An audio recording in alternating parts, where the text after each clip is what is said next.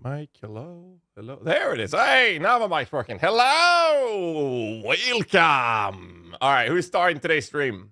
Bro, my mic was like, not wanting to work. I was like, hello? I unmuted you, goddammit. All right, let's see. Holy shit. Oh, no, he's dead. Happy Hem Gaming starts the stream. I saw him get 4 kills and then get obliterated. GG. In theory, SRS can be okay. Super tanky minion roll. Well, I don't know about that. But here's what we're working on. Here's what we're working on. You know what? I can probably change this other scene for this. Where's the voice coming from? Ooh. How you guys doing?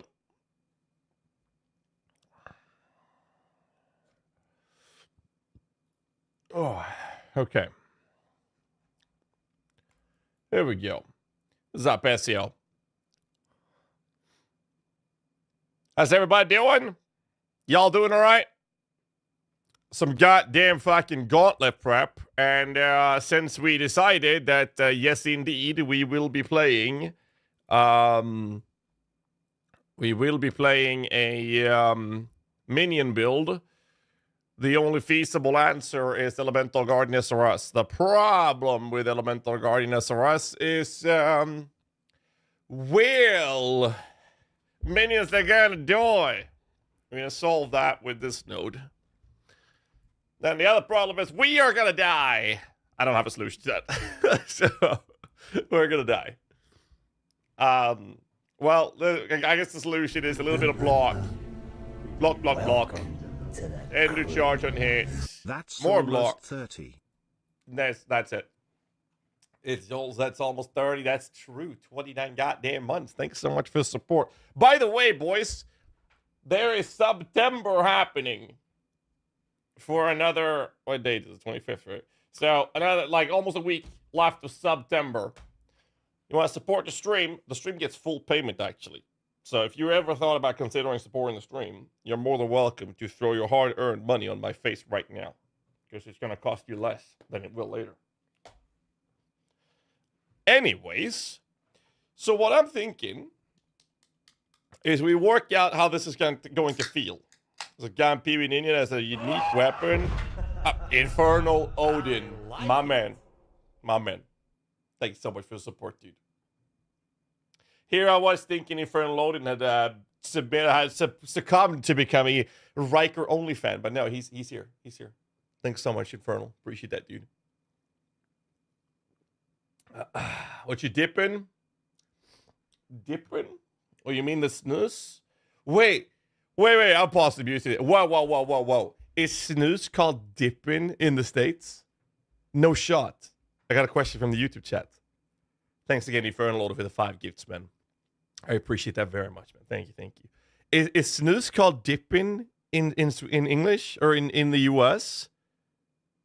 Like, I thought it was called snus. Oh, it actually is dipping. Are you serious? There are pouches, to be technical.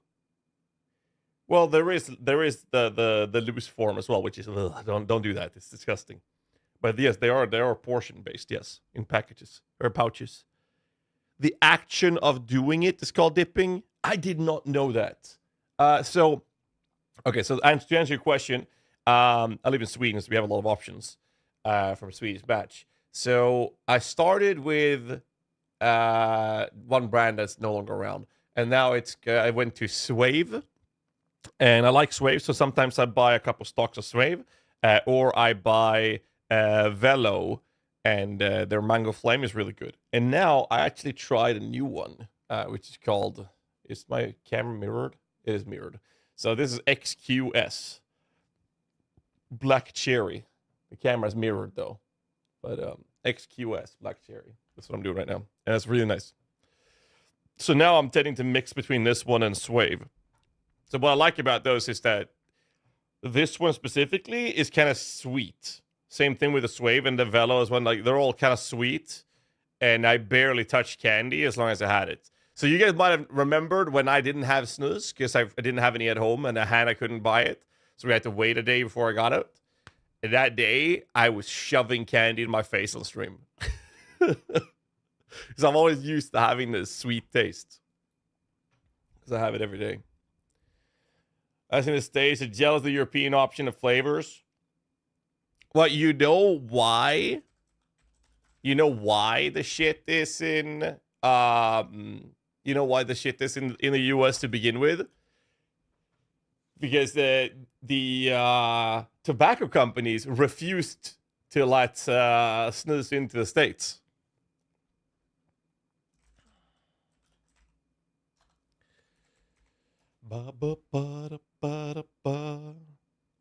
Never seen that one here?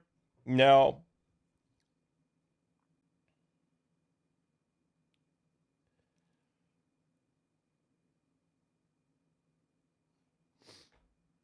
It's kind of crazy.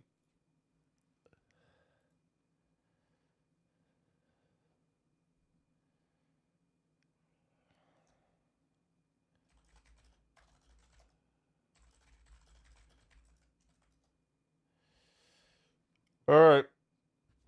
That and I believe that the more candy sweet flavor ones target children.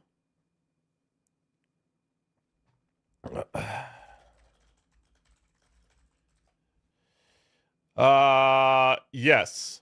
So that's the thing, right? There is vanilla tasting and chocolate tasting cigarettes. Like when I was a teenager, I used to smoke, what are they called? Black Devil? I think they're called Black Devil cigarettes. Is it this one? Yes. I used to smoke these when I was a teenager.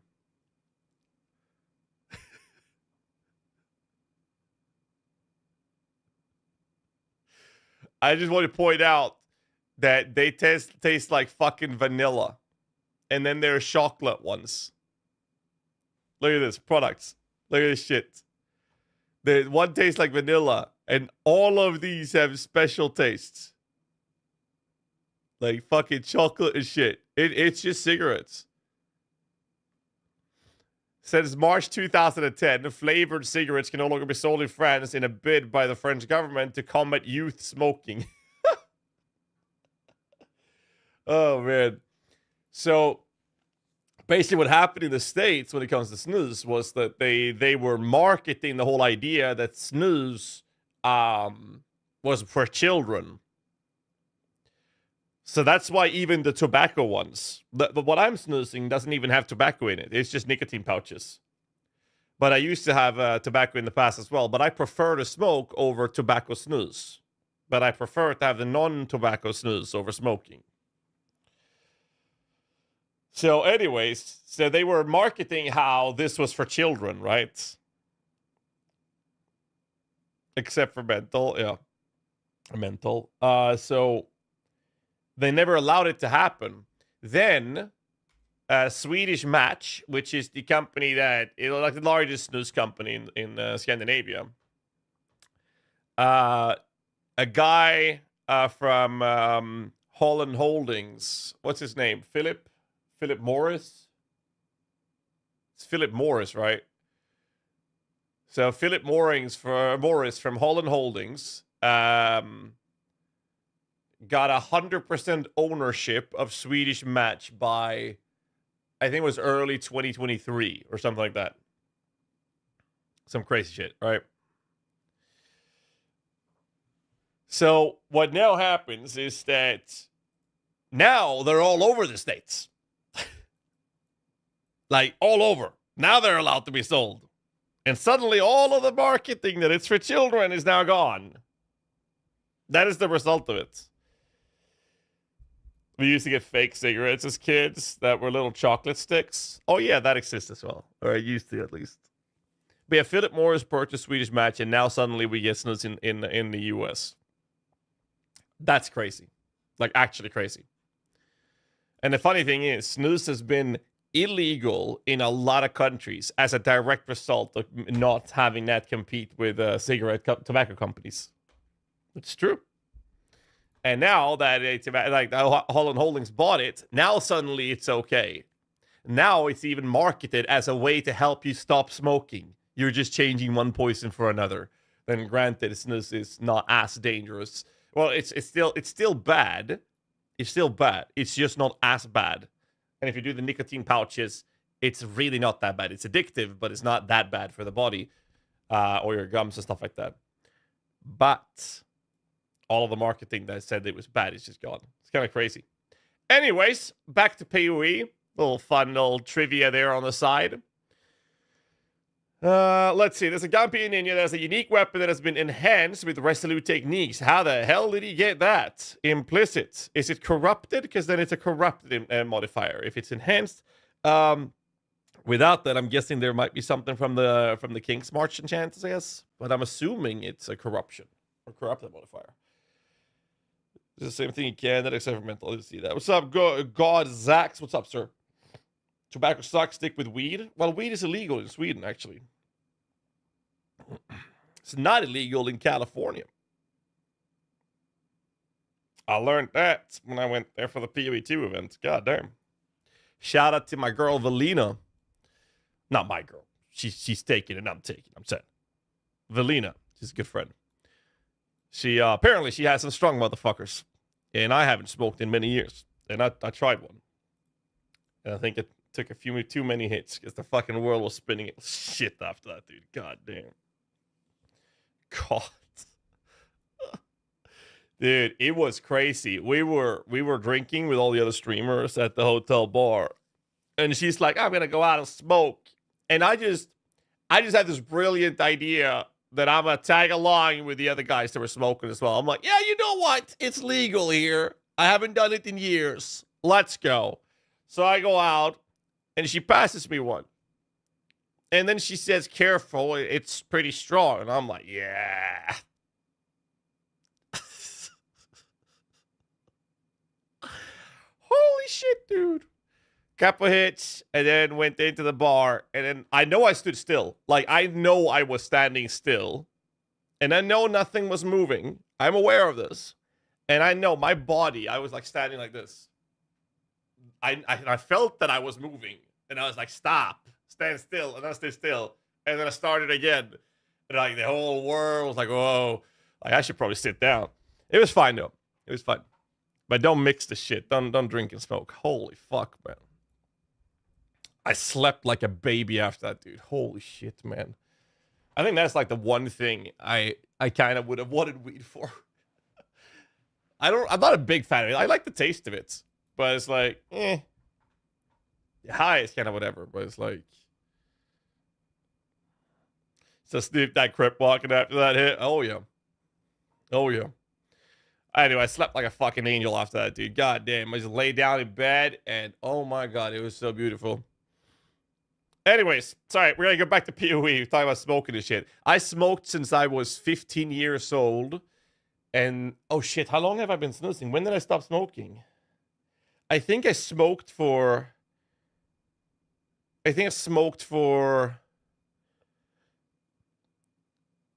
8 or 9 years, I think.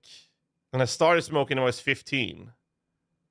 So I think I stopped when I was like, no, it must have been later. I think I smoked for 10 years. Or no, it must have been more, actually. Jesus. When did I start vaping? Because I vaped for 1 or 2 years. And I did this indoors. And I did that in the first apartment I had with Hannah. I vaped when we moved to our second apartment.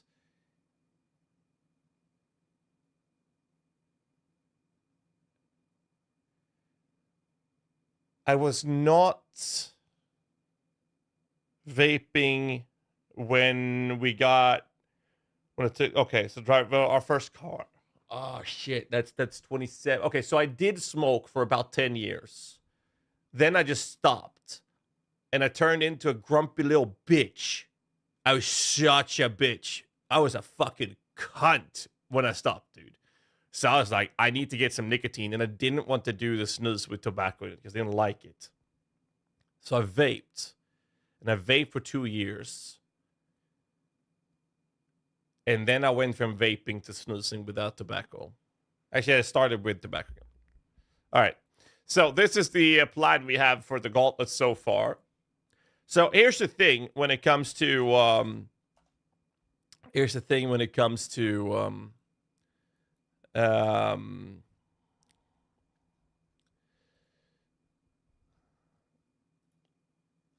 when it comes to, where's the pictures for the difficulty? They're not posted in here. I thought the pictures would be posted on the website.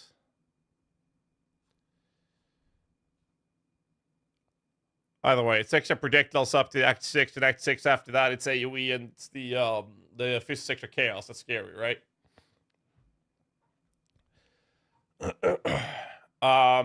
So here's the thing, right? Elemental Guardian SRS is one of the most comfortable and solid League starter builds you could ever play in this game. For minions, at least. And it will get you 4 Void Stones with relative ease and lack of gear.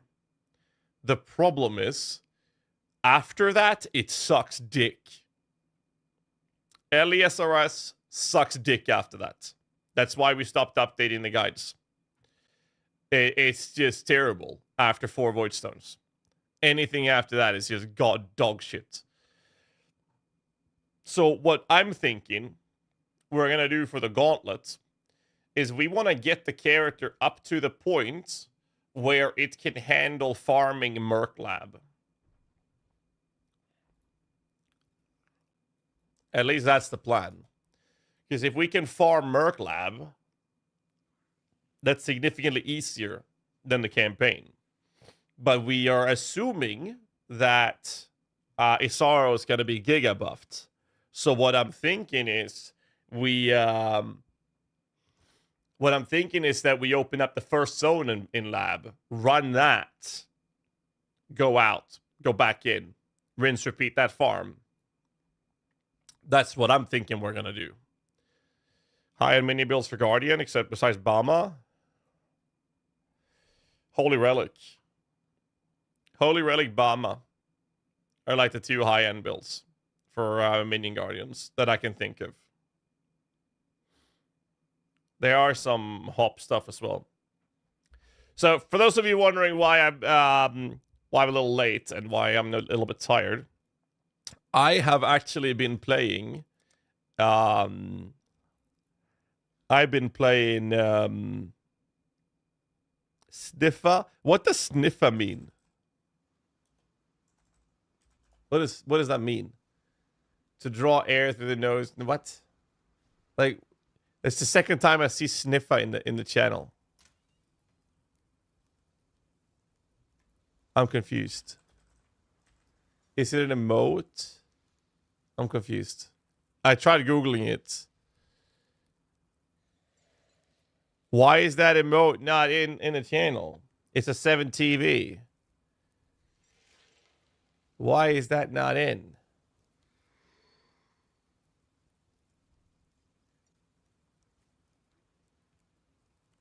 There, now it's added. I have added it. There you go. I was like, I've recognized it. Yeah, I got it. So, I thought people, like, when I first read it, I was like, oh, it's because I've been having this goddamn cold that never ends. And then I realized, no, wait, that's an emote. But someone keeps typing Sniffer even though we don't have the emote in the channel, which I just sorted. So I was like, what do you mean? Boomer moment? Yeah. Anyways. Hillick has a new skills. Yeah, we'll see how it goes. So I've been playing Diablo 4 expansion last night. That's what I've been doing. Well, it's a review build, so it's there's some things lacking and whatnot, but I've been doing that last night. And whew, fuck me, dude. I'm gonna be honest. What am I allowed to share? I'm allowed to share that I'm doing it, and I'm allowed to say that I'm skipping any cutscene in story. By the way, so I'm gonna play that on launch. The playtest I've done on the Spiritborn was a pre-made level 30 character in the past. when I've been to LA, right? And goddamn, that's all I'll say. Like, absolutely, holy shit. Holy shit. The spirit board feels absolutely amazing. That's all I can say. I'm not allowed to share details till the 4th, right?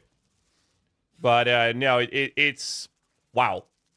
The campaign's cool. So far, it's enjoyable. So I'm doing the test to be able to update all my build guides. That's why I have access to do it. And we'll see what kind of content I'll make out of it as well. Anyways, so LESRS. Here's the plan, right? We start, I think I made some skills here. So we're going to start with rolling magma. And we're going to be using rolling magma till we get to... I wonder if we're not going to do mud flats before Hail Rake. Because Hail Rake has new abilities. Right?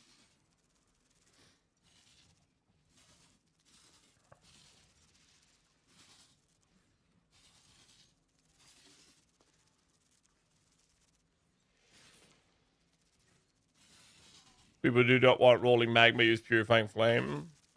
Okay. You too, Infernal. Thanks again for the 5 gifts, Ben. Appreciate that, man. Biggest dick of the week, by the way, Mr. Infernal. So I would use that, but then I have the question, should we stay? We could. We'll see how bad Hailrake is. Because if Hailrake is too bad, then we will cheese the living fuck out of him with level 4 SRS. And just run. That means we clear the rest of the zone, then we kite him around the entire area. Then we use the rolling magma till we get into prison. That's level 8. Should we consider decoy totem? Yes. So I will be using Holy Flame Totem with Summon Phantasm. And if this won't work, I will go decoy totem. Then at level 8, we get Melee Splash and Infernal Legion. So depending on the colors of our weapon, we will switch to SRS. And Frostbrink, of course. We're also going to want to run Clarity and Vitality at this point. Well, not Vitality, but Clarity at least. Then, when we get Sacrifice Node Specs, when we get here, let's see, Act 1. When we get to here, this is where we want to enable zombies, but we also want Vitality for this. Low level means if I got a Juice Multi-Proj Merveil, we don't know which abilities the boss is going to have, so we have no idea. So what we're going to do is the minions recover life on minion death, but we don't really care too much about the zombies versus bosses at this point. The main purpose of the zombies is actually for clearing, to act as a wall of defense for us. So as long as we get that, we'll be fine. We're going to be over-leveling as well for the gauntlets. So we're going to do that, and zombies are mostly there because we don't have access to level 16 after Chamber to get Desecrate. So we can't reliably resummon zombies in a boss fight until we get Desecrates. And that's Act 2. So this is the plan. And once we get to Act 2, things will be a little different. Because now we're going to get minion life support, which we want for the Sombronis. And in Act 2, the idea is to do this. And it's basically just get ourselves life and the minion nodes. And this puts us up to level 23. We probably will be higher before we leave Act 2. And then in the next step is actually doing life nodes. And we will finish with this. This mastery we take when we get Purity of Elements. So we only take this one when we have pure developments. Other than that, we're going Devotion for life. We're going Dexterity node into Quick Recovery for life and sustain, which I think we'll start with. So we're very likely going to do, if we're fine with HP, we'll go and do this and pick the Enduring Bond and Devotion. And then we move into Act 4. But now we're going to run with Pure Developments, which is why we want to have the minion life resistances to help the minions survive this way.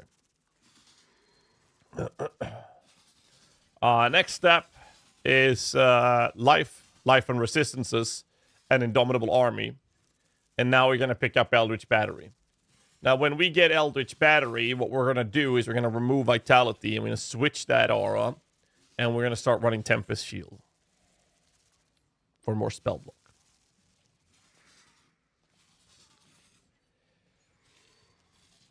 And at this point, we're going to be running the minion recover 5% life on death. The resistance one is way more important than this. But once we get Indomitable Army, we now have access to get a secondary minion defense mastery. And this is where we want to pick up the minion recovery on life and death, because we're using SRS. Now, if you have the sockets, you should run Totem with the Phantasm as well.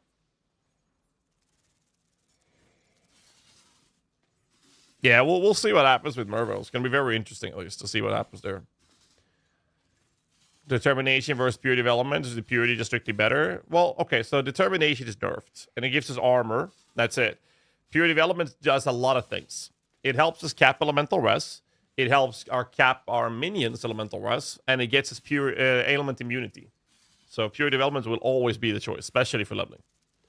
So that's how we're going to achieve the minion recovery, which will be very, very effective, helping the zombies stay alive at a later stage. Pure Development sucks because of LE Pen. But how do you think Elemental Penetration works? Why would Pure Development suddenly suck?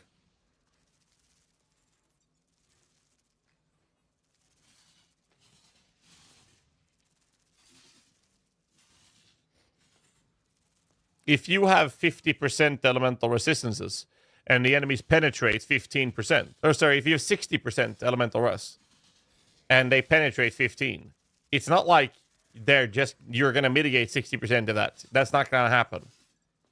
It will penetrate from that 60. If you have 75% elemental res, it will penetrate from that 75. You still want to cap your elemental res, so why would Pure Development suck because of LE Pen?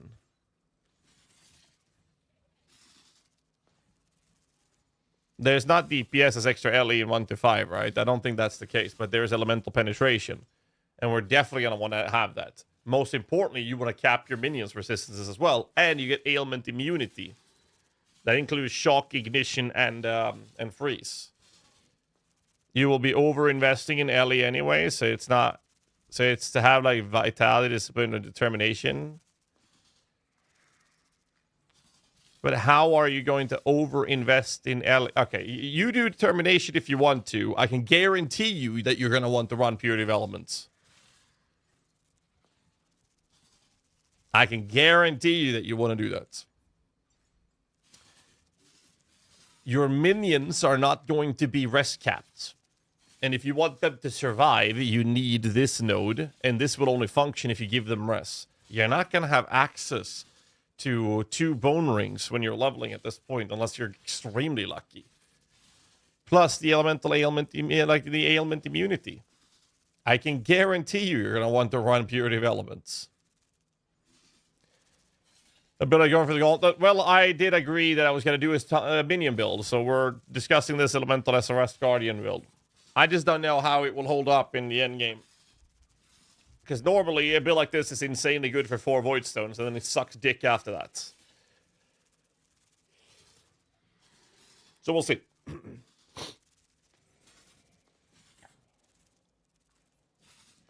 Also, not to mention, I'm very likely saving Oak with this. Because we're going to run Pure Developments, I don't want the Lyra, which gives 15 auras.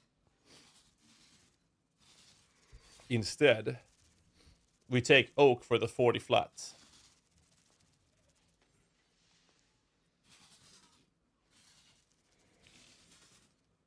It's one of those. Alira feels useless because we're going to run pure developments. Yeah, but isn't that a hero event, though, distraction? Not a guardian? Anyways, so this is Act 4. Act 5, the only difference is we're now going for actual damage nodes, which becomes Grave Pact. And we're going to be looking into doing the Crew Lab. And once we're done with the Crew Lab, we get LA Relics. And the Elemental Relics are going to do all the damage for us. So this is just pure damage. This is assuming we're surviving at this point. Then we move into Act 6, which is basically just life. That's it. We could grab combat stamina, but I don't think that's going to be needed. But this is the plan. Which is where to get poison and natural strength. Might die a lot, though. Well, when you say die a lot, it is a solo self-fund hardcore event. So dying a lot means remaking character quite a lot. After this, we're actually moving into block. And this is to get Res and block. And we're going to run Tempest Shield. The next step after this is actually moving in for max res Res to get the Barbarism. This is because we want to head down here for some block nodes. But after this, we're going to pick up the Mana Reservation. And this is a 9+. And then after this, we are going to have Endurance charges after picking up Inexorable. And I have the build, or the POBs, finished at level 85 so far. I have no idea what I'll do after this. I mean, obviously a point here. Jewel slots. There's 1, 2, 3, 4. 1, 2, 3, 4, 5 jewel slots. If we find some, we can always pick them up. You share POB? Sure. Obviously, Merc Lab for Bastion of Hope. And after this, I don't know what I'll spec. I mean, we get extra block chances. We should be fine on block with Tempest Shield enabled. That should cap us, so we're good on block. So what I'm thinking the next points would be is actually Bloodless into Soul of Steel. So 1, 2, 3. Like I would do this. And maybe we even do this because we're going to try to make sure we have armor on all of our items if we can. To get even more max res. I probably will do this as well. Now we're level 96. Right? And if I do this, I will just cut an extra life, like the 6th year or 6th year. Anything just to get that extra life from res. This is a bit of extra armor and max res. So I think that would be the play. We can grab this early as well, to be fair. We can skip these nodes. And we grab all of these extra max res nodes instead. That's level 94.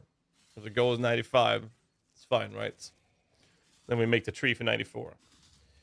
So this is an option that we could do as an endgame version of this. I'm just not sure how early we're going to want to pick these up. Because the thing is, if we're running pure development, the earlier we can get max resistances, as long as we are actually capping it, the better. So these nodes are extremely potent. But so is life as well for the fist damage we're about to take. The other option we have is obviously this, which is armor and reduced damage from crits. That's the other option. And I'm thinking we're going to keep running Vitality.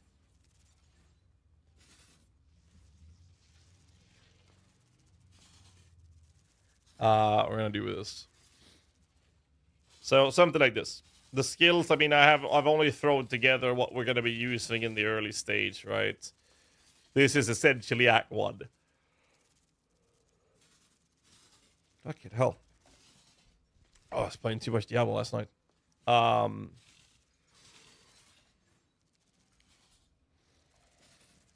what would be the skills in Act 2? I mean, this we keep. I think we're going to stop using this altogether. Maybe drop this. We'll see. You're not going to have a 4-link in Act 2 ready, so we'll have this. Frostblink. We're very likely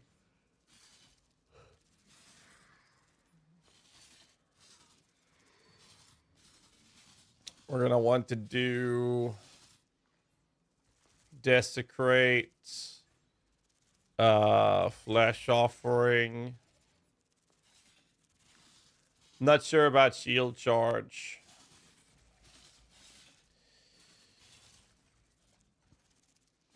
If sockets allow us to, right? You look like cool today. If you change a little bit, contrast, brightness, camera, maybe you look better.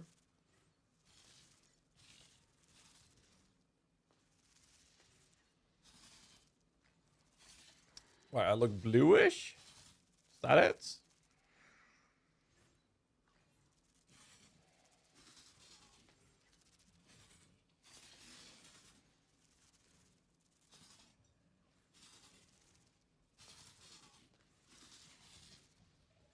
That better?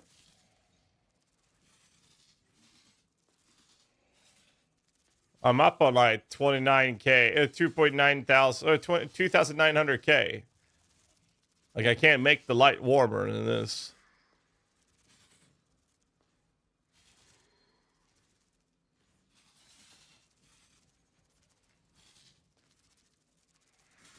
All right. All right. Is it a Muling Ranger from Momentum Leaf Slam early? Nah.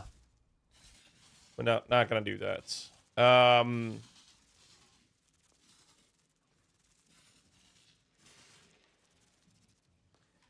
Tempest Shield is not gonna be here.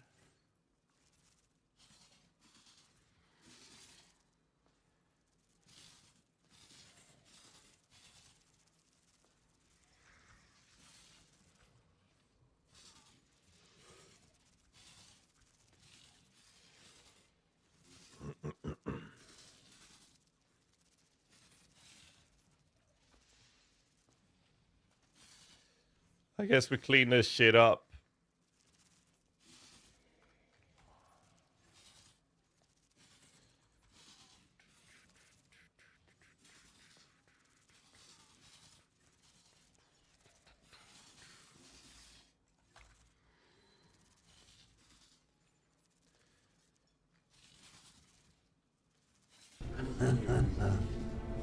Welcome to the crew. Hi, been a while.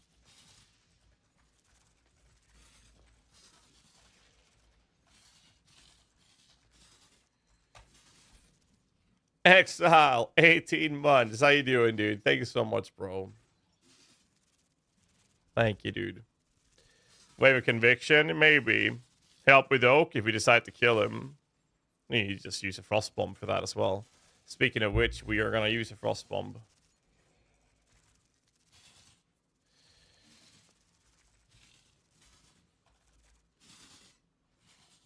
For sure.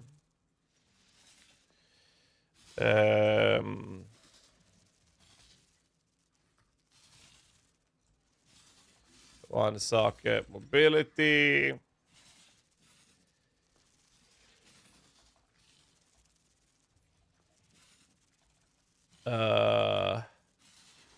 Auras.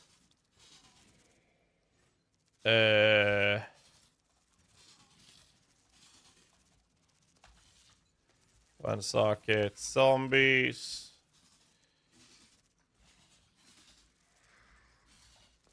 Frost bomb. Main damage. Then we do a new one. We do it like this. Start with either of these skills. Purifying Flame or Rolling Magma.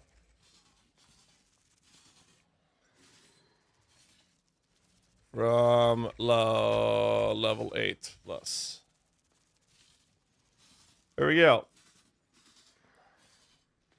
Play this. I can't play music from YouTube. I'll get DMCA strike.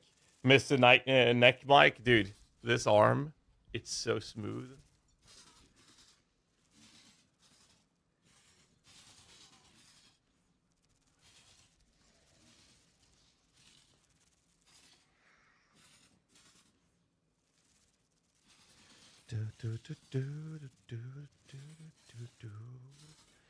All right, so I feel like this is how we would run Act 1.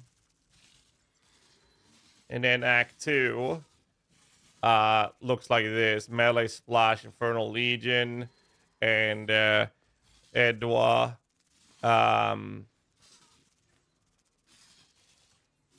Add Edwa when 4 link.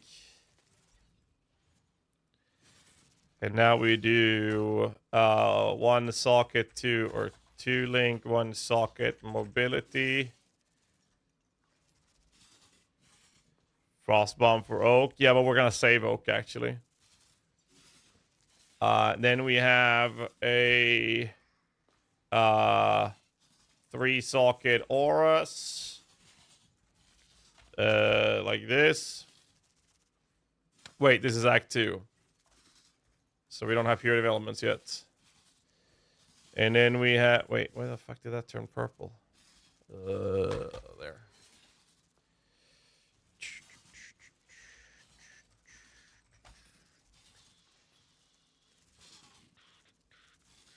Sharing that build? Yeah, I'll share it. I'm just gonna fine-tune it so I don't have to share it multiple times. In Act 2, we get minion life for these guys. 2 link zombies. If we're hoping for a 5 link in the campaign, Crimson Order Ribbonfell. There's some light testing. Like 1,000 get you there if your character level is high enough. Huh. Interesting.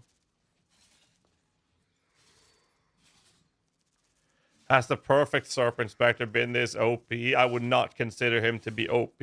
It did not get buffed, no. Quite the opposite. So what the perfect Serpent Spectre is good at is multi-proj poison stacking single target boss fights.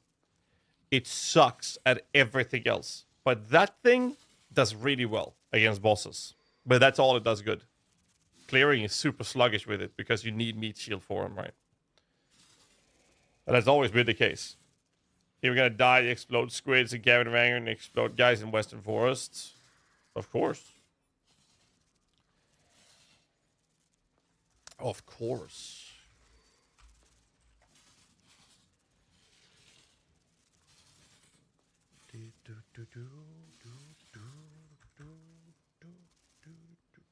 Insta-facing Uber fights. Well, then you also have pretty good gear because you're not insta-facing that with just a generic setup. You'll actually need some proper gear to pull that off. But yes. So this would be Act 2 then. All right, so let's make a copy of this and see what we're changing for Act 3 then. So we copy. We say Act 3. What do we do in Act 3? First off, this. We check the Act 3. Act 4 is when we go EB. So now Act 3. Okay.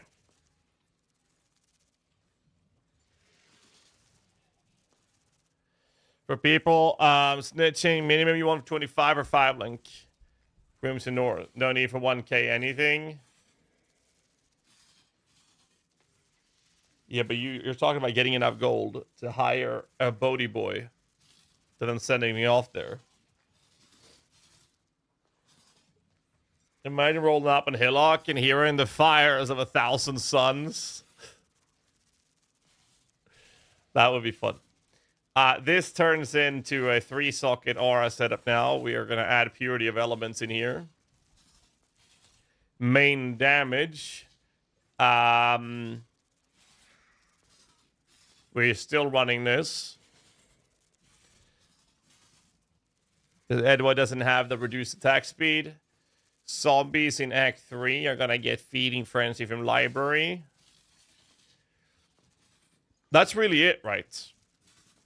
And if we don't have sockets, then we drop this. Act 2. Unless open slots. Open sockets.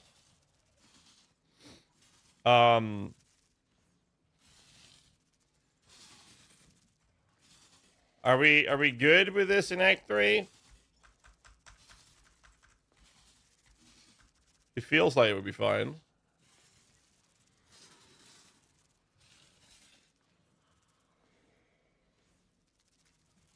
Then we go to Act 4.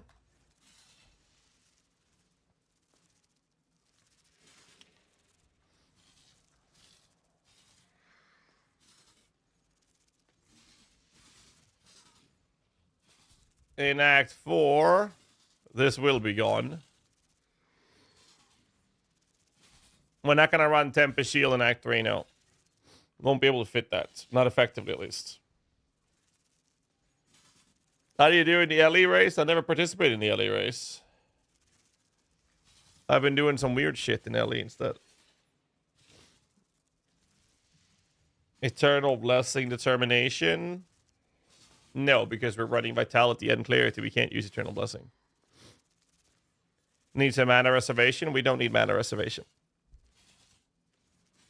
We're not going to need mana reservation at all. As soon as we drop Clarity, we should be able to add Tempest Shield. Gotta keep in mind that we're calculating this at level 20 gems when we're not that level. It's gonna be fine. So we'll run a Tempest Shield from Act 4, and the reason we do that is because this is happening in Act 4. So we will switch it to Tempest when we do that. Because we get pure developments. We no longer need mana reservation. Or mana recovery. So now we do this.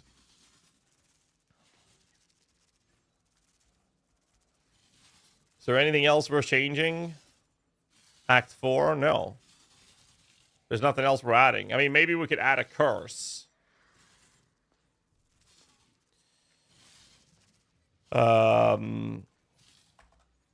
Flammability if sockets allow. Actually, we're not going to have time to cast the curse. It's better we cast SRS. So Act 4, we do get Unleash. Right? I'm going to double check. Yes, we get Unleash from that fight. Unleash instead of Edwa. And then we do swap Edwa for Unleash.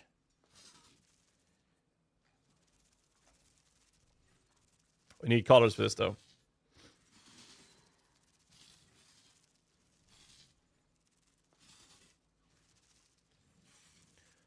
Save. Anything else we want to change? We get a golem. So, zombies, golem. This is a 3-link. I forgot to change that. Zombies turns into a 3-link. 3-link. Plus golem. 4-link. Or 1 socket the golem. And we'll run a stone golem for the light recovery during this time. Still got Edwa there? Yes, because you're not going to get Unleash until you're at the very end of this act. So that's why I said swap the Edwa. Oh. Edwa. We're swapping that for Unleash later. Trigger Craft Act 9.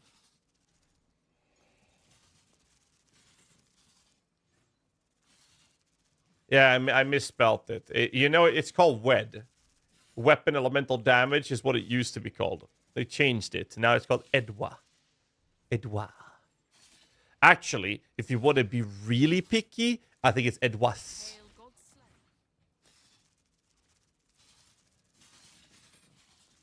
You see? It's Edwas. If you want to be really picky.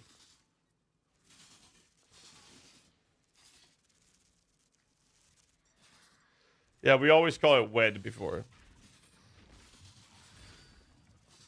Anyways. I'm pretty happy with this setup. Like, we don't need a 4-link for the golem. We can split him off and have him as a separate link. Eases up on socket pressure.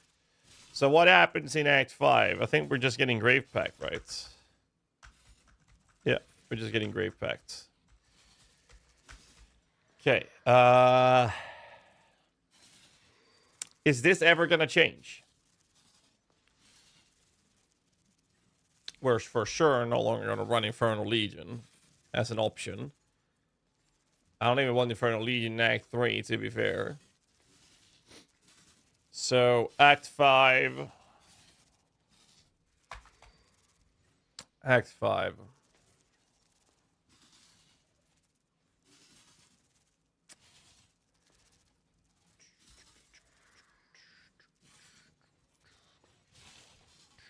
Dumb question. We don't really have any priority on Meat Shield because Pocket Pox taunts, right? No, we still want him. We still want the Meat Shields. Because he has a taunt on hit, and he's not very fast at hitting. So having more sources of it is very good.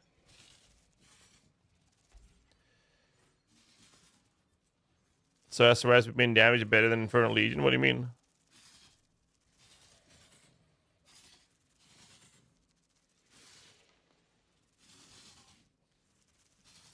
Well, actually, it would be... They would look like this, because we're having a 4-link in here. In Act 2, you choose between Splash or Legion.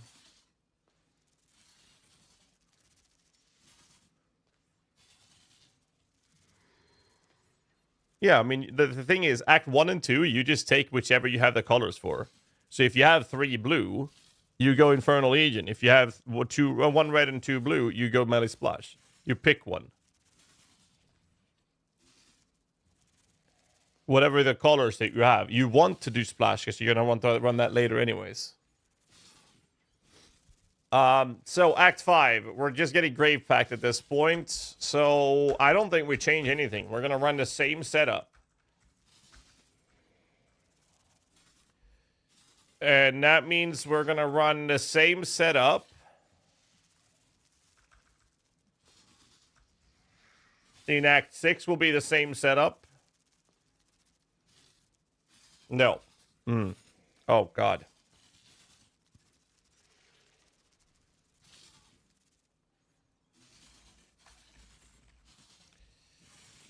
Forgot to add convocation.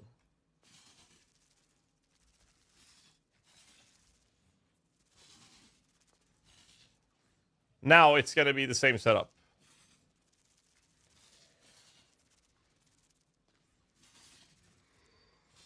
Use Tempest Shield in Act 5. We already have Tempest Shield since Act 4, I think. Yeah, since Act 4 we have Tempest Shield. So that's fine.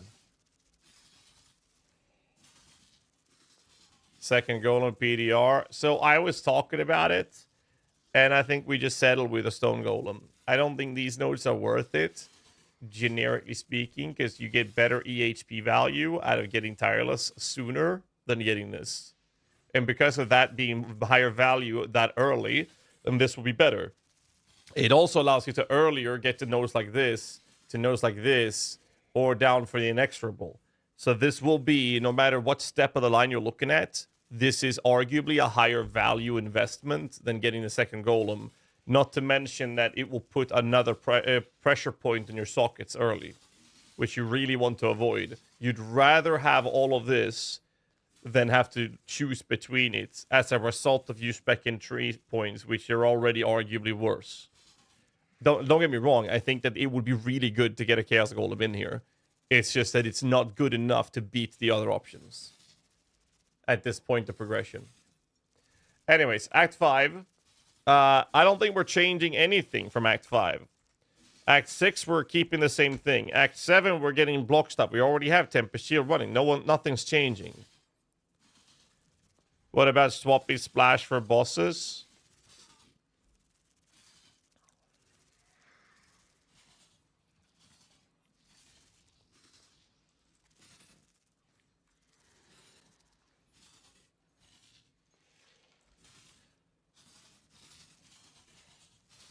There. We're running the same thing in Act 7. You're not wrong. You should be swapping that for bosses. So Act 7, or 8, we're getting more life. There's nothing that changes our skills at this point. Act 9 plus, nothing changes.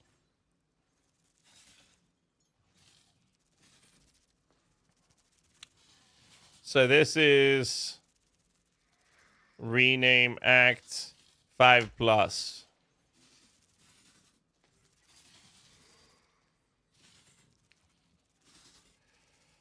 5 to 10 plus. Because you're not changing after that. Always swap. You would only care about swapping your splash for a single target setup once you have like multi-strike. And even then, we don't know. Because if the bosses have a bunch of ads, you'll just keep your splash in there. If they don't have a bunch of ads, you'll run multi-strike. However, if they have a bunch of ads and it turns out that your fucking big boy pocket pox is gonna fuck them over, then you don't care about switching either.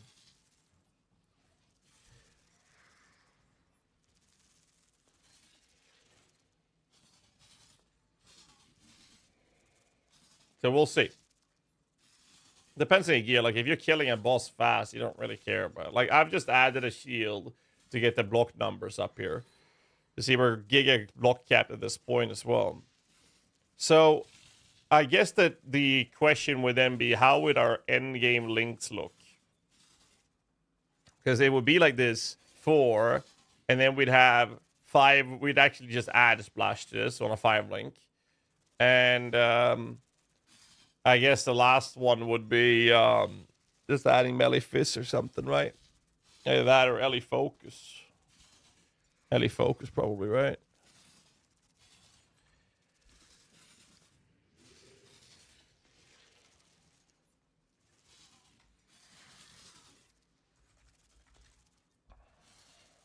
No, we'd run melee fist.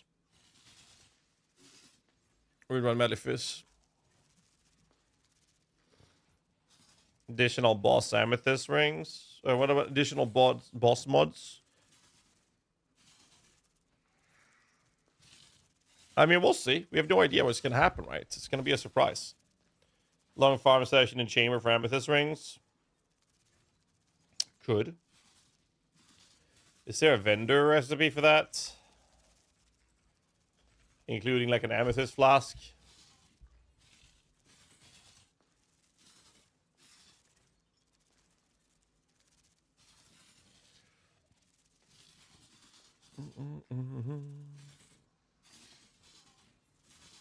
There's no vendor recipe for it.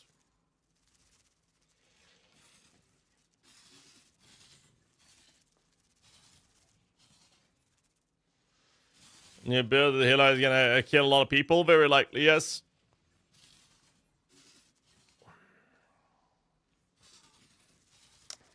So we need raw drops essentially.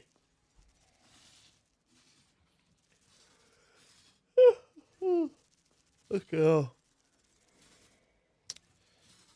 Yeah, the Fist of Chaos is the thing that scares me the most. So here's the thing. In Act 6, we're taking life notes. We're 1 point connector away from Asylum. Which is Chaos Resistance. We already get Purity. This is for minions, which I don't think we're going to need. These nodes are good, but too many travel points.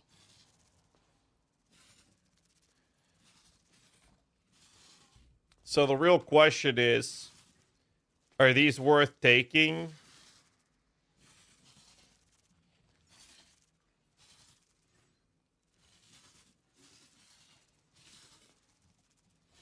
I'm not so sure. We will see.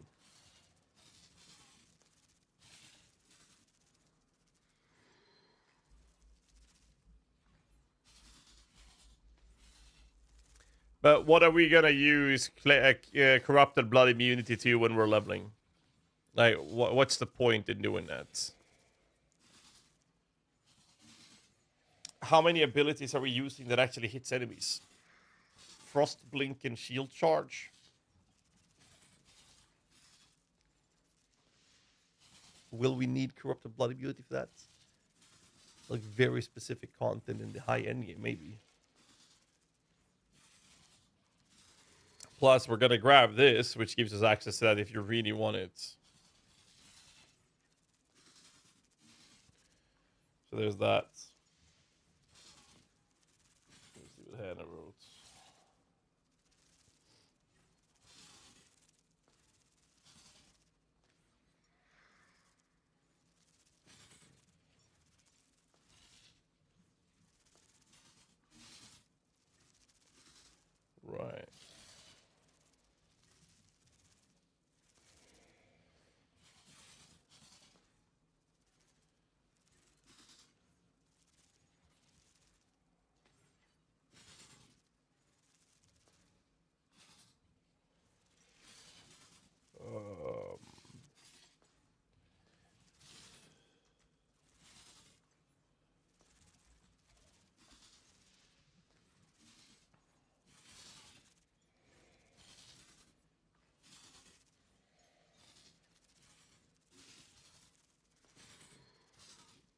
Okay. Where was I? Sorry. Bismuth to offset Ellie weak. Elemental curses should not be a problem for the simple fact that we're in the campaign. You should not care too much about it. Not to mention that with the way this is played, we are inevitably going to become overcapped on res as we play this later on. It allows us during the campaign play that we don't need to think too much about elemental resistances, at least early on, which means that if we find something with a chaos rest roll, we can prioritize that. And if we find something with a very high life roll, we can prioritize that. That's the big things that we are able to do because of pure developments.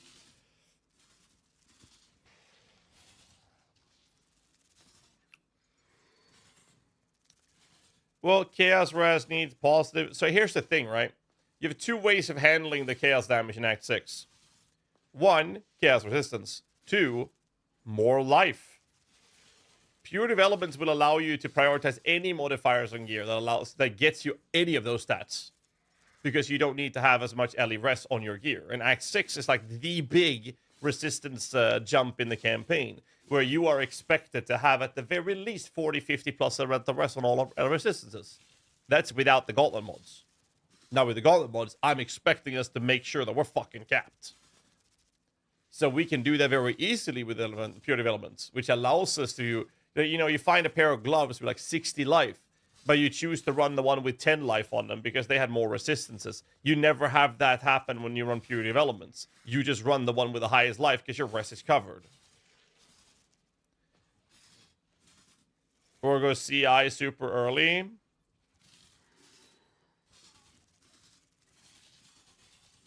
just going to let you look at this tree, and then... okay, chat's already got it.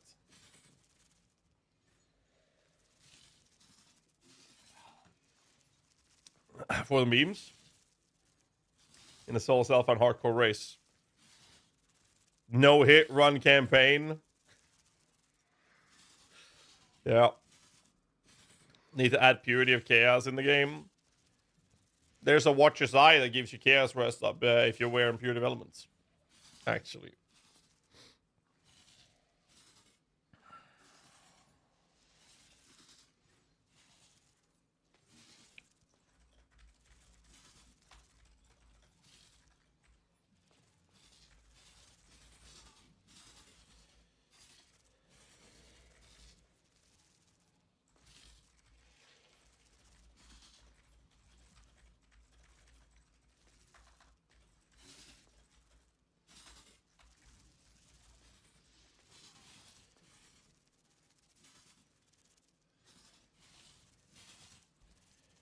Okay.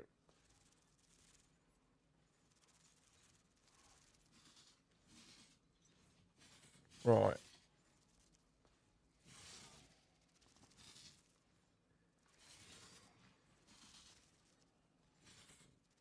Also, AoE buff from Act 6 onwards. Quite spicy, some bosses. Take some otherwise laughably easy campaign boss and juice them to the hell. Little rip clips, yeah. Brine King intermissions handled by Grace Period for sure. Very likely, yes. Very likely.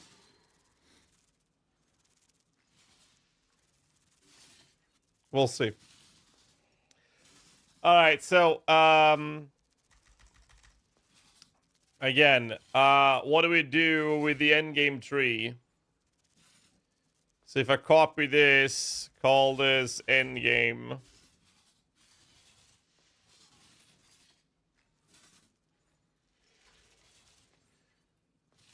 We would add melee fists in here. 1, 2, 3, 4, 5, and then have unleash. Change splash for multi-strike.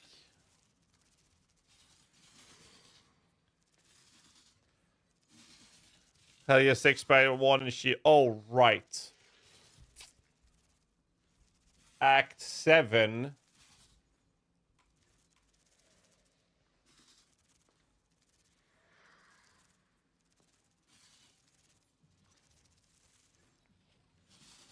this is Act 7 or 8. Or 7.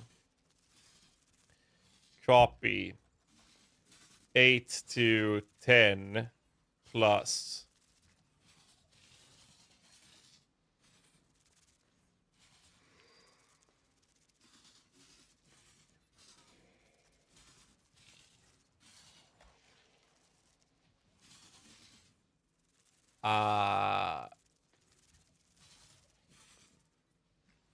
This happens.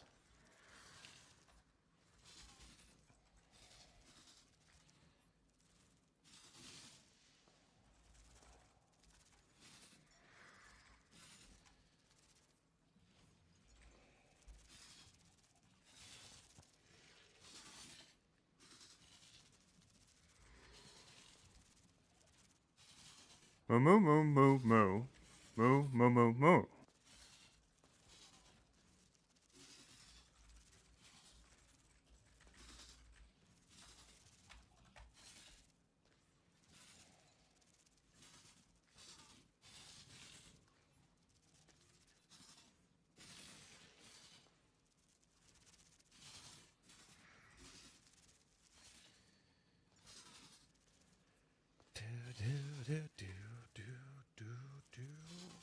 Now, this is the argument to going up here.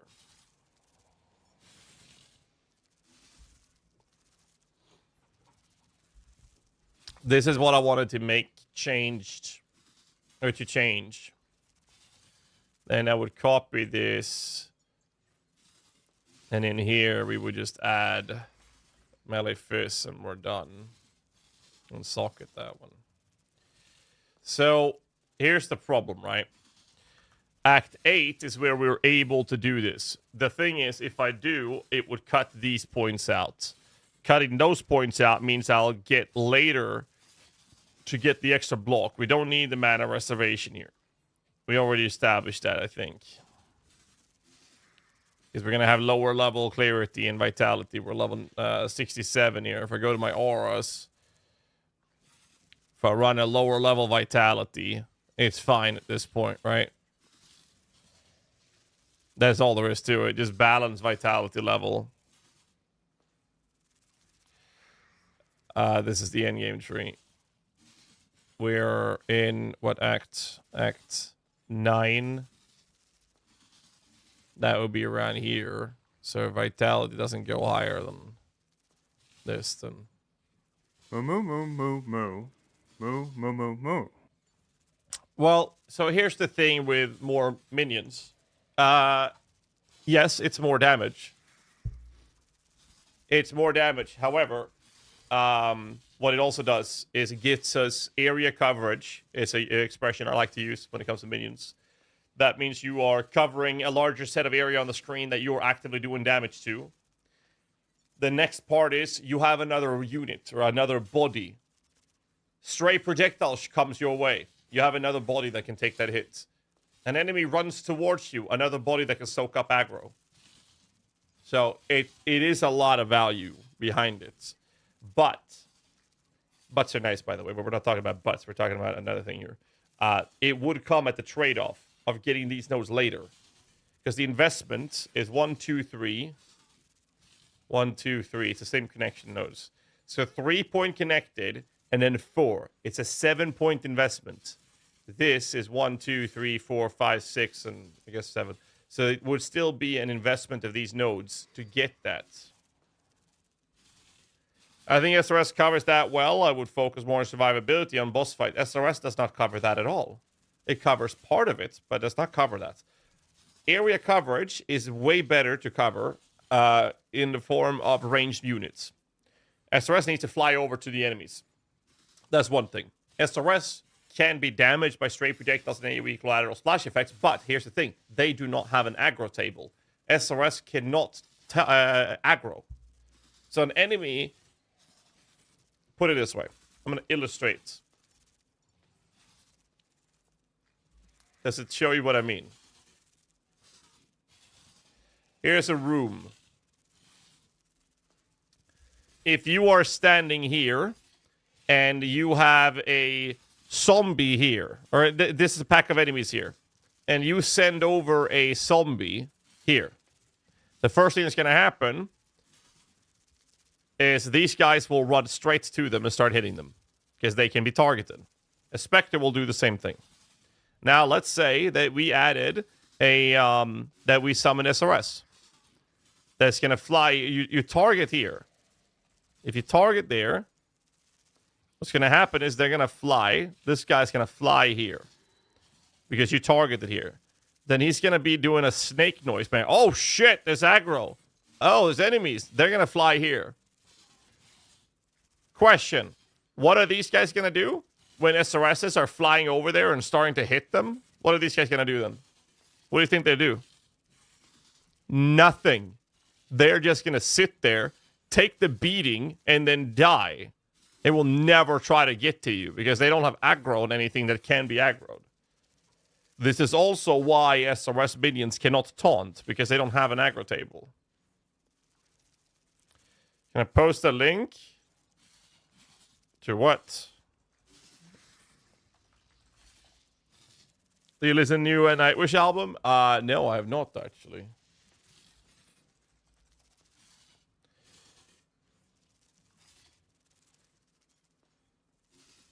What is this? Current data miner may be incomplete. A1 Hillock Leap Slam. Bruh. Okay. Weaver has fist damage reduction. Woohoo. Dominus have Elder expanding Nova. Dodre, reduced action speed, reduced CDR, and debuffs on you expire 4% slower. Cannot be damaged to things outside radius. 32 is pretty big, though. Act 4, Malagaro, cannot recover life or any shield. Oh my god.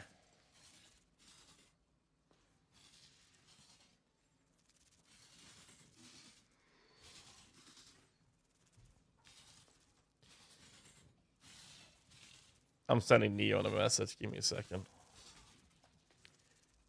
Yeah, Mark.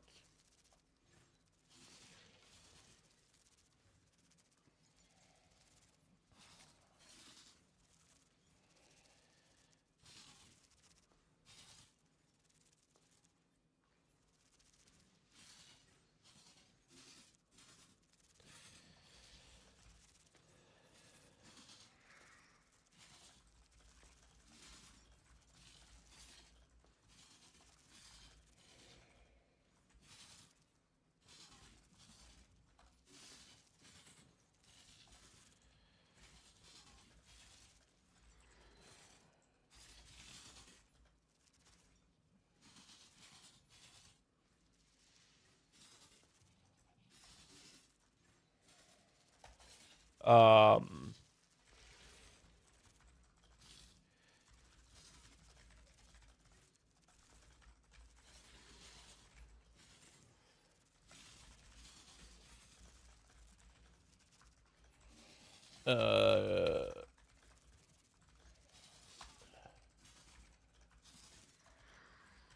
me a second.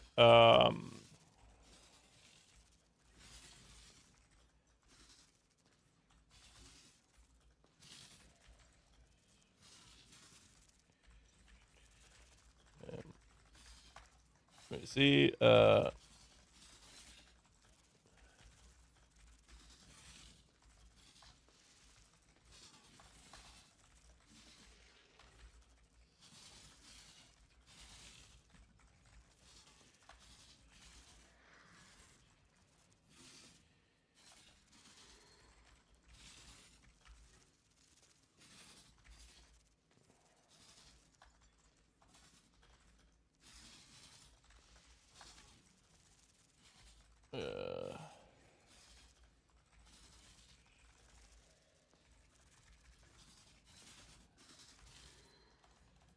Um,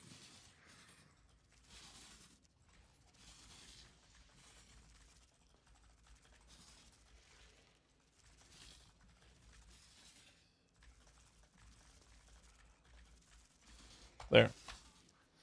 So the thing is with this modifier is that this is the modifier that kills animate guardians and specters in PoE1. Like, that actually kills them. And people don't even notice it. That is the main reason. It's the old Executioner mod from Arch Nemesis, which they added a fix to. So they made it so it does not apply to minions. Then they removed Arch Nemesis. Then they reintroduced modifiers or parts of the modifiers into the game again. And that's when they forgot to add the modifier that makes it not apply to minions.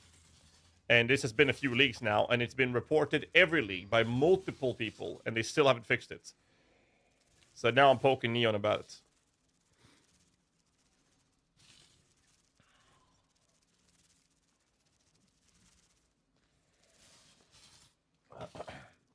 I mean, we can skip going for the extra Spectre and just run 2. I'm just not sure that's going to be worth it. Brian King, Anchor, Slam, Waves, and the Pirate Boss. Arakali summon Egg with Mortar. Oh, that's going to be a lot of ads. Oh, God. Either World's Water Gazer for the Pirate Boss fight. Jesus. Uber Maven rotating beams backwards.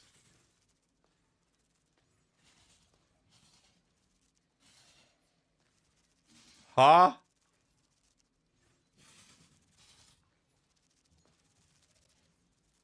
What the fuck?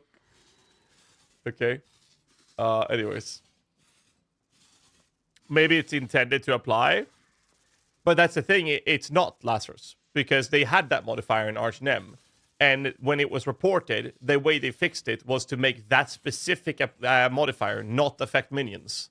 They literally made it because it was killing minions too much.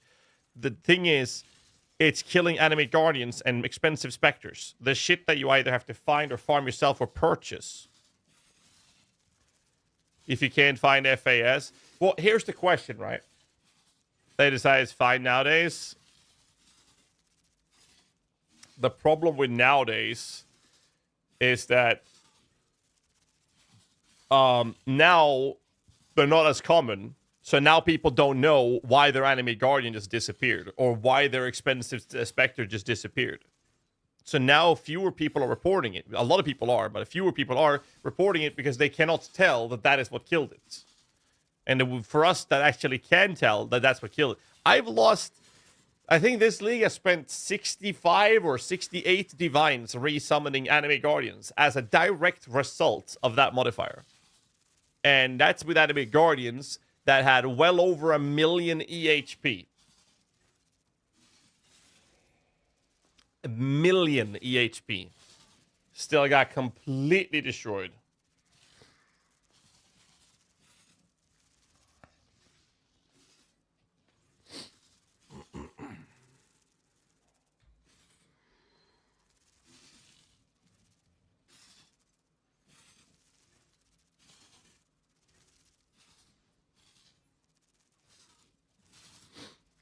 That modifier? It's the old Executioner mod. It's the mod that makes it so that you cannot recover life above 50% of your life.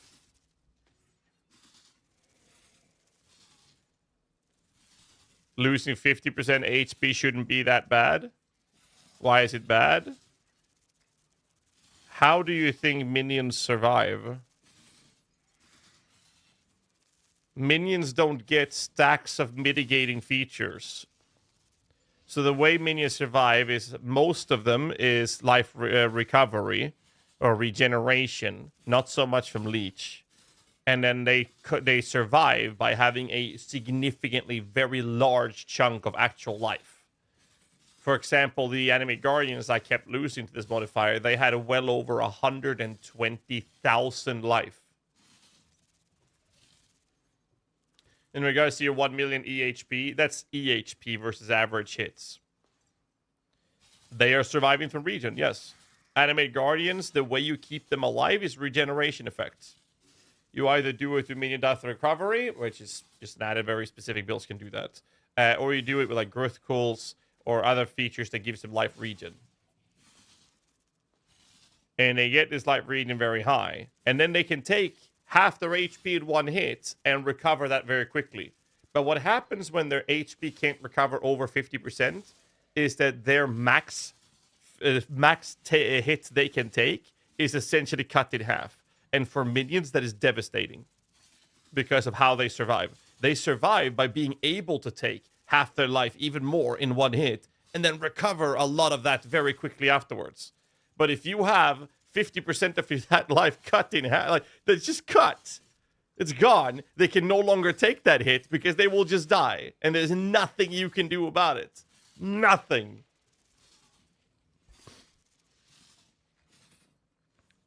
Map bosses is different, though, because map bosses has a modifier. Here's the thing. Abilities that are massive, well telegraphed, like Shaper Slams, Elder Expanding Nova, or Meteor from Cirrus. You know what? They have a modifier that specifically states that they deal less damage to minions. Why? Because you cannot reliably get them out of these things. You can move out versus a well-telegraphed ability, but you can't always guarantee getting them out. So to compensate them not being able to be controlled to the point where you can guarantee them out of it, there's a modifier that makes them deal less damage to minions. Which makes sense. But this 50% life cut fucks minions. And I would be fine if it's like, if it's just minions that you would just resummon, it's okay. But we're talking about Enemy Guardian and Spectres. And now we're talking about Corpse Spectres. These things cost a lot of money. Look up how much a Perfect Forest Tiger costs. Or mediocre, simple gear on an Enemy Guardian. Now, let's not talk about Explosion AG setups and whatnots. Neon probably thought of you adding that 100%. I doubt it. I've tried, like... I talked to quite a lot of the devs from GGG, like on a daily basis even. And Mark's one of the worst at responding. He's a fantastic guy, don't get me wrong. He's just very bad at responding. I sent him a message again, but like at this point, it just feels like a shot in the dark. Not to mention, he's probably just spammed by everyone. That's the downside of being in that position. I sent him a message. I mean, we'll see. We'll see.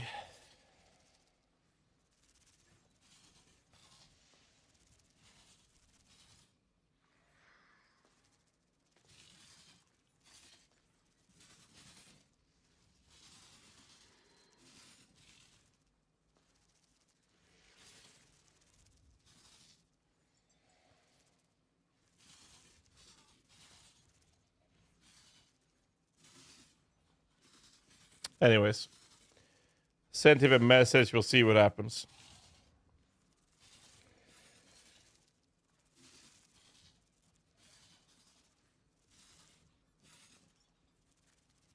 I can implement this in PoE for minions. No. They should not be immortal. Get a Mather data mining it? We'll see.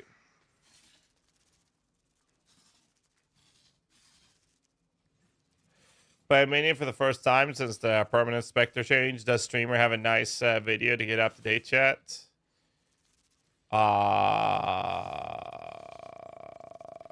I would say you should do is type !my builds in plural, builds, and check out the build guides that we have there. All of those guides are updated. Man, playing Chains of Command, your AG cost is 300 div. I almost dropped the last league after my Bob disappears. That's the main reason. That is the main reason I'm not playing Chains of Command. I love playing Chains of Command builds. I really do. I know Atros does as well. The main reason I do not play Chains of Command anymore is a direct result of that modifier not being fixed. Because if I play Chains of Command, I'm not going to pay 50k as a Divine on Bob. I'm not going to pay 15, 20 divs on him either. I would fucking go nuts and spend, like you said, 300 divs. And then he would just disappear on a non-juice tier 16 because he was unlucky to take a big hit after being near one of those fuckers. I mean, that's exactly what would happen. And I would be so mad when that happened. I would actually be fuming. All right, so let's go back to this character. So we have a couple things we got to discuss then. Now, I think for regular PoE, getting the FAS is really strong. Gem level 14 gets you 2 Spectres, which I think is level 61.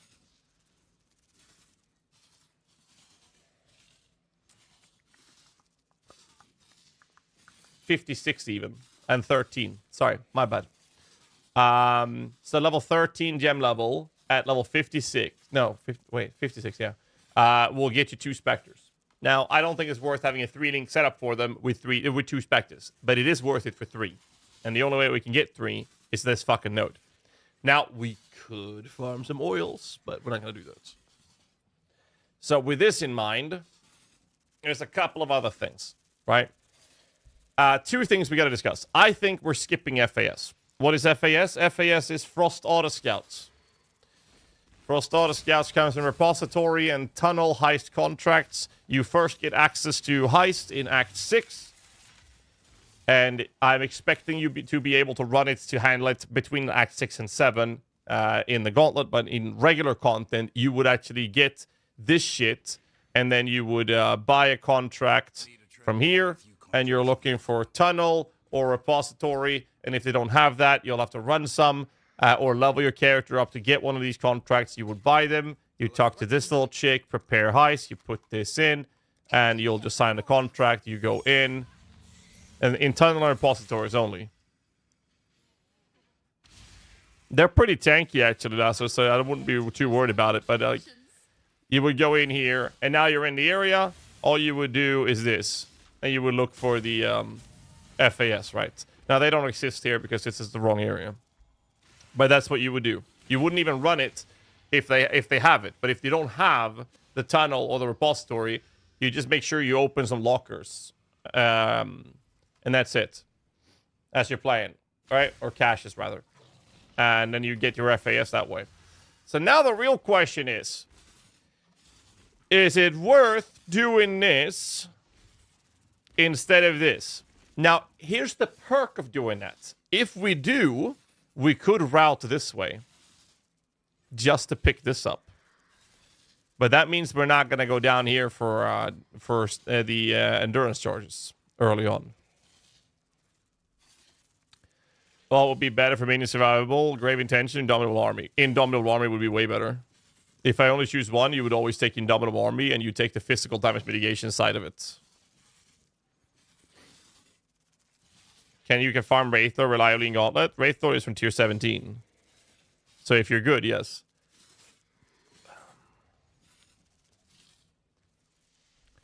So the real question comes down to, do we want FAS? Because as of right now, our tree is doing this, right? This is what that tree is doing.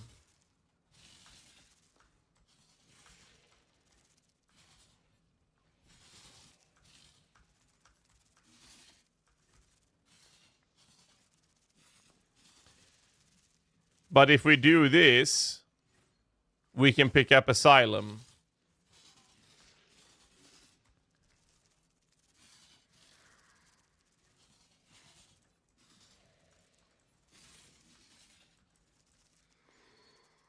Which wouldn't be bad, actually. Put it this way, I'd rather have more Chaos Rest closer to cap than the extra max rest this would give. But this is a lot. Like, this is 3 extra max LE rests. The problem I have with this is that I would very, very, very much want this. And if I take this, I want this. And if I want that, I want that, and I want that. So the argument would be to drop something else to get that. And I don't want to drop that node. So what can we drop? Those 2 we cannot drop. Well.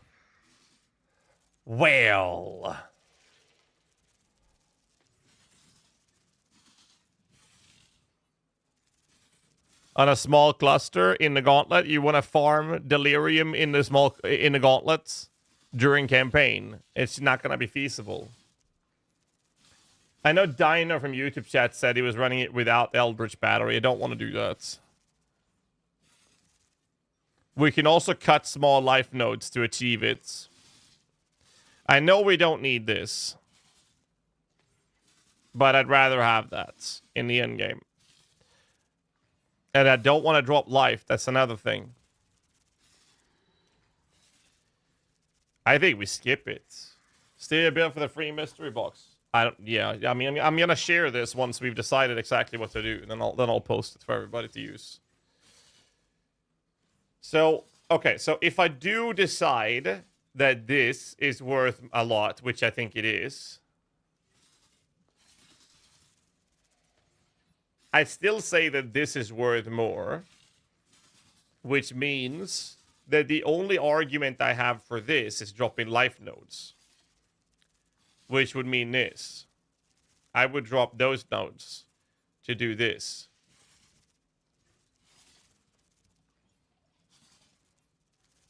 Just for extra chaos rush, which we would want already at like Act 6. Like we would, instead of doing it, well, yeah, instead of this, we would actually go for chaos rush.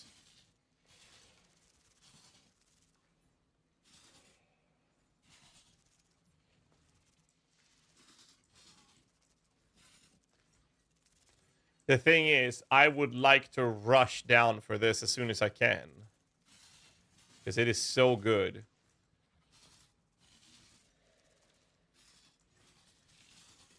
I just don't think...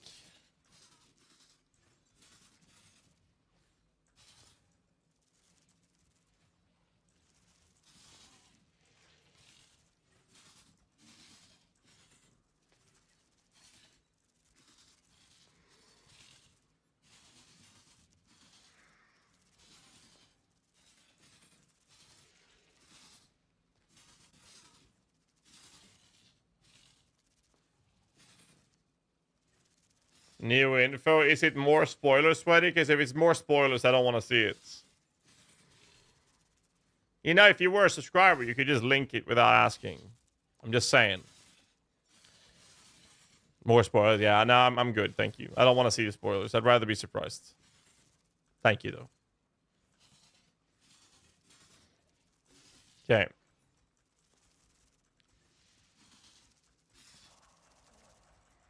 How much Fist as extra chaos is it, by the way? Is it only Fist as extra chaos, right? 30?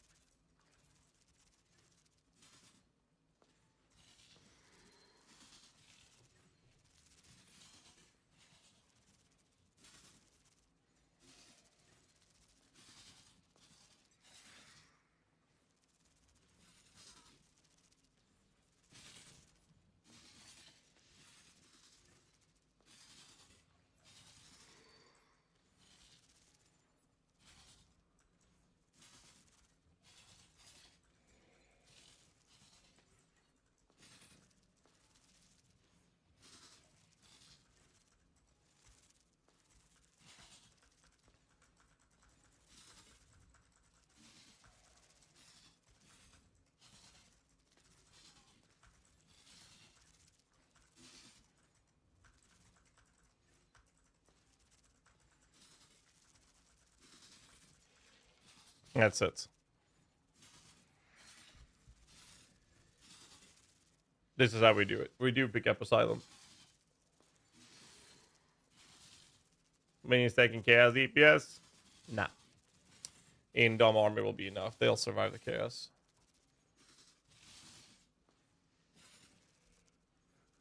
This means we don't do FAS. simply because we're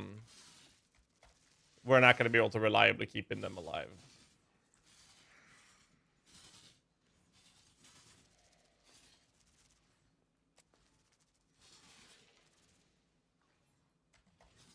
We won't be able to keep them alive. No, no, well, we will be able to keep them alive. We won't be able to keep ourselves alive. However, if you do get the oiling to get death attunement, then yeah. We could do heist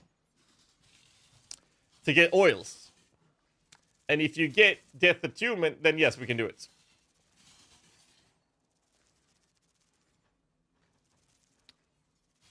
But the main reason we don't is because we want to, as soon as we can, get this node. So we can get endurance charges. Gold oil gated at level 75. Death attunement is not gold. It's silver, crimson, and opal or something. Clear crimson and silver.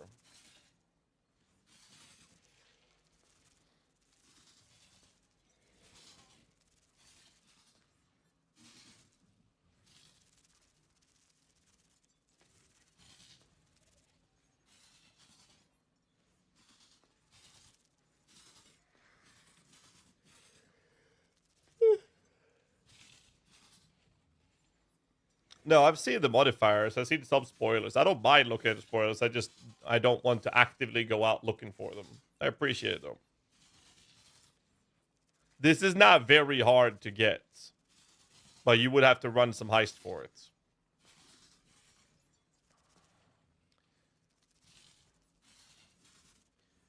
Six specters, please. I'm still waiting. I mean, 6 with no uniques with max specters. How are you getting 6 specters without using uniques, Thriven? You can get 3 from the skill gem at level 25. 4 from death attunement. 5 from a delve mod chest. Where would the 6th one be without a unique item?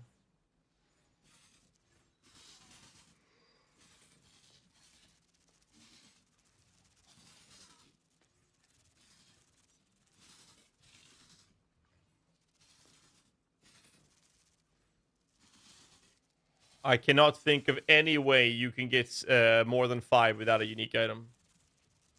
You get that on rare boots. Rare boots is not plus extra specter. That's level of specters. Elder boots is level of specters. I'm literally using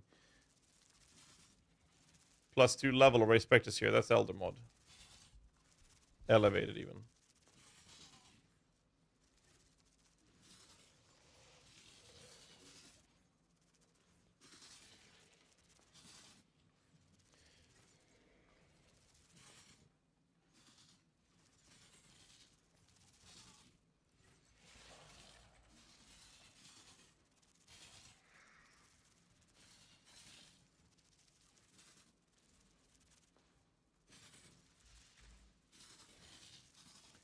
Monster penalty against monster final damage minus 40% from the lightning souls. The slam, 35% less damage versus minions. Expanding Nova, minus 50%. It's doing half the damage. This is the slam in the ground it does. It deals half damage versus minions. How about this cost? Not bad, dude. I don't know. That's a negative 50. Will you ever stream a Ruthless run? If I get paid to do it, sure. I don't mind doing Ruthless if I have a sub goal that hits it. Sure. How many subs should we have for a Ruthless run? Maybe 1,000? How many do we have right now? 579 subs? I can do a Minions Ruthless run for 1,000 subs.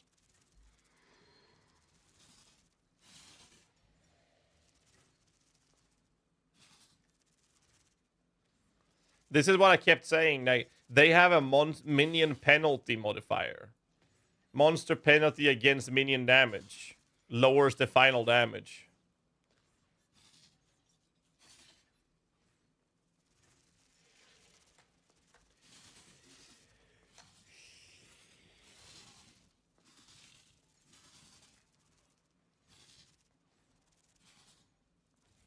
I don't mind. Ruthless, would love to see you back in hardcore. I'd be willing to humor the idea of playing hardcore for sure.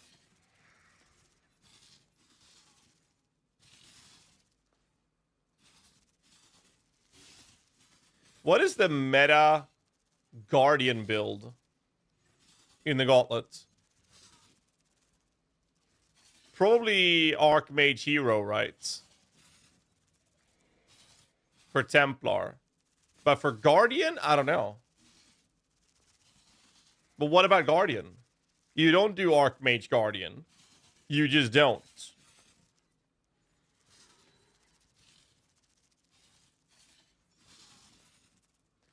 So here's what I'm thinking.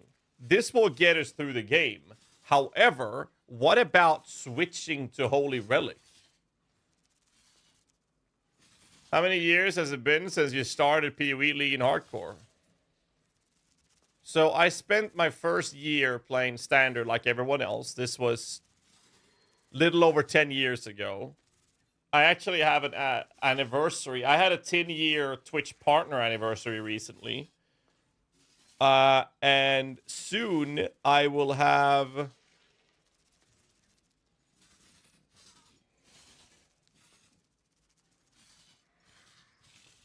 When I started streaming...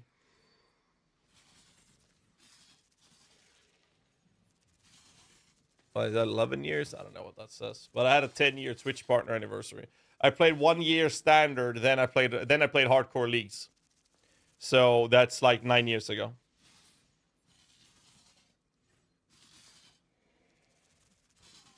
So what I'm thinking is this. We need to drop a Joffrey's Crest to play Holy Relic. Because if I drop that, then I'll just farm Lab for the spraying and conviction. Right? It would not be better to swap the Poison Relic as early as possible? Well, Poison would be a Necro, not a Guardian.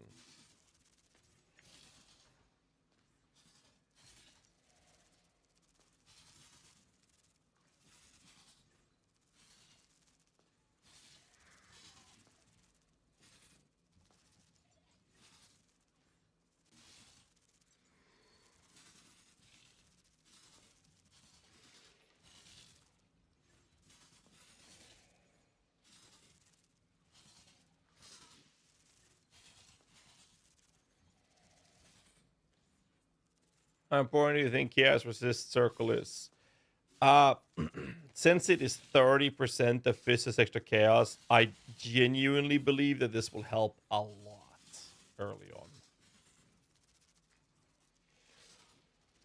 You're not going to cap your Chaos Res. I think it will help a lot.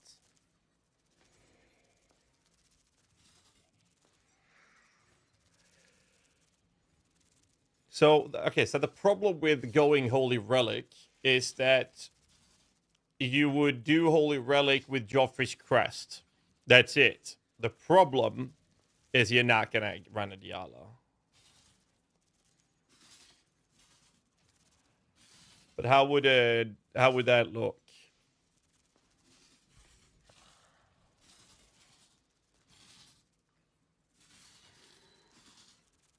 Joffrey. Right, we need Triad Grip as well.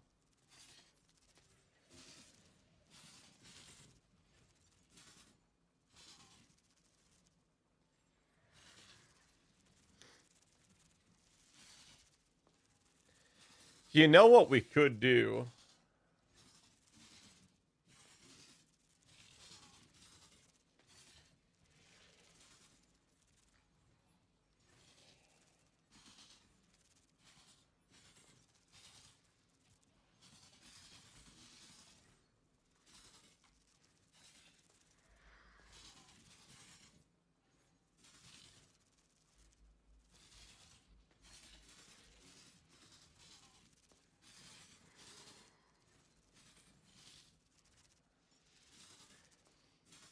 Why not just an urgent order during Cry?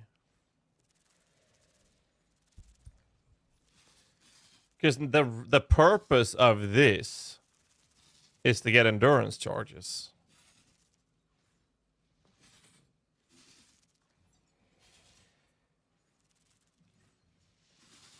Well, okay. That's a lot of block.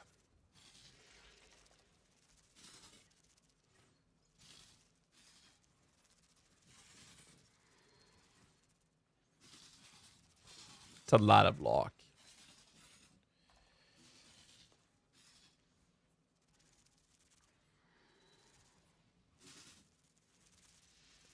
There's nowhere else that we can get block. We cannot expect to have the small cluster that we want during a campaign in a gauntlet race. Like, we're not going to be able to do that. So adding a cluster is just not something we will ever do in here.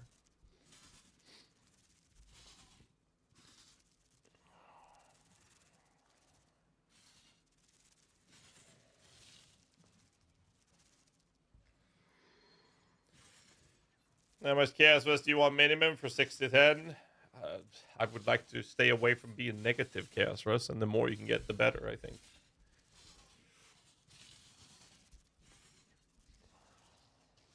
I mean, you can skip these nodes later with enough gear, right?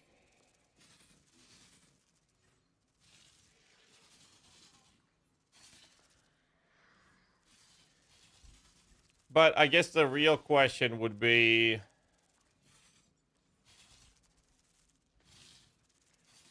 is that worth it? So the problem with doing what I was saying is that this is not just a 3-link. It's a 3-link and a 2-link to enable it. And we're not going to put that much socket pressure. No, this is it. This is the build I'll be playing for the gauntlet race. And what I think I'll do is I will humor the idea of going Holy Relic. I'll humor going Holy Relic if I get Joffrey's Crest. Problem with that is that going to be enough? Well, I need a Triad Grip and Holy Relic.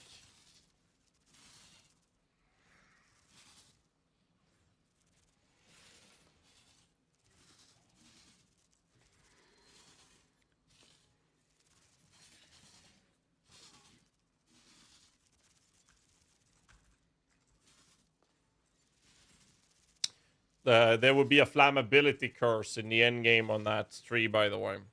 Once you get a trigger weapon. But that's a rough draft of it. No gear? How do you want me to put gear in? You will use whatever you find.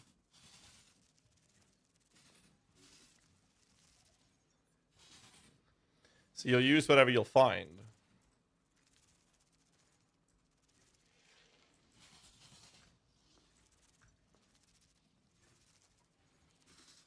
There's no way we're going to have PS or PCC for this.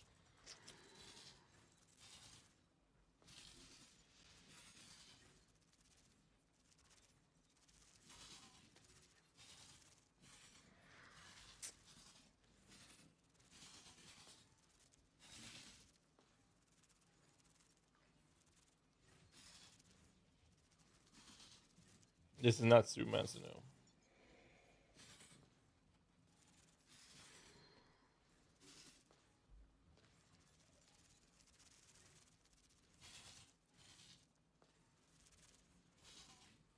When does it start? Tomorrow?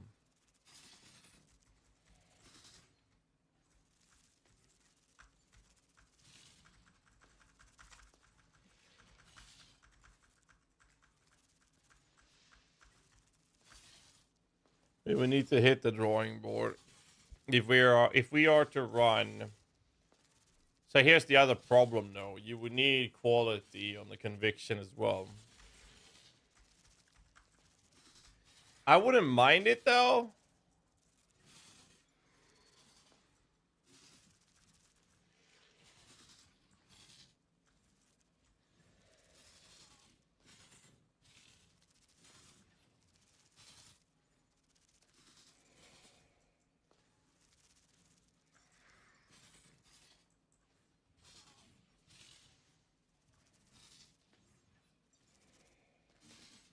Yeah, Merc Lab might be the farm place, depending on how fucked the Sorrow is.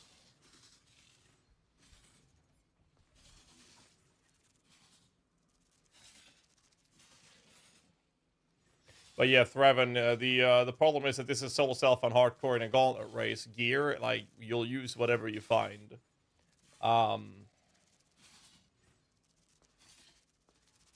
If you don't feel comfortable with that, I would not recommend playing the gauntlet. It's already gonna be rough, and everyone will die a lot, myself included.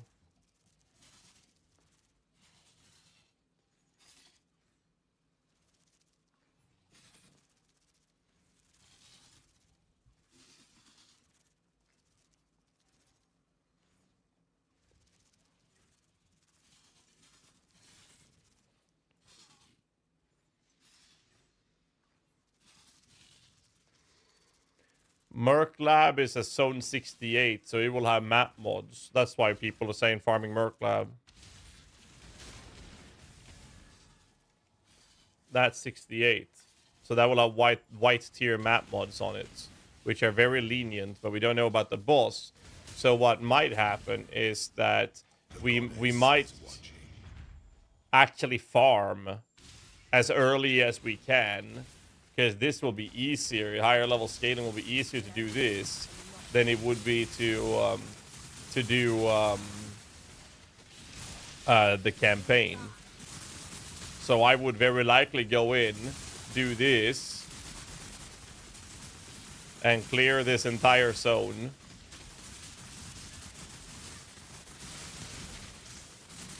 Check every goddamn corner. Unless, like, if you can kill Isara, great, then continue, right?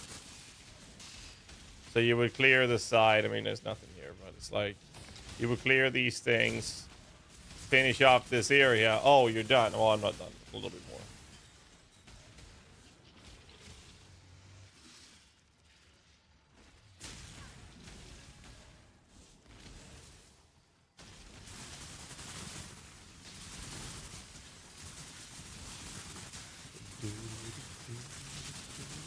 So now we're cleared, right?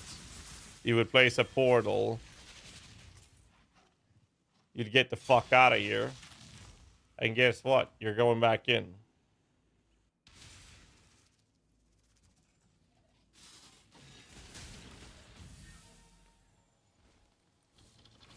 And they auto reset.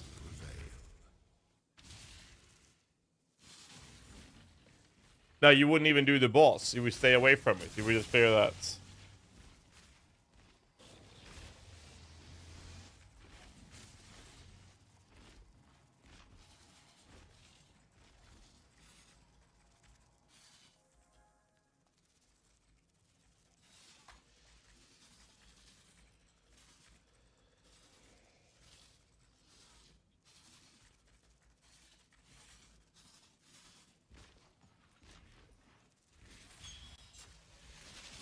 What are you farming? Gear and levels is what you would farm doing that. But you're gonna roll this gauntlet. Guardian Elemental SRS. I'm just not sure if I'd ever go to Holy Relic if I drop it. So here's the thing with this.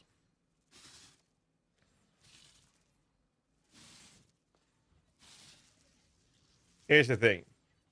This will work fine up to mapping. And then some. Guardian Elemental SRS is one of the smoothest leveling builds you can do as a minion build. Till you get 4 Void Stones. Nah, Popcorn's worthless. What then happens is the build then falls off a fucking cliff after that. And it just sucks dick after 4 Void Stones. That's the problem with SRS. Or Elemental SRS. So that's why I was looking at humoring the idea of doing like maybe Holy Relic. Because it's either that or it's Baba, right?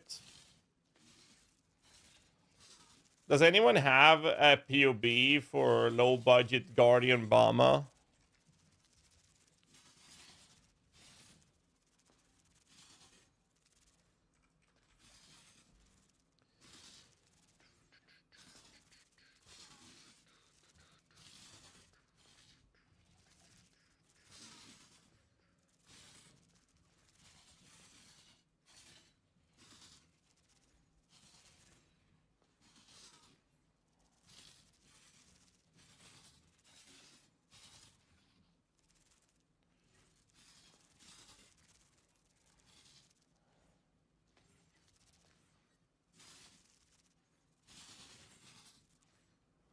So basically all just poison ones, right? Necro, Pathfinder.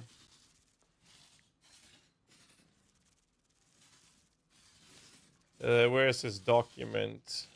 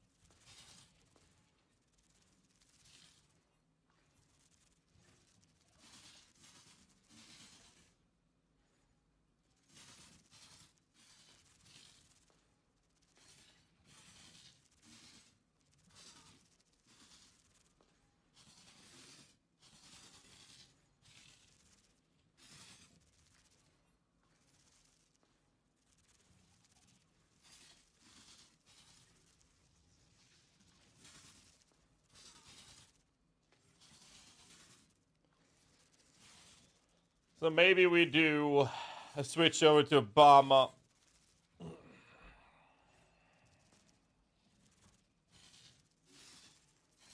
Yes, but I don't want to go Necro.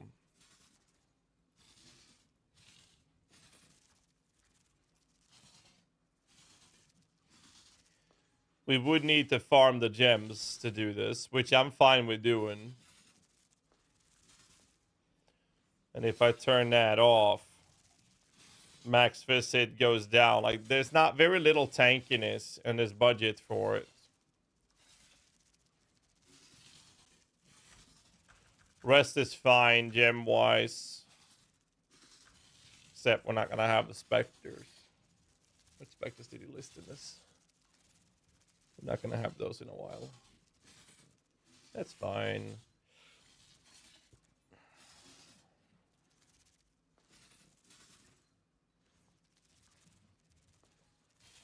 It's going to be a bit rough before we get Fist taken as fire, so the Fist EHP is pretty low in general, but we do get spell suppression instead.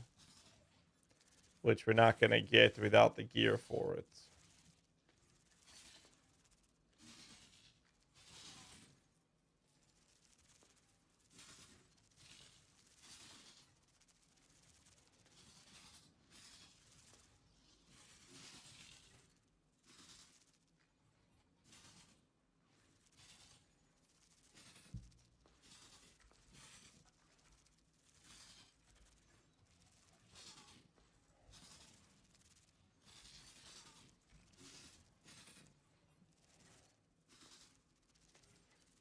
This is the end game version, right?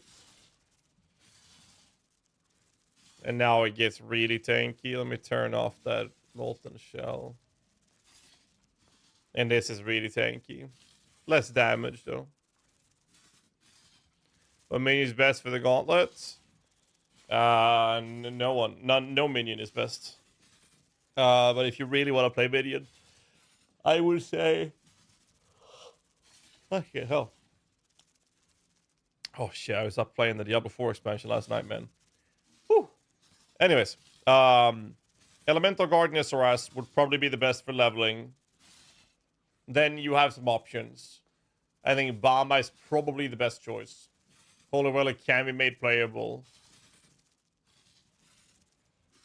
But during the campaign, Guardian SRS is the best you can do if you now really want to play minions.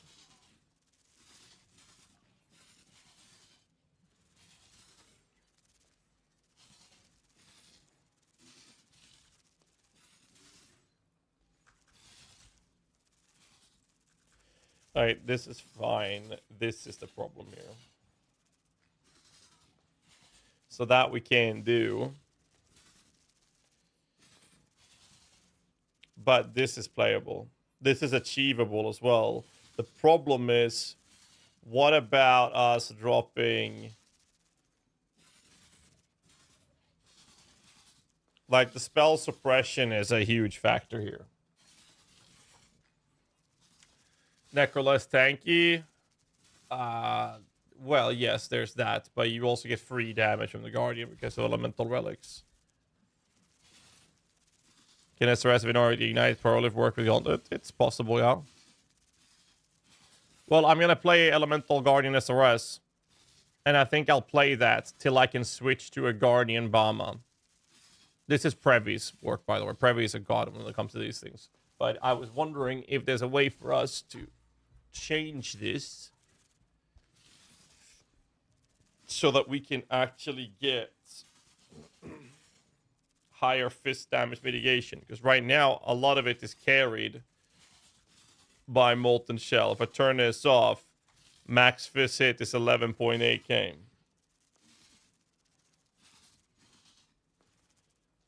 It's on his YouTube channel.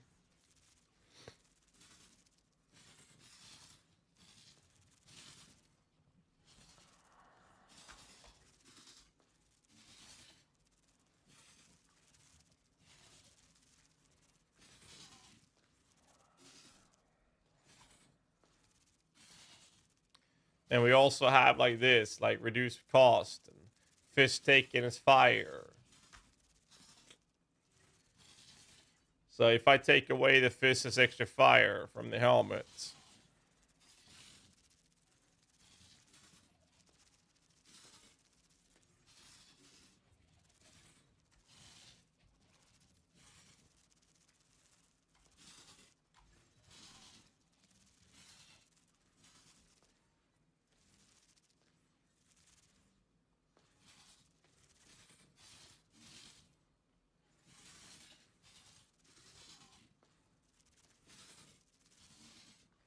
we're not going to achieve the spell suppression.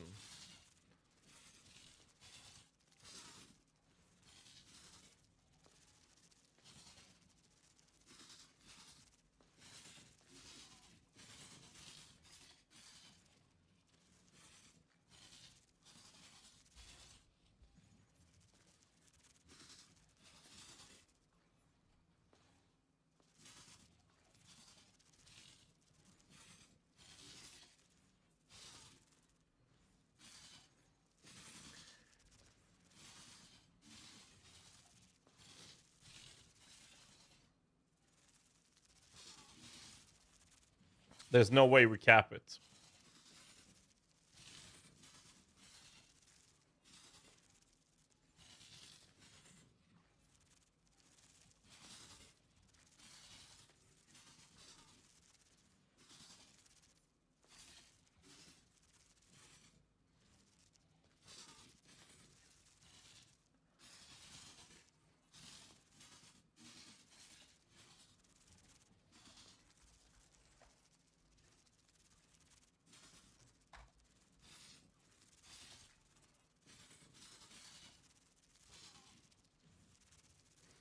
Now, Previ's done a little bit of a miss here. That mastery is never worth it. You can just save Oak and get more life for the same skill point.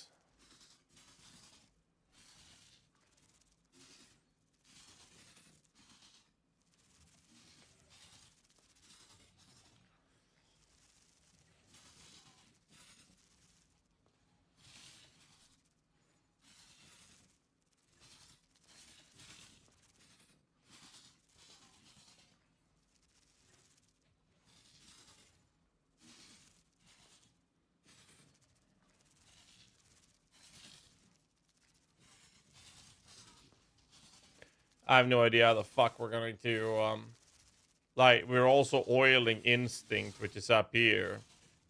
So we're oiling spell suppression. We're speccing a ton of spell suppression. And we have, in this POB, there's a lot of gear that gets tons of spell suppression.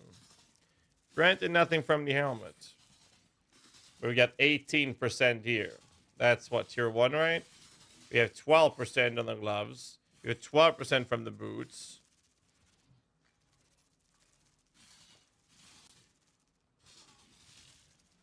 I mean, this would be something to strive towards, sure, but we're not going to be able to get this very easily.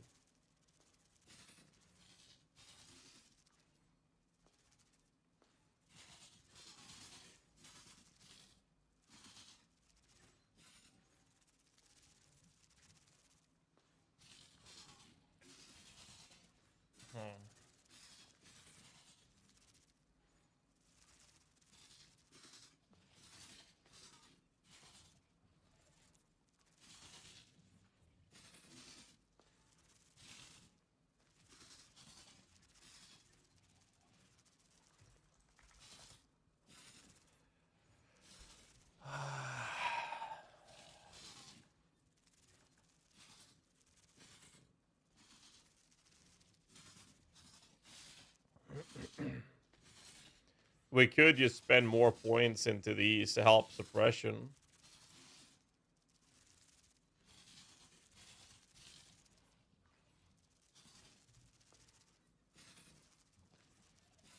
This is previous BOB.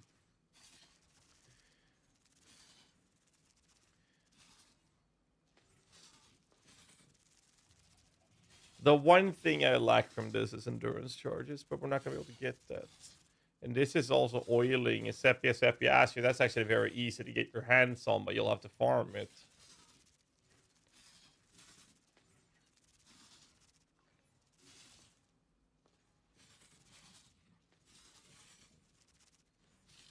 I think that we skipped the crit.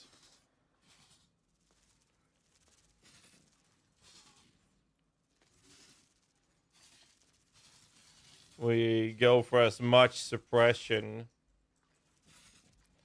as we can find on the tree.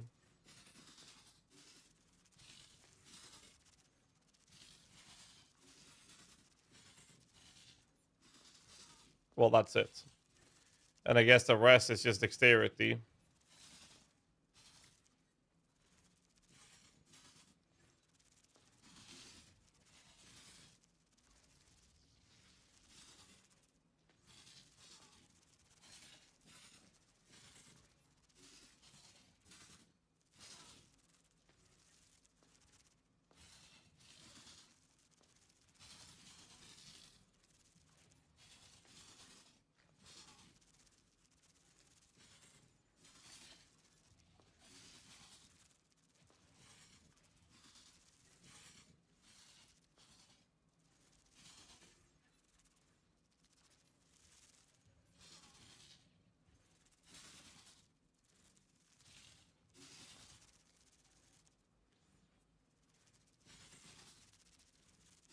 This could work, but you'll need more dexterity.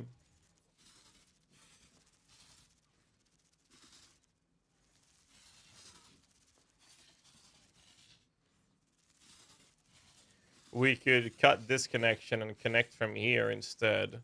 That gets us that node. Because if we do this, we're going to need as much spell suppression as we can fucking find. For this one.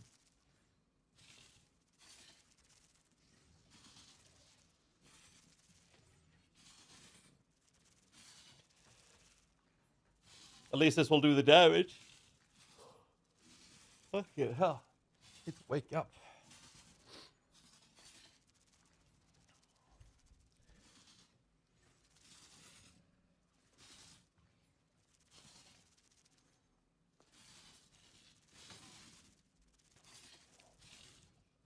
Could work.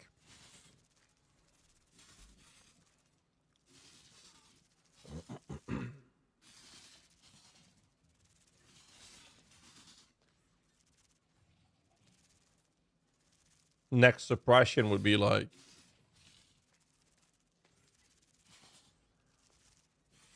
Getting in there wouldn't be bad. As I know what else we can trade to get there. I don't think there is anything we could feasibly trade for it.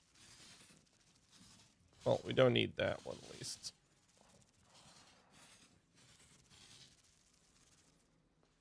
You got an old PB for Elegant SRS. It's on your website. Well, that one I wouldn't play for the Gauntlet, but you can play this one.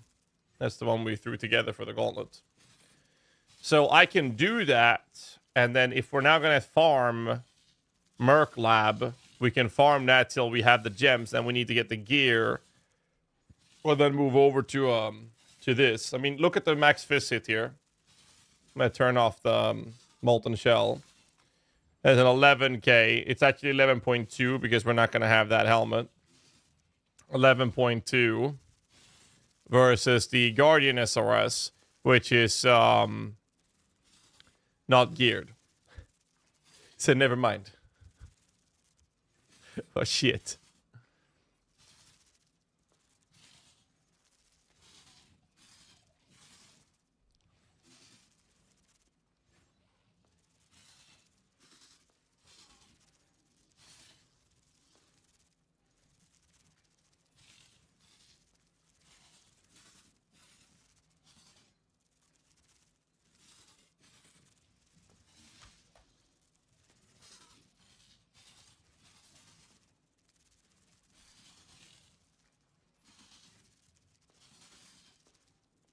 $77,276.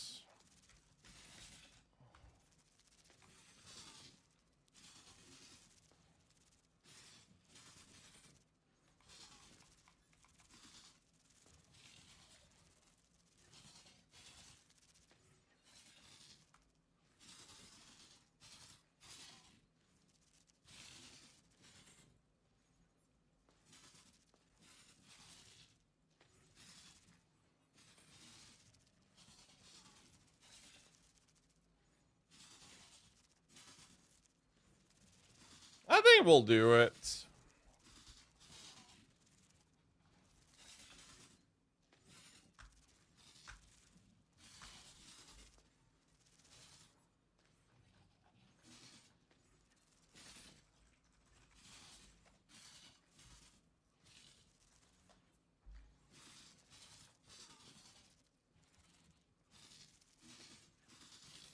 Alleviate gear with these nodes and more dexterity thanks to Mage Brain.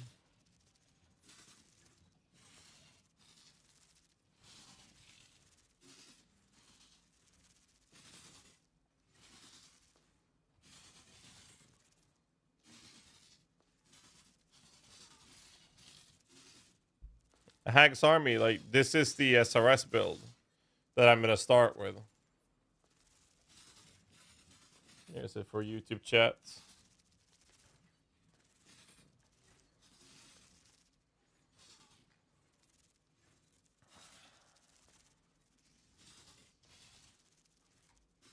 Let's lower the vitality a little bit. And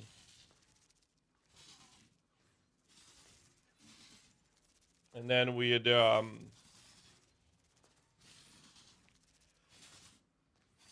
probably sit in the Merc Lab and go from there.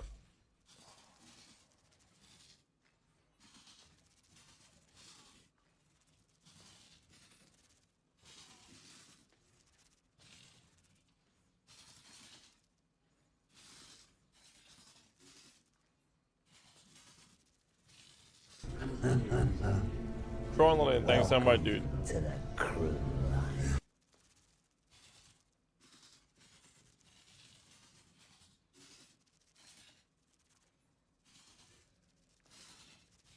$54 fucking months, dude. That's crazy.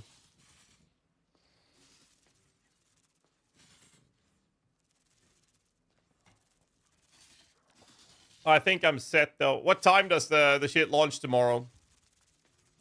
We'll do Elemental SRS Guardian. Then we farm the shit for Bama. And I'm probably gonna die. But we'll try the Bama. Big shout out to Previ.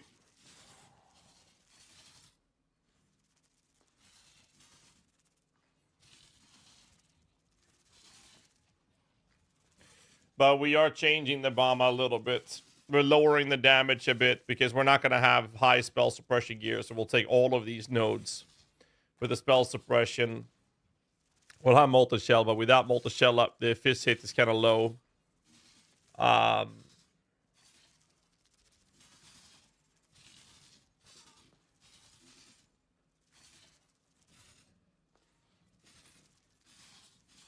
What's the safest minion build for the gauntlet?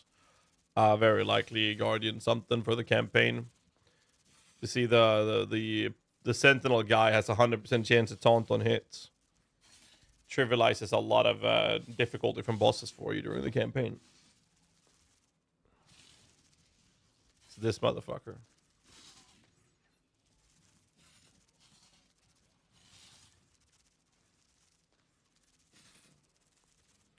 $63,684.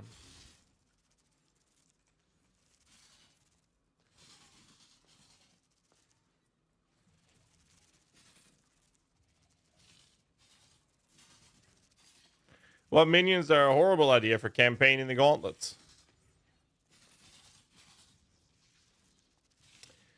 Reaper.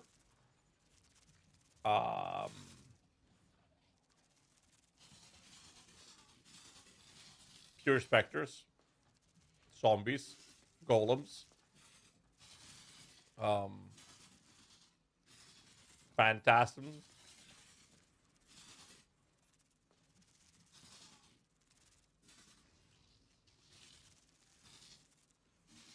What's left? Skeletons are bad as well, but you can actually make them playable. Skeletons would be horrible, but playable. So the only thing we have left is Absolution and SRS. Bama requires the gems, so you can't start with it.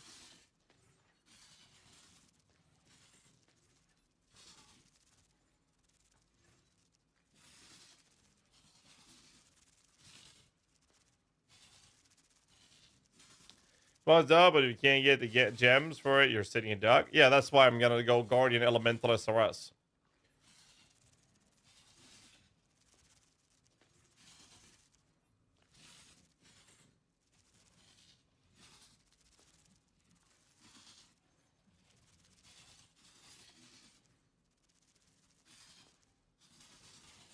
Good morning. If I reach level 70 in the gauntlet and die on my character level, leave hardcore and won't be eligible for prizes, or is that okay? They made it so that you can die, right? For the rewards. I'm pretty sure. Gotta double check that though. PoE racing.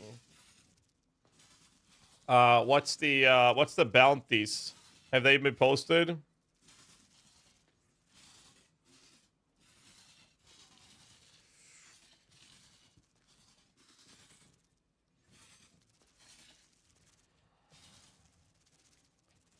Have the bounties been posted somewhere?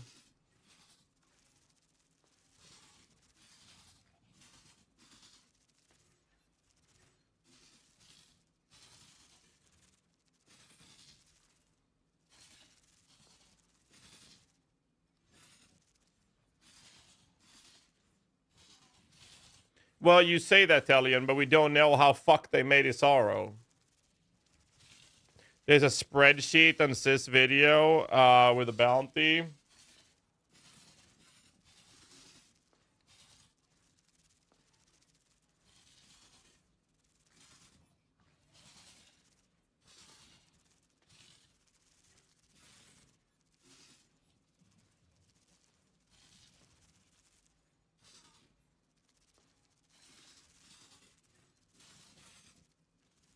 Where is it?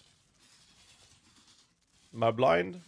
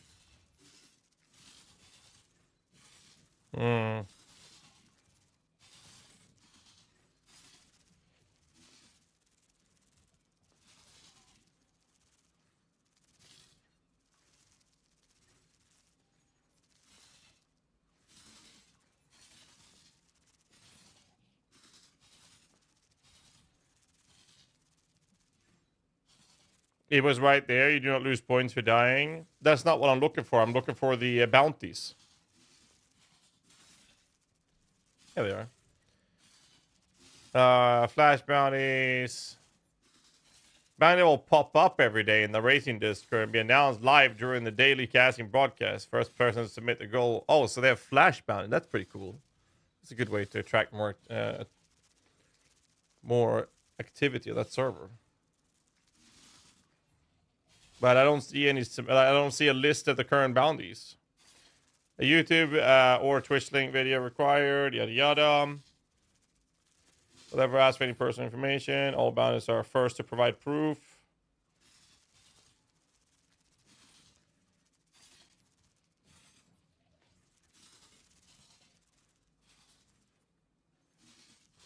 Sponsored bounty will not be included in the main prize pool as Shopify Rebellion doubles. So these are sponsored bounties. First player to provide proof of scrying one map will win 250. Players that provide proof of having the longest scrying VPN tunnel. What is that? What? Proof of having the longest scrying VPN tunnel? Huh?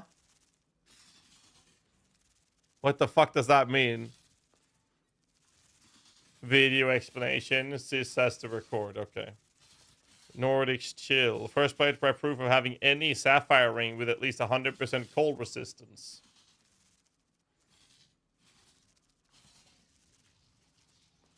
Wow. First proof to provide any sapphire ring with at least 120 cold rest.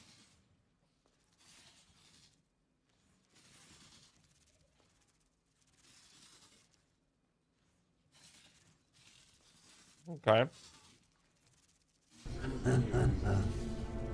Welcome to the crew. Wait, can you scry to one map, then scry that map into another map? Is that possible? Wait, you're telling me that you can scry, like, for example, I have this scry to this one, and then I can scry that map to another map. I don't think that's possible. Because once you scry a map, it will end the first one.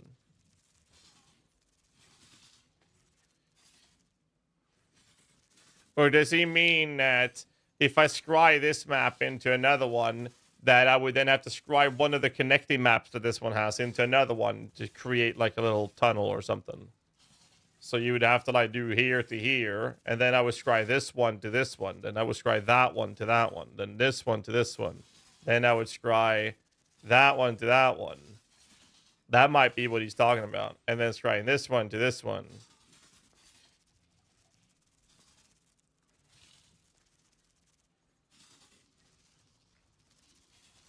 And then this one to this, and then this to this, and this to this, this to this, this to this, this to this, this to this. I mean, oh God.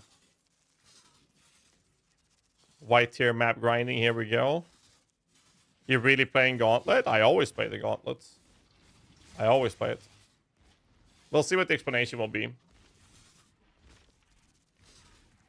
Oh, the ring cannot be mirrored? Whoa! So you need a tier 1 cold rest is up to 48%. Implicit, let's see, 48 plus 30 implicit plus 15 from the bench. That's 93 times 1.2. You can get 111% cold rest from Prismatic Catalyst Perfect Rolled Sapphire Ring. How do you get 120 without it being mirrored? You have to get an all rest roll for that to happen as well. That's the only other way. Okay.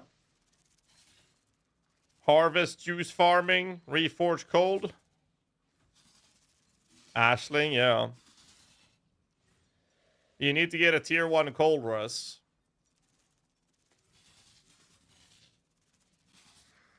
Or tier 1 rest. with an All-Russ.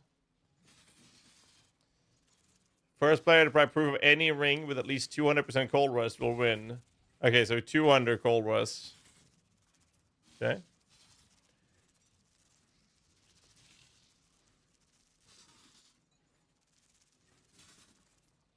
What are you playing for gauntlets? Is Cold Rust same as All Rust? Well, it would be a total Cold Rust, yes. You can't reach it otherwise.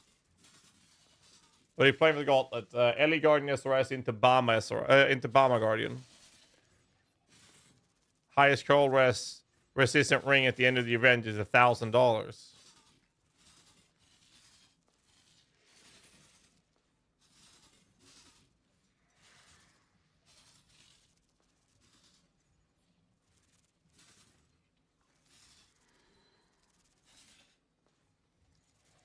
Starforge has Onigoroshi will win a Voyager 2 Elite Starforge PC. What? So the first player... Wait, of killing the... Okay, killing bosses with Onigoroshi. Oh, God. Oh, God. Oh, God.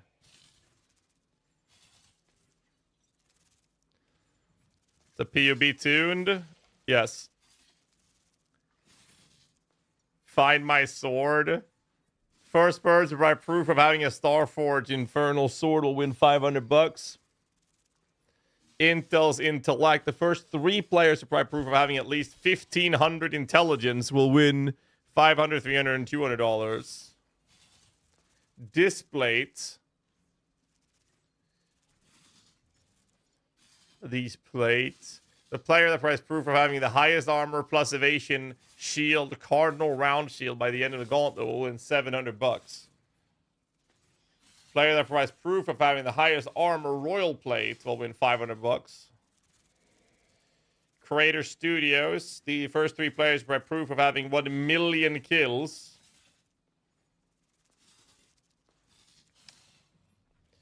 First person to enter a tier 17 crater map. It's $200.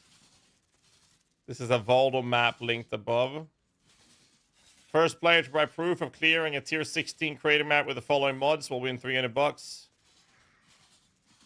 Clearing a tier 16 crater.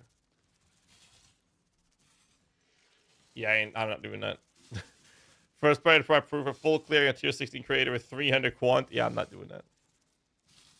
Cannot use altars. First player to provide proof of hitting 1,000 rampage. That's doable. Just need the rampage item. First player to provide proof of defeating Act 10 Katawa with the following restrictions. Cannot have any rare or unique items equipped.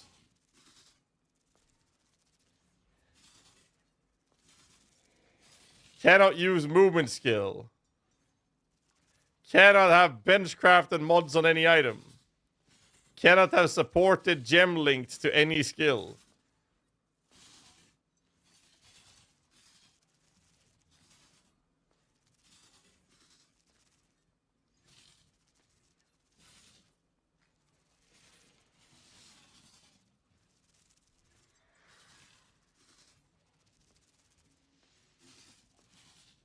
Wimpy's bounties. Our flash bounty will be announced daily during the cast. Okay.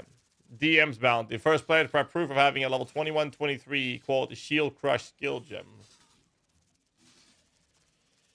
Trice the efforts. The player that provides proof of killing Act 10 Katawa with the smallest number of skill points allocated by the end of the gauntlet will win $280 and a Grogu keychain or lanyard.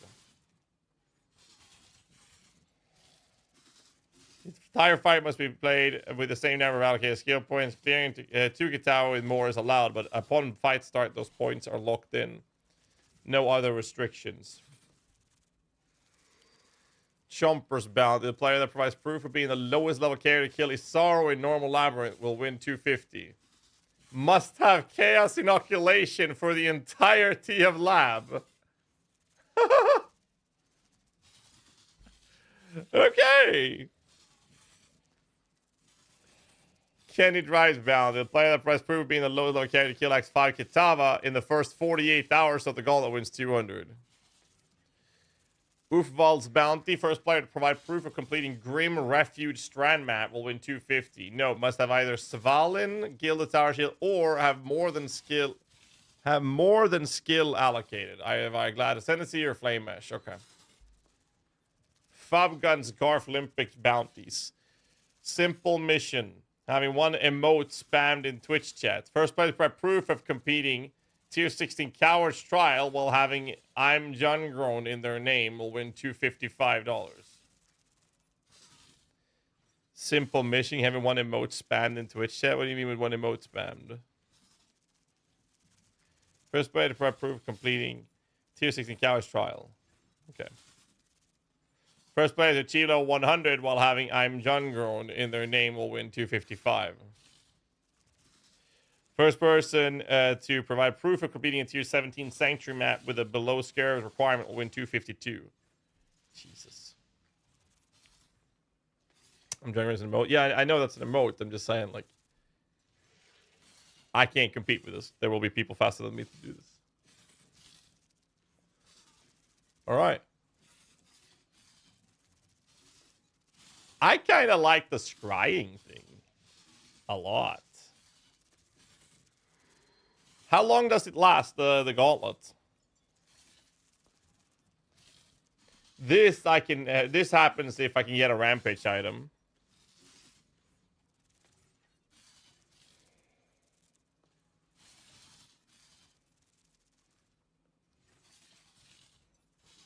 The problem is I'm not going to be able to do it because I can't play as much.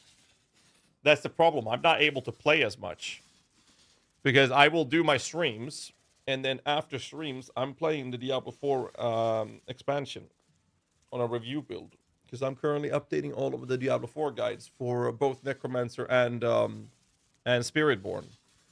And I have to have that done. And I only have access to that right now.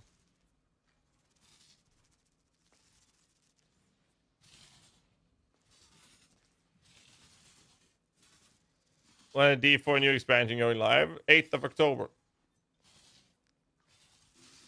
And all my guides needs to be updated before that.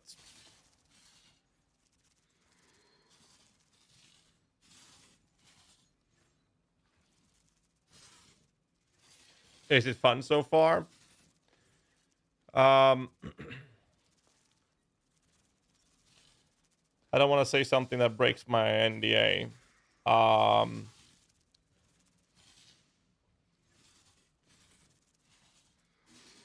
I'm skipping cutscenes, by the way. Like, I'm going through the campaign because I have to, because I'm doing leveling tests at the moment with the Spiritborn. So far, the Spiritborn feels fucking amazing to play. Absolutely insane how insane it feels. It's great. Campaign so far, with me skipping every cutscene. I saw one, actually. And they're insane. They're really cool. But that's expected. The campaign is actually pretty good so far. That's all I can say. But I'm skipping as much as I can because I want to experience that with the stream later. When I'm playing it on launch. The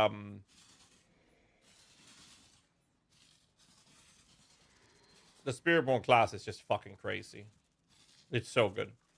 That I can't really say much more than that. I don't want to risk breaking NDA either. But am I happy with this still? So this is the build I'll be moving into. I made some changes from previous Balma because we're not going to have access to that much spell suppression. So I took the crit damage away. We cut the damage, a lot of that. And compensating that with this. We could also skip jewels early on. So that means skipping things like this. And this. And we can put those points back into the crits. So that's an option that we have. But we won't be able to get this till we can farm the gem. We'll see how long it's going to last for us. The thing is, I still have a lot of things I want to do in Last Epoch. So there's that too, that I have to consider. But once the gauntlet launches tomorrow, I will be playing the Gauntlet, and then after streams, I'm doing the D4 thingy.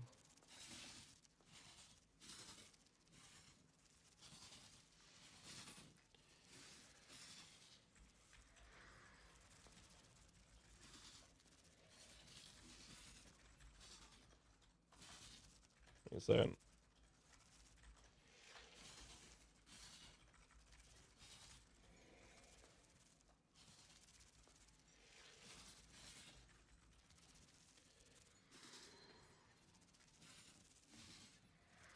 Okay. Tails under 8, yes. That means auto fail. What?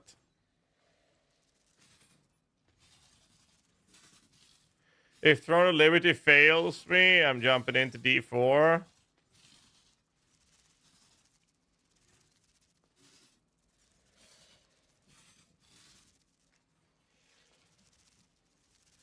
Wait, MMO Thrones of Liberty? The fuck is that?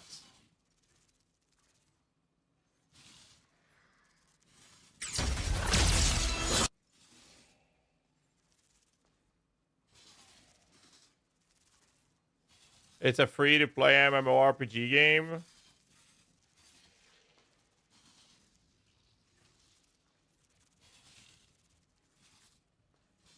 Fragments spread across the land, granting immense power to a lucky few. But where there is light, there is also darkness. Malevolent forces have arisen, seeking to claim the power of the stars for themselves. You must harness this celestial power. Wait, you can turn into a bird and fly? Legion, and free our world. Selise. Okay, before I get hyped, is there a bunch of pay-to-win shit in this game? Head start if you pay, but that's a classic. Is there pay-to-win features in this game? Yes? Alright, we're out.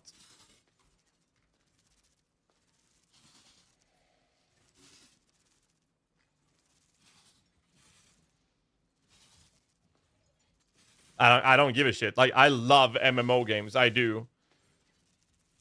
I really do. I just don't want to get hyped for something that that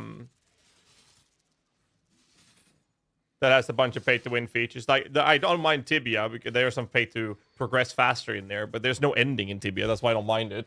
I played Dodo TD, which there is some pay-to-win features there as well, but that's like a single-player game. When you talk about MMO games, fuck that.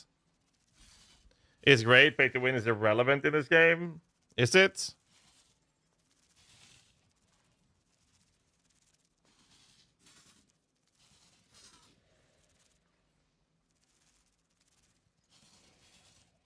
I mean, pay to win features in an MMO is the same as in Lost Ark. I don't like Lost Ark because of the pay to win features either. So if it's similar to that, then there's my answer.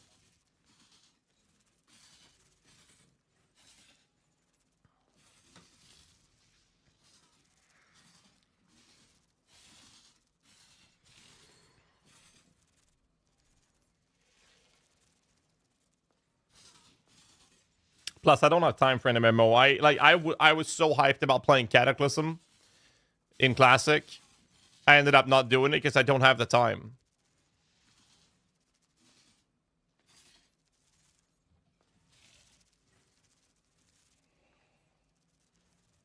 Even Wales can get shit on because of the rock, paper, scissors class system.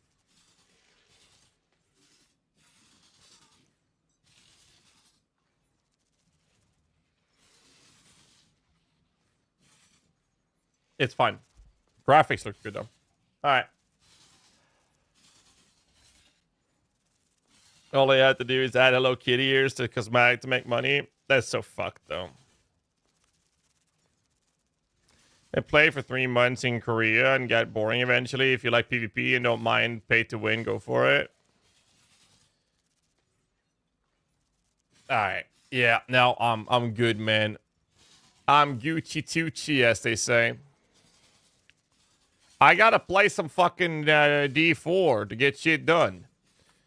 All right, so I see ads are about to play, so I'll take a quick bio break during the ads, and then we'll see what the plan is. See if there's any changes we need to do. I'll be right back.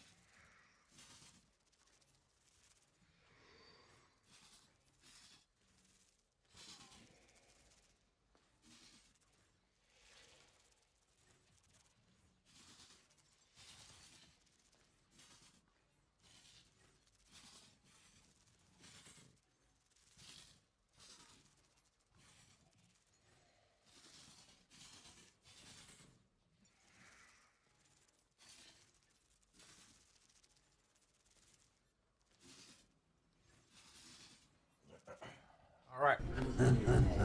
Back. Welcome to the Avenger with a Prime. Thanks so much, dude. Appreciate it, man. Thank you, thank you.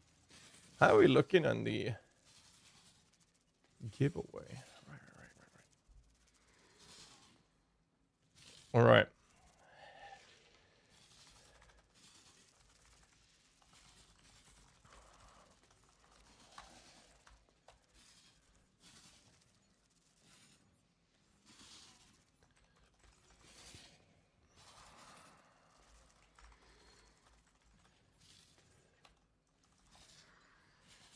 All right.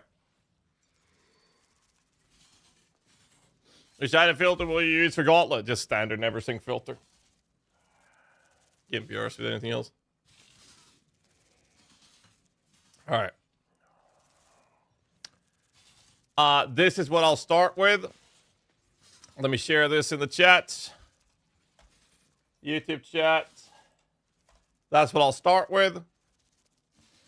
And this is what I'll go for once I've progressed into Merc Lab farming. We'll spend most time in this one. We'll see how it goes.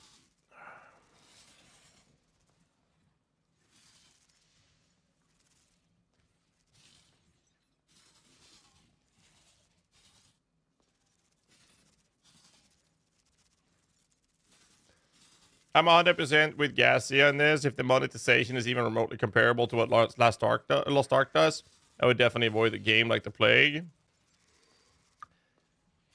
I mean, it all depends. Like, I don't mind there existing some sort of pay-to-win features in certain games, because it's the nature of certain games. Like, I play a lot of Tibia. Well, actually, not now. I don't have time. But I tend to play Tibia whenever I have time.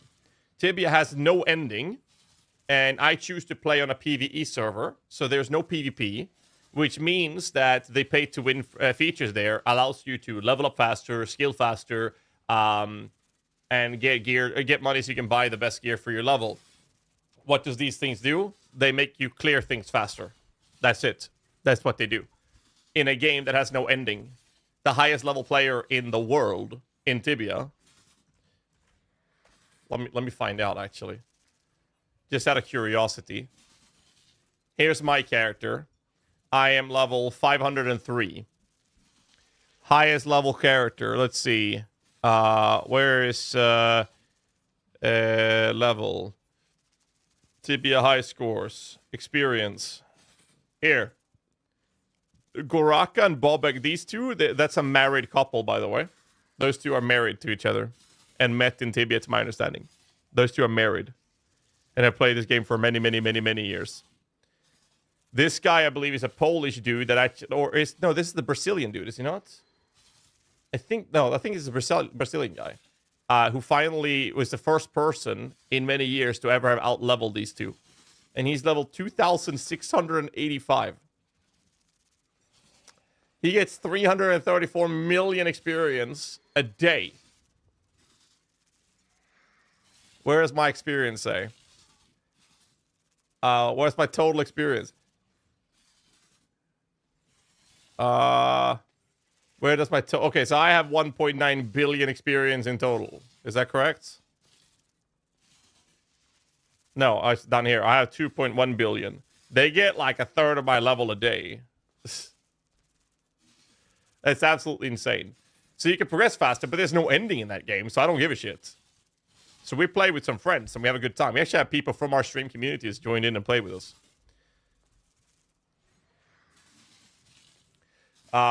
So that I don't mind. I play a game called Dodo TD in Dota 2, which I play. There's a leaderboard. I don't care about the leaderboard, but I play that solo. And sometimes I play with some friends. We have Sims, one of our moderators. I play with Garm, who's the blood god for Necros, that's helping us with guides there in D4. And we have some other people from our communities joined in and played. We played Dodo TD. And I do that as a solo thing. I bought their battle pass because I wanted to support the game. Nothing else after that. That's it. Hey, Chief, that was sick and so overslept at the same time. You know why? The Dodo TD is insane, dude. I'm actually just beaten N10 on Chapter 4. I cannot handle Chapter 5. Chapter 5 gets a lot harder as well. So that's where I'm at the moment. But I'm having a lot of fun with it. L2 is broken PvP and unbalanced at all. That's why game died many years ago. So on Liberty PvP is all about the guild size and member participating in PvP. One swiper will do shit against two people non-swiper. I mean, you can argue about it all you want. Dota Tower Defense. Yeah, the Dota 2 has an arcade game. Similar to Warcraft 3 had their RTS game, right? And then they had custom games. It's the same thing in Dota. So the one we've been playing a lot now together in the off stream has been an arcade map called Dodo TD. Fantastic game. Super advanced. It's like the Path of Exile of tower defenses. Takes a while to get used to. They have a Discord server in which you can learn and ask around for questions and help and whatnot.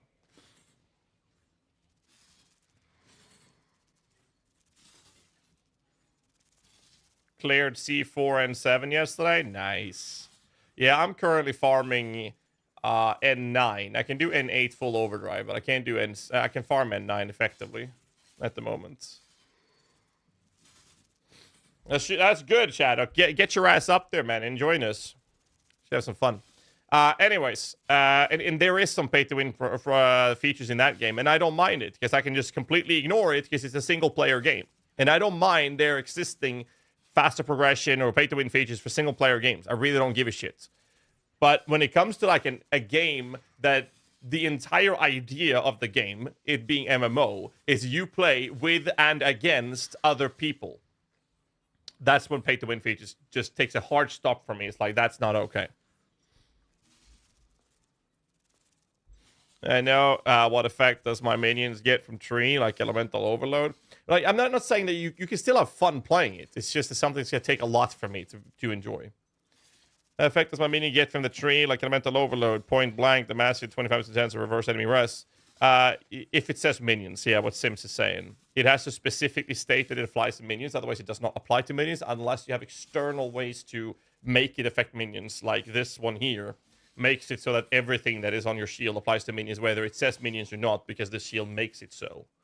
Other than that, no. It has to say minions. Rarity and quantity does apply to minions. There are some very, very few exceptions to this.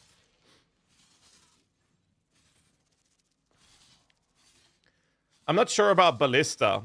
actually, because the totems are not minions. Ballista totems are a reflection of yourself. So I'm not sure how it is with the ballista totems. Right? Because totems are, and mines and traps are a reflection of yourself. So those things gets what you get. Minions are a separate entity. So actual summoned minions do not get, are not a reflection of you. They have their own stats. Totems are not minions. I do believe totems count as minions in Last Epoch, however, which is what we're going to play today. Because I'm going to move over. I want to see if I can finish the poison build I was working on before the gauntlet tomorrow. So let me update the stream titles real quick here.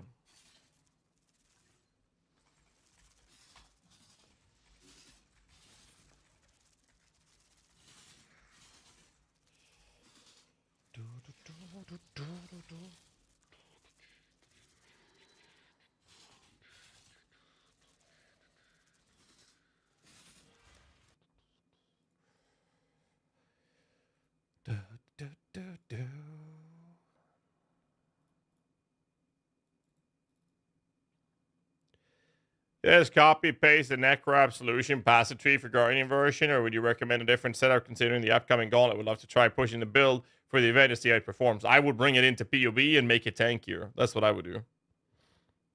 Every EA guide has plus minion attack speed on the bow. But isn't that because they literally take the spiritual command node? There's a node right there that makes it so that increases and reductions to minion attack speed affects you as well. And if they apply to you, they would apply to your totems. If this node is not taken, then I don't know. Then it's just fucked. Then whoever made the build sucks dick and should get back to the drawing board and learn how to play the game. Sorry, that might be a little rough, but that's the harsh reality of it.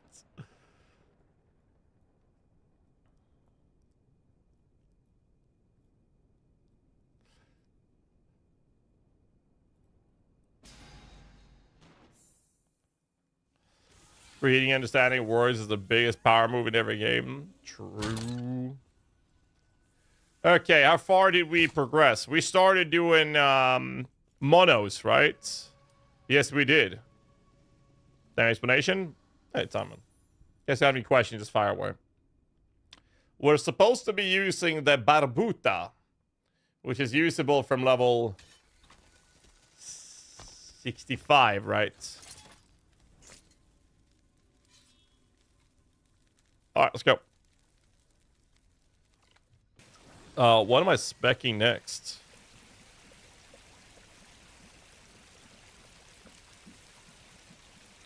We're done with Anguish, right? So we're taking the Wither ones. Right. There we go.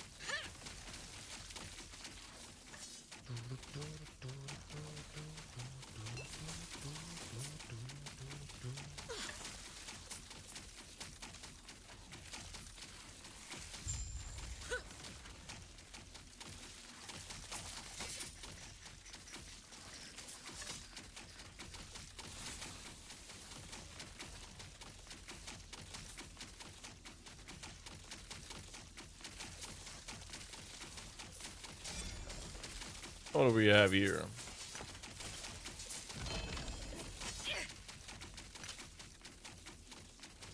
Trash, that's what we got.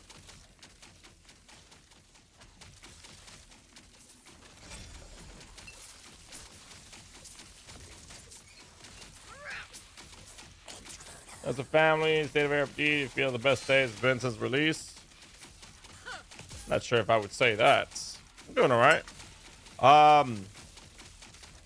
PoE is in a kind of a weird state, actually. It seems like a lot of people have decided that they just don't want to play PoE 1 anymore. Or don't care as much about it because PoE 2 is around the corner. And that's been very noticeable, like Twitch numbers and whatnot. Kind of crazy. Wait, did I not finish that? I did finish this one already because I got the blessing. which one? I think we started farming Black Sun, actually. That's what we did. Is we are going for the Health Idol. Yeah, 200. There we go. This is where we were. Good.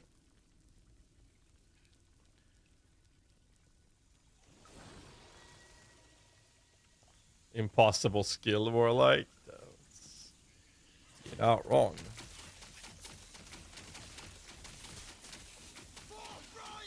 Yeah, dude, the minion stuff we'll be doing in PoE too. Baby, baby, baby, baby. We have a lot of work in front of us, boys. Like a lot of work.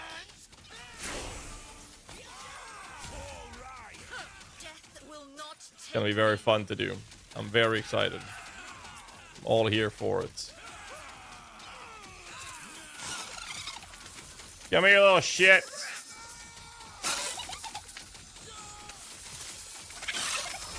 Oh, they split. It split. Come back. There's one more over here, right? Oh, he went away. What do we have? Intelligence, scientific. Oh, apparently my dots killed the area campaign thingy. Didn't even notice. Health regeneration. Oh, what's this? Oh. All right. A lot of sleepless night for you, I assume. That's already begun because I'm playing the D4 expansion right now. We work regarding PoE anymore? I think that what we have is what we'll run with. So no, I do not think we'll work more on it. That is 66. Yes, we're going to be using that one.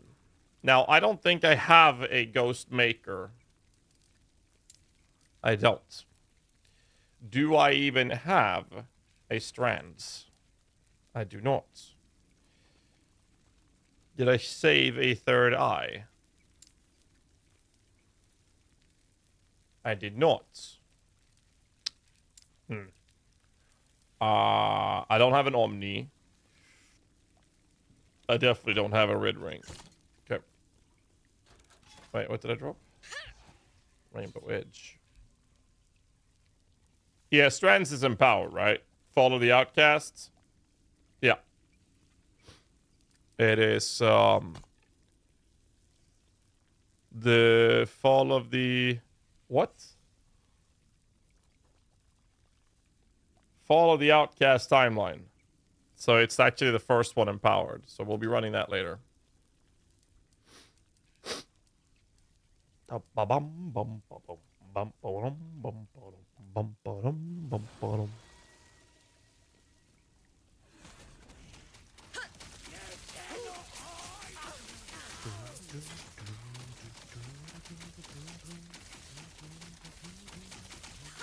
Good music. Fragment of the Enigma. Bronek with the 26 months. Thank you very much, sir.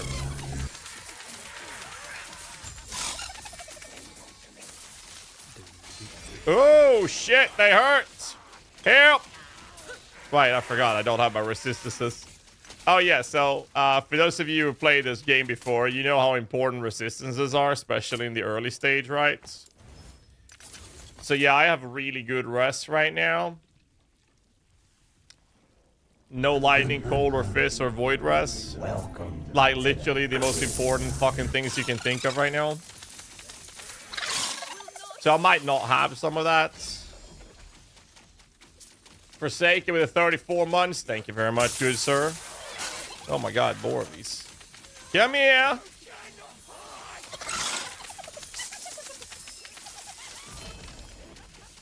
Cinder song with an LP.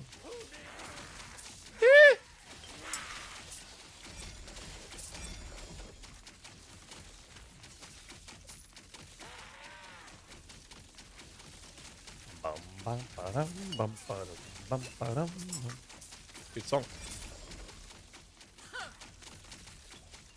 Nice fist rest, thank you. I'm very proud of that one specifically. I'm glad you paid attention to it. And noticed how insane it is.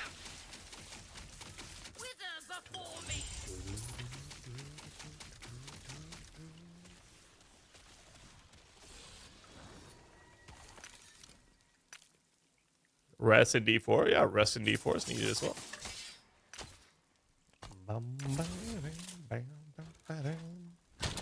But yeah, I should probably, you know, I should probably fix this. My gear's kind of ass. So how about this? How about we fix the filter? How about we do that? So I have a base filter, base LE planner filter. Do I want this one? No. Do I have a base high-end filter? How about this one? So this is the double. Okay, I want this, but not high-end game. Where's the planner base? I literally have a template for this somewhere.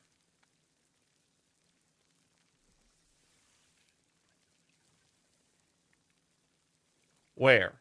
Where's the template I made? I need to remove some of these.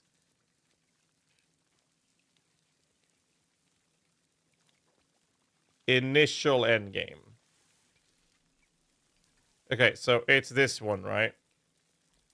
This is what I used. I'll duplicate this, edit, and poison overload warlock initial endgame.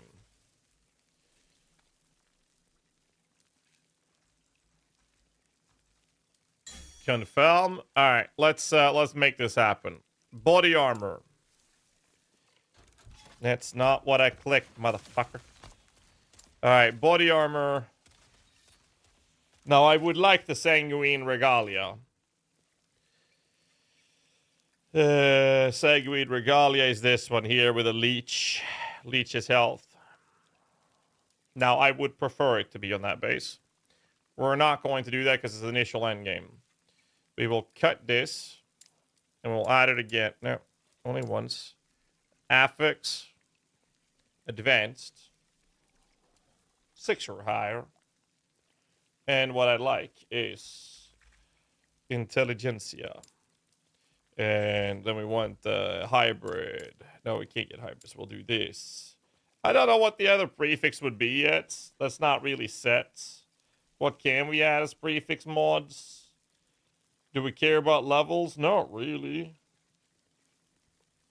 Poison damage. We could do poison damage. Is Wandering Spirits there, or is that on the level of Wandering Spirits? Would that even help us, though? What would we gain?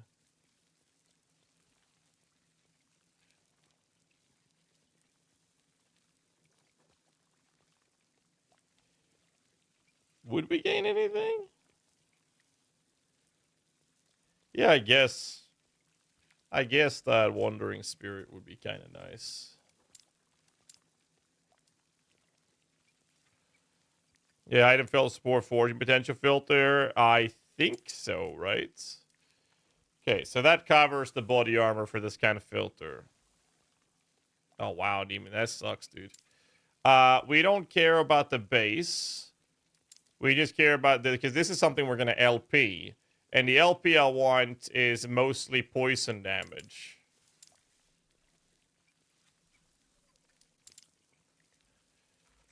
We actually exclusively care about poison damage. So I'll just do that, because that's just going to be for LPing. Relic is the same thing. We don't care about the base. What we care about is the mods. Intelligence is 1, and then it's just rest. So we'll just leave that. Okay, good. So booties, we want Citadel boots. This is actually kind of crucial. Citadel boots.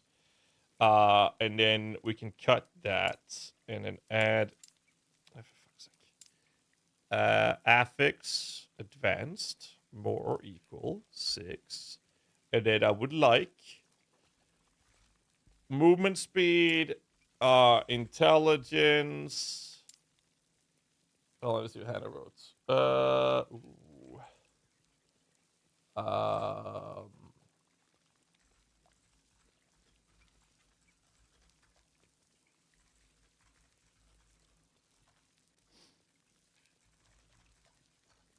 There we go. Intelligence is fine.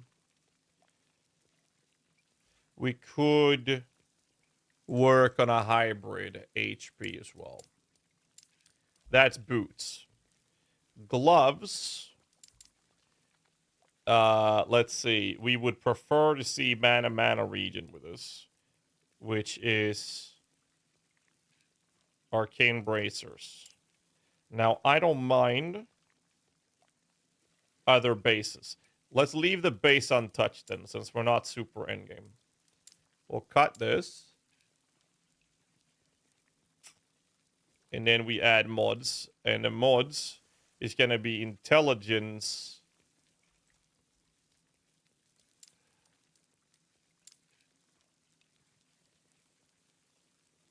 But why are we going mana?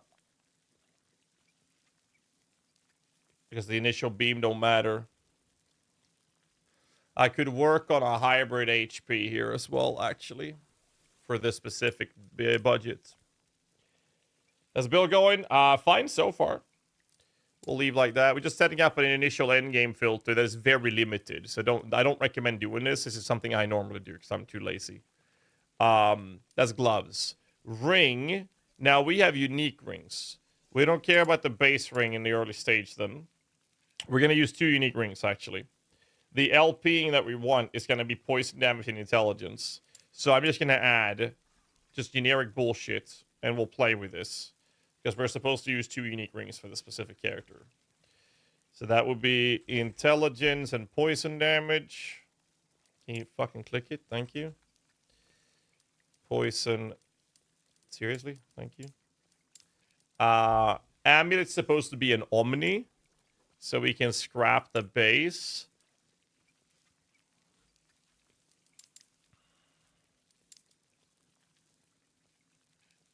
And good luck getting an LP there, but if we do, it would be poison. And yeah. So we'll do this. Helmet. Intelligence is very important. We don't care about the base. Check. What am I missing? I'm missing belt. Belt would be poison hybrid. So then we copy this.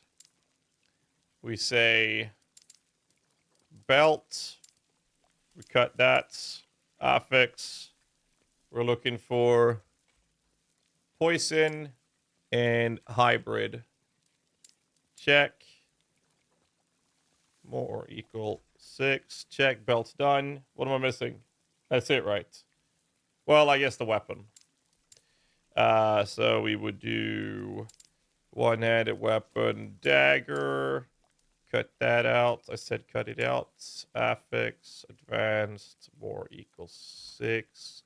And in here, we're going to want mana region. And we're going to want poison application. Chance to apply poison on hits. Those are the big ones. There. Hammer filter's done. Well, actually, not really. Blessings, idols. Let's see.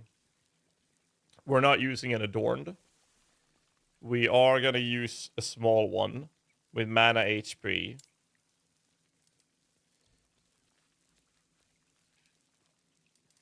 Mana HP. Why is it saying 3? I don't need ward retention. Check.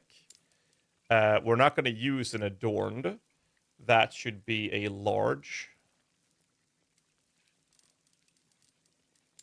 Large idol. Why does it say 2 selected?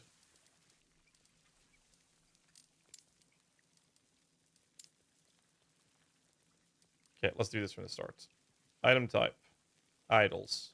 Large. Check. We don't care about the other parts, do we? Because we're looking for large immortal. Add condition. Affix. And then we want... On these, we want double HP, right?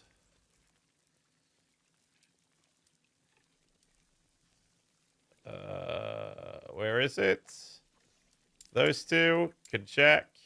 2 updates. Then we copy that. And we don't emphasize. We make it green. Is that the right green? Yes. And then we do it with one of those mods. Check. Fuck adorned. Then there is one more that we need, which is a huge idol.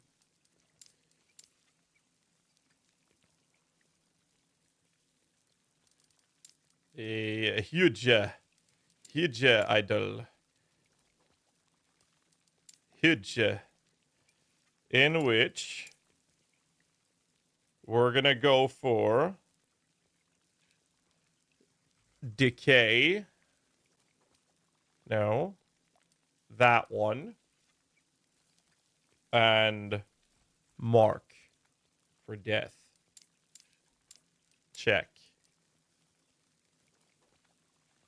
2. Check. Copy. Reduce the emphasis. Pull the green color. And have 1. Check. Alright, now we're done. We're done? We're happy? Good. Now we play.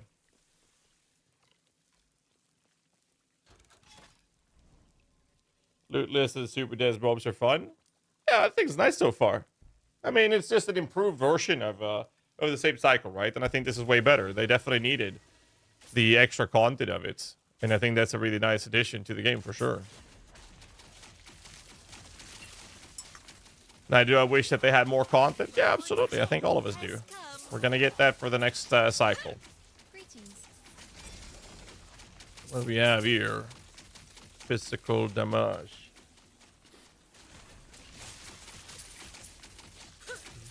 Death will not take me. What brings you here? We'll get you out of here, son. Step by step. Safe travels. We'll do this. Your death. There, that. So the banner will definitely be needed. Yes. We'll get there. So it's really nice with the way this build is played is that you should never, as long as you play it properly, need to recast your Wandering Spirits. Because by casting Drain Life, that shit never goes away. So as you can see, my Wandering Spirits are still very much active. And they will be for 5 seconds. So as long as I cast the Drain Life every 4 to 5 seconds, it will be 100% uptime. As you can see. Wandering Spirit still hasn't left us. Death will not take me. And they do a lot of damage. Even though I can't survive shit. But we do a lot of damage. Hopefully, we can fix the gearing situation now. But yes, I am enjoying the event a lot. A loot. This build looks fun as shit. It's very fun to play, for sure. Your death has Very enjoyable. It's similar to the laser build I played on the previous cycle reset, except that this is not a lich, this is a warlock, and we are scaling poison damage rather than hit damage. wither before me. And we're poison overloading a lot.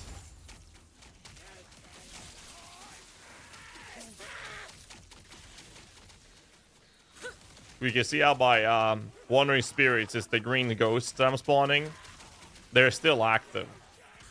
I haven't recasted the ability. And then on kill, as long as I kill a cursed target, I get haste. So I get movement speed from that. Now, obviously, I have really bad gear. So the build will move faster when I get better gear as well. Bleeding Prone's maxed, yes. Also, the mana will look a lot better once we have better gear. I shouldn't be burning mana like this. Your death has come. I see the damage is pretty solid. to be fair, most rings I will drop will be better than what I'm wearing. Most gear will be better than what I'm wearing. Let's be real. Alright, I'll see the boss then. Last survivability, bro, I have like nothing. It will be pretty good. It will be pretty good. I just need to get the gear. And you'll see it in action.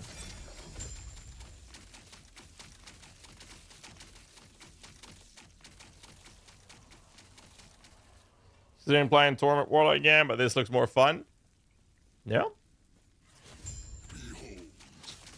Alright, let's see the damage here, boys. I don't want to tank that because I definitely can't survive it. My shadow will cover this world once more.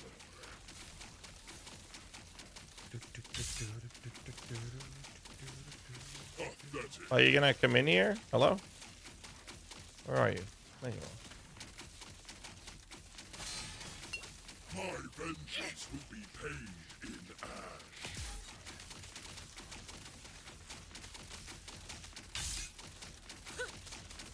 This hates. This Good damage. Are you fucking kidding me, dude? This world is already dead. So my previous character, I did, what, 4 runs to get this body armor. Now I drop an LP2 on the first kill. Anyways, I'm supposed to use this because my necrotic rest should be there. And now I should have a little bit more ward. But that's what I'm supposed to be using. And we're supposed to be getting a lot more ward from this than what I'm currently getting. So let's see how this feels. Anyways. What a joke. Ending La Storm. We need to get the ward on Potion War Decay. Last Epoch for you? Yeah. It is.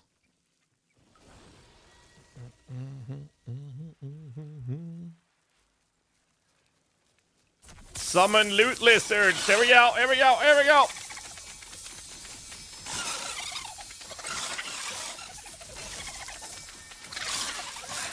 Come back, you little shit.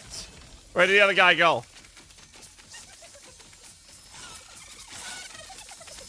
Where you at? Die. Loot! Look at that shit, dude. Oh my god, okay. Let's see. No. Rune of Creation. God damn it, dude. A lot of loot. What do we have here? That's a belt. 2 LP Viper Tail.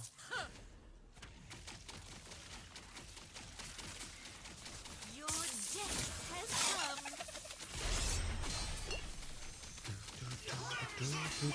has come. I mean, we got the damage, we just don't have the survivability.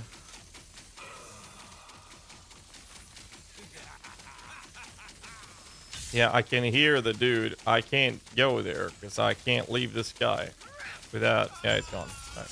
Lost the loot. That's it. What do we have here? Urzil's Pride. So I need to fix the gear. You have a build planner. I have a rough draft of it. You're not going to be able to use the Ghost Maker unless you fix your mana, though. Keep that in mind. Let's use a wand till you're able to sustain it. Do I have any saved idols, actually? Only small ones. Thought I had like a double HP one. Maybe it's on the other character. We'll see.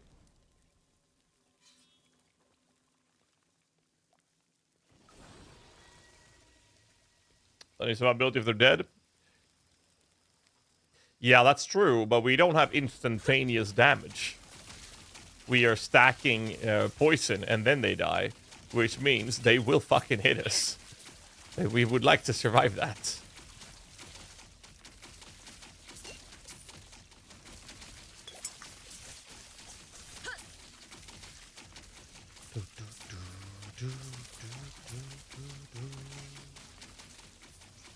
Not to mention that we're running with what's its face? Aura of Decay, which is doing surprisingly good damage. Okay, these skeletons are nasty. Spell crit. We don't care about no spell crits.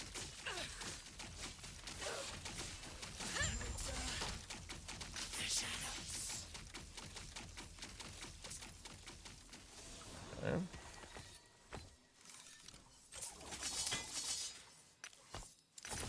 That 40 potential on any of these? I got some here. I mean, let's at least get some life. Thank you. 23 here. Get some more Void Rust. And intelligence.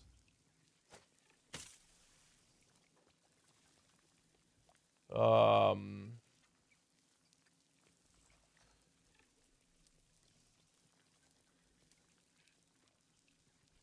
some on my belt.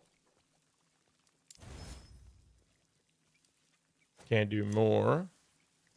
Got 18 here. Mana regen. Using a fucking LP2 tongue here.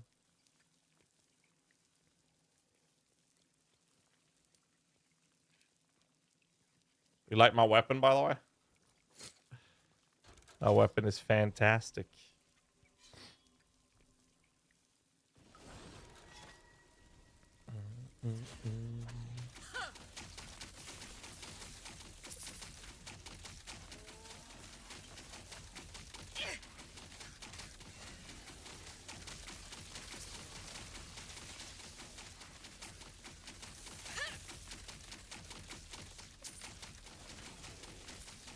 Death will not take me. Well. So we're just gonna run around in a circle then? And then shit will die.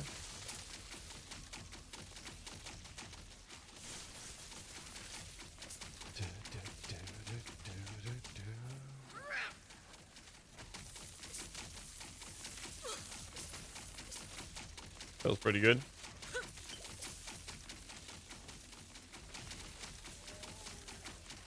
I mean, we are running in a circle. That's gotta count for something, you know?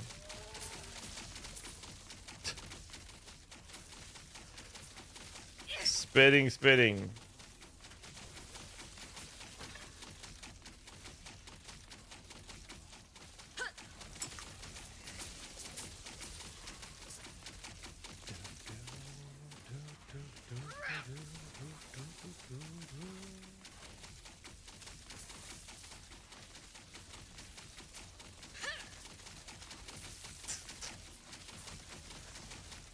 Well. Is this over soon? Hello?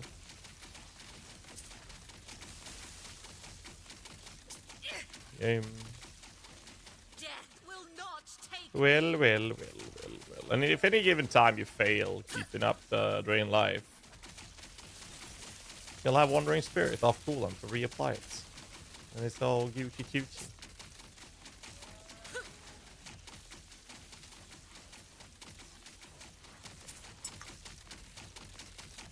Ay.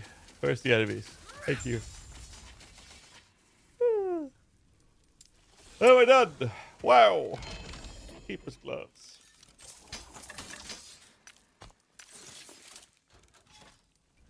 Two tier 7 affixes and 2 tier 6 affixes from Nemesis today. What the fuck? What the fuck? That's crazy, dude. Like, that's actually crazy.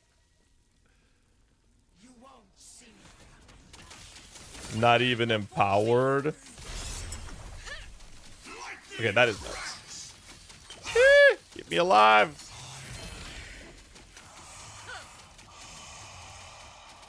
Tale of Udin's Mirage.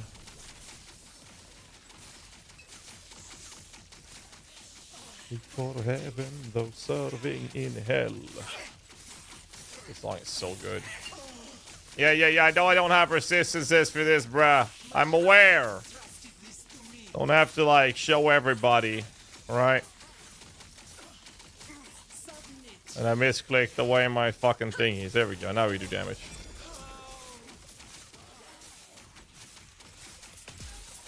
Fucking hell, that hurts. Alright, what do we have? Necrotic. I can't use that. Health gain on kill. Fire damage. Mana regen as a sword.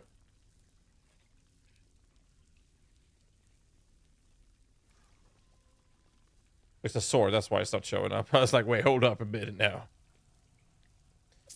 Can't we...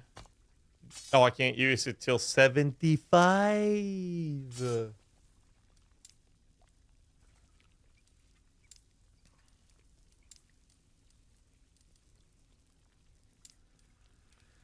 I mean... Is it worth it, though? No, it's not. It really isn't. Because I get adaptive spell damage from the dagger. And I do need to use a wand for this to be feasible. Mana-wise early on. One more point in Wither and we get a lot of damage reduction. Damage mitt. What's happening? We're actually just speccing into the nodes that give us damage mitigation now, so... But our resistance is obviously a massive fucking problem.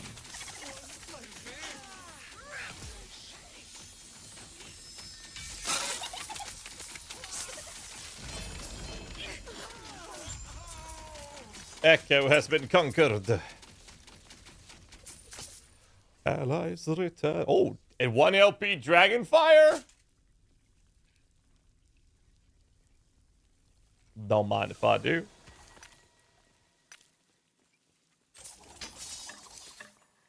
Not even empowered? What the shit, dude? Nemesis are cracked, dude.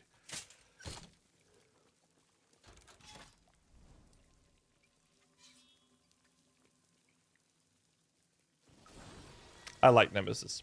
It's a good system.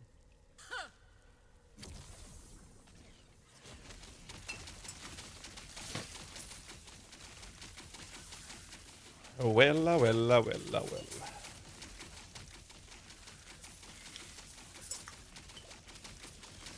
Your death has come. Makes 1 LP sad. I mean, the odds of going from 1 LP to higher on Nemesis is very low, though.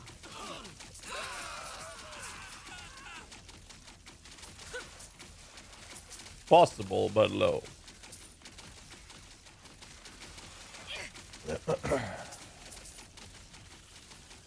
I mean, considering how low defenses we currently have,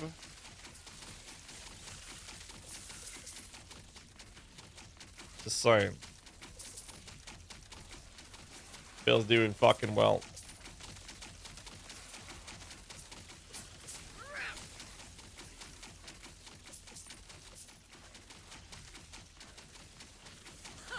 Death will not take me. Tons of damage.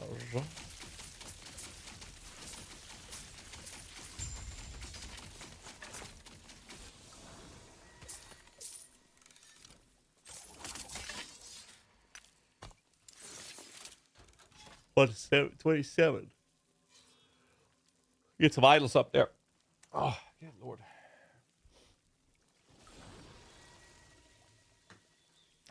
Grinding it out, boys. All right, I forgot to send that message.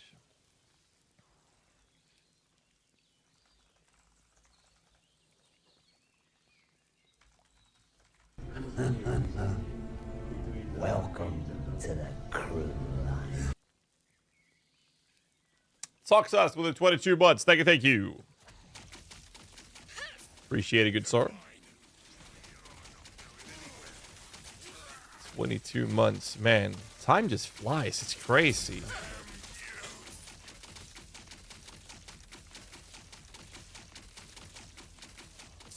Absolutely insane.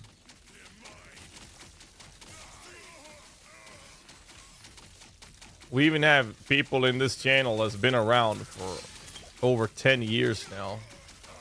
Isn't that crazy? Honestly, I actually thought these skeleton packs would kill me. But we're managing. Honestly, that ring is just a straight up improvement. The implicit gives me the same rush. What I need to do is flip that into something I can use, like poison damage. That was terrible, but that I can use. I'll lose some mana regen, I guess. And I don't get intelligence, which I want. But I don't need poison rise. We can get some fist resistance in here. No, can you do that on rings? Yeah, you can. Whew. Here. And we scrap this motherfucker.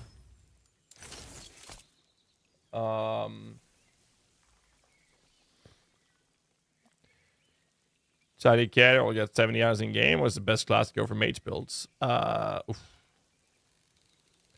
Stack and Sork, I guess. You can type exclamation mark builds in plural and check out the build guides there.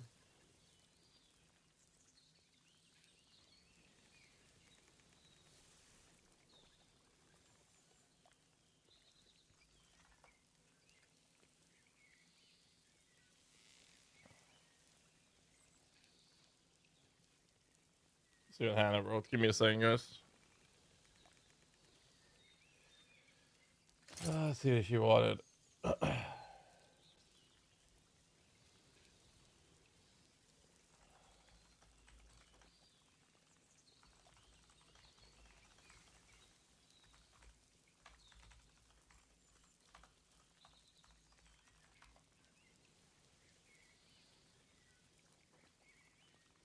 right. It's about Lily, our daughter. She's starting kindergarten. I believe it's next week. So, and we need to be there with her the first days. So we need to plan that with Hannah, see how we're gonna set that up.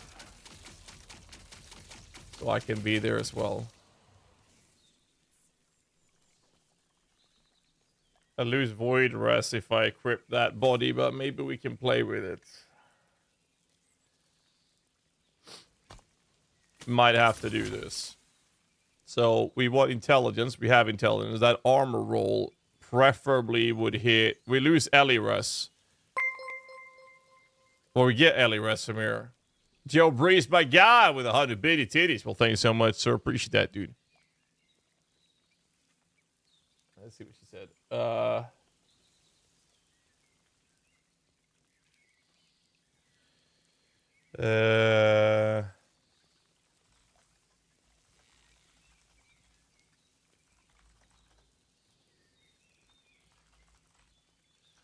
Right.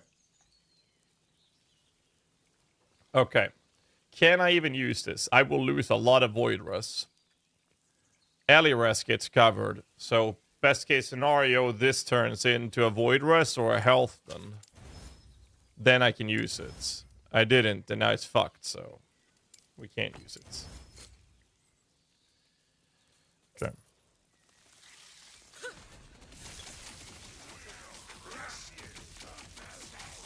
Oh, God, there we go. Now I died. Fizz? Yeah, Fizz, of course. I did get crit as well, though. So, yeah, we got to fix the resistances. We're working on it. You're going to be sick of the dog the coming year. So, here's the thing. Our daughter has been having playtime and meeting up with some of our friends' kids. And their kids is in kindergarten. So I think that the reason me and Hannah have been fucking consistently sick is because Lily's been getting sick from them. So I've already started the process. Like, I've been having a fucking cold forever right now, it feels like. Granted, we got hit with 2 different strands of COVID back to back as well. So there's that. Let me get my thingy up. Thank you.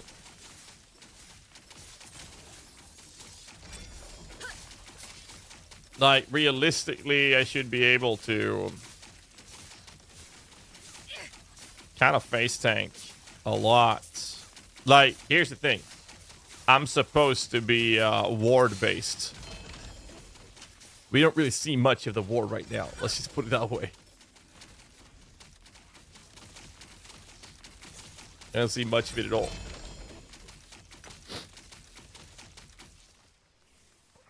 What ward exactly? Exactly. That's what I'm talking about. Cast speed reduced from damage from critical strikes. This could work. I lose Void Rest though. Wait, what the loot? There's two of them? That was an armor one. Necrotic, damage over time, spear. Alright, so I need that Fire Rest to turn into what? Void Rest or HP?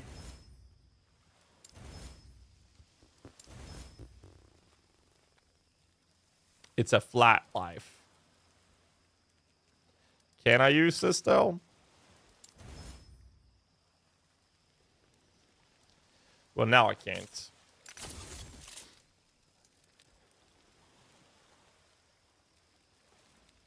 Got the war dose. I need leveling my base today. Wait for 500 to 2.5k. I mean, to be fair though, ward-wise, we're supposed to pick these up. No, sorry, these nodes up. That's just HP. In here, what I'm lacking is maximizing this. Maximizing it. Well, 5 points in here. 5 points in here. Maximizing this for the intelligence. And then 5 points in here. So I don't really get that much from the from that approach. What we're gonna get a lot of ward from is going to be Strand of Souls, which will be the first item we're gonna farm. And that's gonna give us a lot. And that's only from Empowered. And then Barbute will help. At least that's the plan right now. I'm expecting us to sit on... I think with endgame gear, we'll have at least 5,000 ward. I think. We'll see, though. Oh no, they broke loose! Come back, you little shits.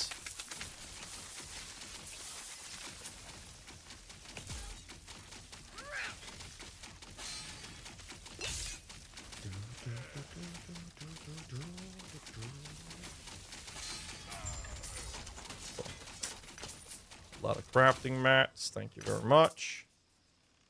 We did pick that up. So, won't really get much till we get there.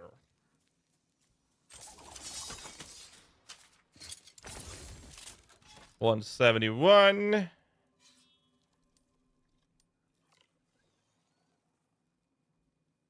So we'll see. Now, Widowmaker, or the Ghostmaker, is going to help us a lot. Because that's ward on kill. So that's going to get us a lot of ward on clearing.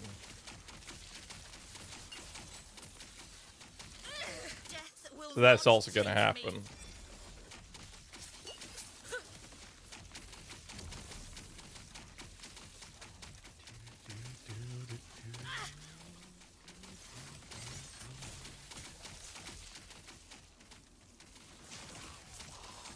What is the cooldown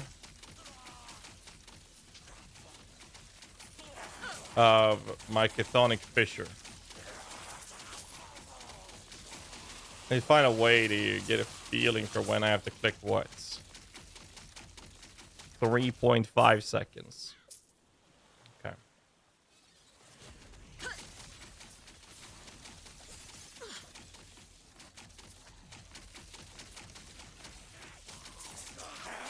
So if I click the Chthonic Fissure at the same time as I use Drain Life, then I know that every time I do Chthonic Fissure, I have to reapply Drain Life. You know, I can't be able to run after that guy. 1 LP again. There's a chest over there, though. We gotta grab that one.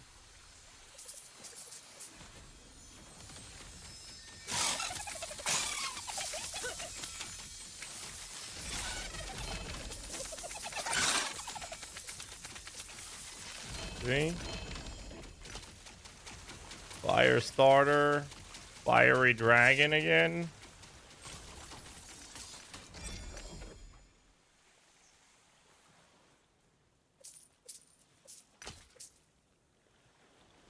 Quiver. Gloves with LP damage over time.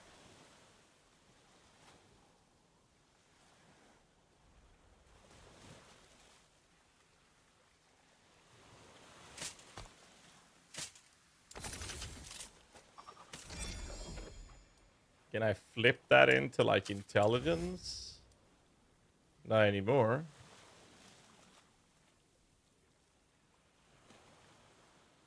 It's a flat HP though. Well, do you get fire rust out of it? So YOLO. How about the gloves? We're gonna want hybrid health, intelligence. So how about I flip that one?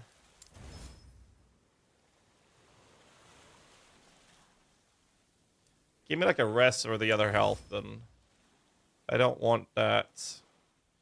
23. I mean, it's still an improvement of what I'm wearing right now. I'll lose a little bit of rest though.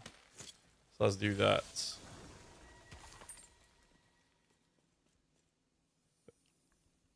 Step by step. We're getting small increments of improvements. My idols are still doggy dog though. Doggy dog. 210. Moving up.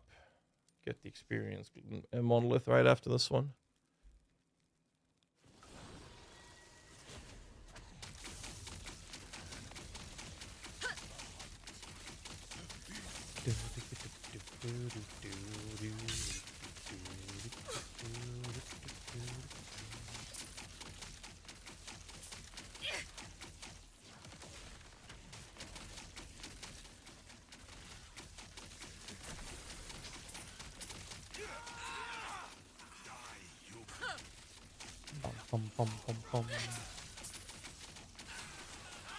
This shit costs way too much mana. There's a pack of skellies.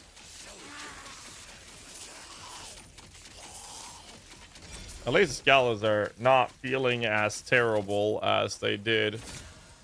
Grimoire. Shit rolls though. Skelly, fist, poison. What else do we have here? Fire, rest, armor, and shit now.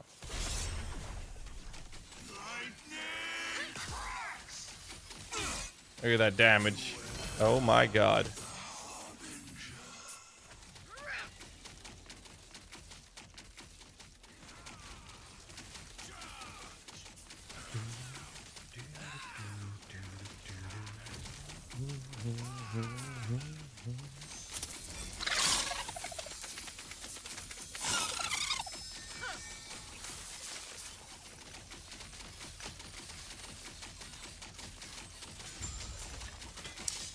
Easy game, easy life.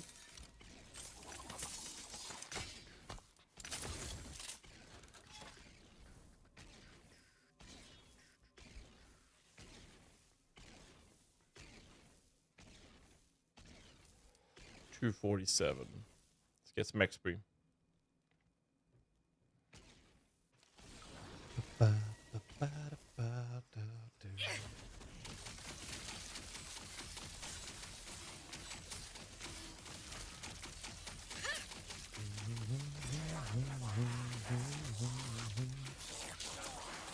If I just make sure I use the Chthonic Fissure on cooldown, then I'll have a pretty good idea when I need to click the Drain Life so I don't overcast it.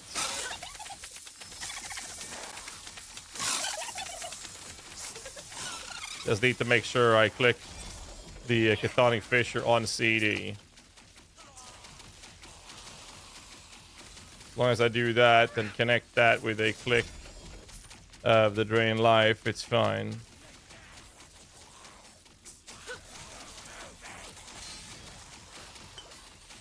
I don't lose the Wandering Spirits. Fuck me, that hurts. Monka. Death will not take me. Frozen steel.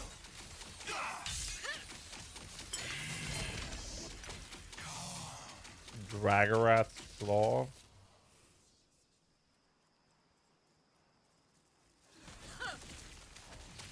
There we go. Feels pretty good. You're bored of PoE at the moment? I mean, no one plays one ARPG exclusively and nothing else. Bro. What do you think we streamers play other games? I played PoE for 10 years.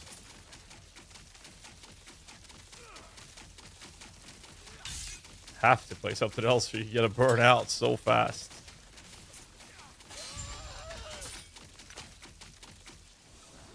Okay, let's see. Passives.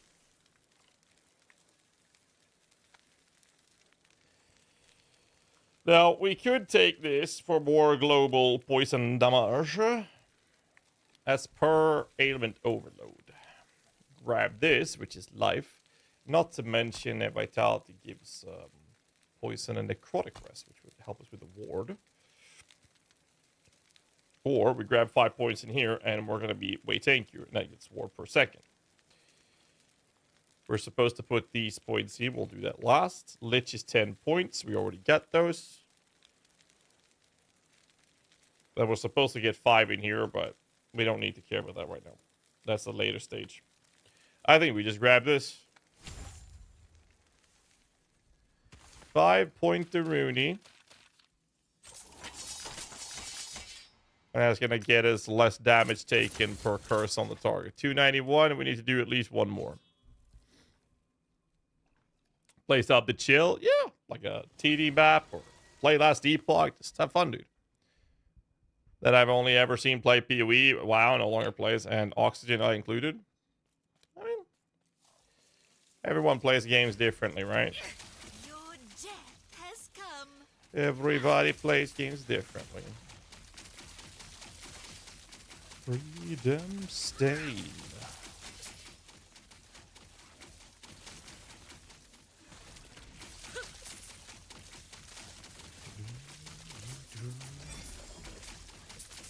Wither before me. That's a pair of intelligence boots. Maybe. Maybe.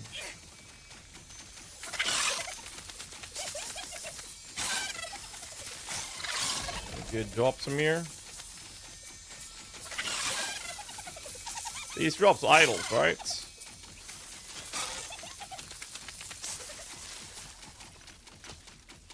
No, that was not the idle ones. Oh my god, there's one more. Come here, little shit.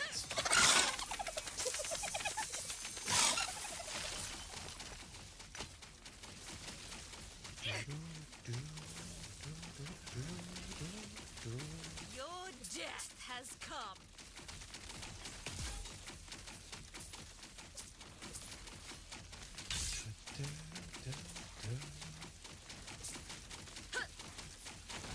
Oh, where's my spirits? Oh, there they are. Alright, let's step back and check these gloves then, or boots. So I got dodge and a little bit of fire rest, which I'm overcapped in. I don't need poison rest, but these are fine. I need this to turn into movement speed.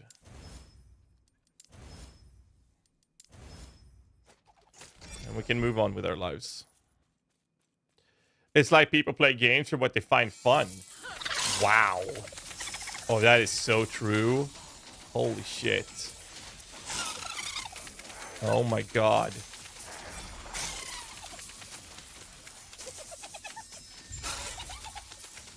That's insane. How dare you say something such crazy as people playing games for fun? The hell, man. Actually fucking crazy to say such a thing.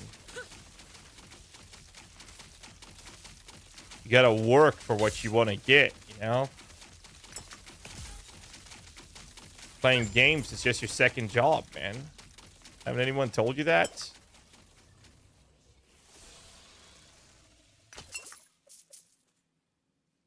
Frailty. can have fun in playing games. It's crazy. I thought we just had to work.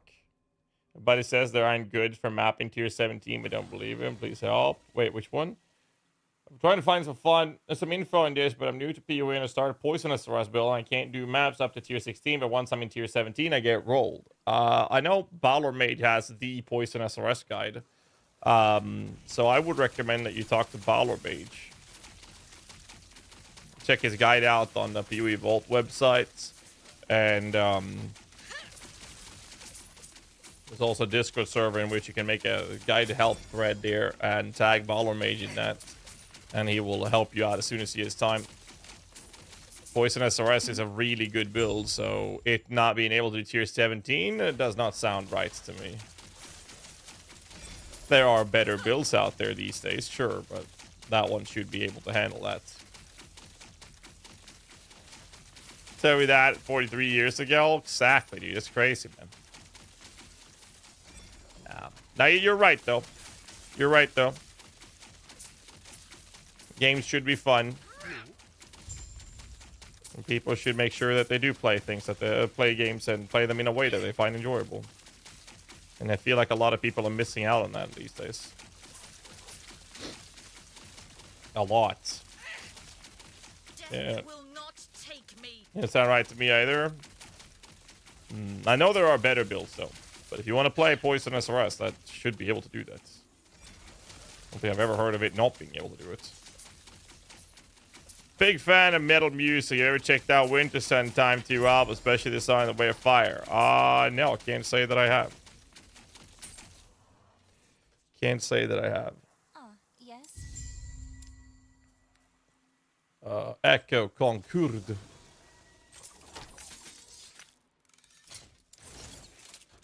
Next boss, the island's battlefield. They're our best map in tier 17 maps. Something I just want to farm and roll the map and explore the another class as well. Would depend on the build you're playing. Most builds I've done, Cigarette has been the easiest one. Abomination has been the worst. I'm not a big fan of Lycia. So Citadel is a bit so-so because of the boss fight. But Cigarette has been very, very, very comfortable to do on most builds. Sanctuary, I think people don't really like the boss there. Same reasoning.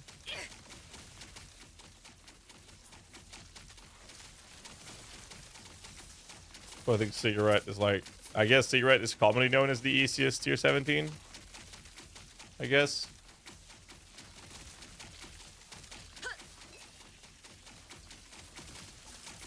Oh, jeez.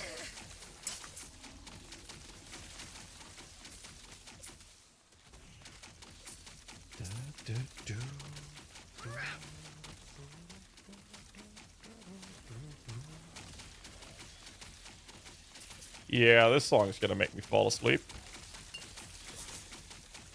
Sorry, boys.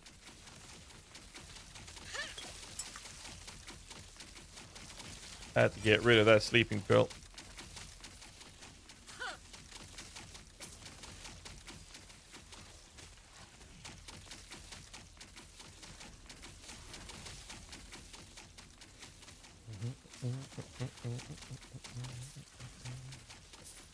Oh no, I lost my ghost. I misclicked.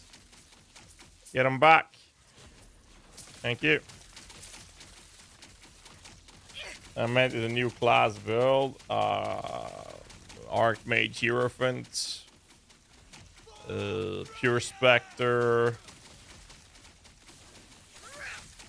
Ward Tank.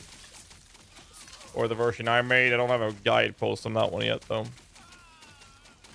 You like the new Whitechapel song? I haven't heard it yet. My favorite Whitechapel song is I Dementia. Old school. Whitechapel. That song slaps. Everyone forgot PoE? I literally just came from PoE. What are you talking about? I've just been busy, man. Diablo 4 expansion around the corner as well. Like, I'm actively playing the D4 expansion off stream every day right now to update all the guides. I haven't forgot about PoE. I just don't have the time to dive into bigger projects in PoE right now. I like it, Bambus. Not you overall. I mean, it's kind of dead on Twitch. That's the problem I've been having as a streamer. Like, it's been kind of super low numbers in general. And that's kind of scary. So, like, I got taxes to pay and bills to pay and employees to pay their salaries. So it's like,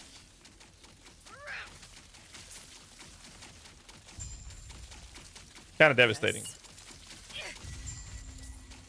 But it is what it is. Shit will spark back up later. I think a lot of people are just kind of like slowing down on the PoE front as PoE 2 is around the corner. That's how it feels like, at least. You came for PoB, not PoE. Okay. Considering the excitement everyone had when the league came out, it's literally dead. I think this league was like the best they've ever had.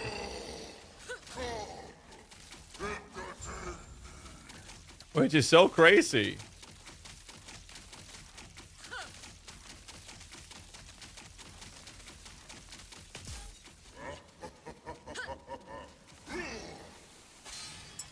It's actually crazy to me.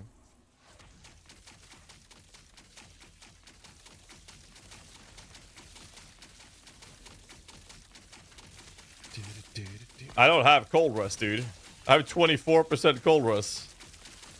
Surely this will be fine, right? Yeah, it's like, it's one of the best leagues they've ever had. Yet it's dead? Like, hello? And I think it's just a direct result of PoE 2 being around the corner, and people are more excited for that than PoE 1. And then you have the veteran blaster gamers that don't want the game to be slower.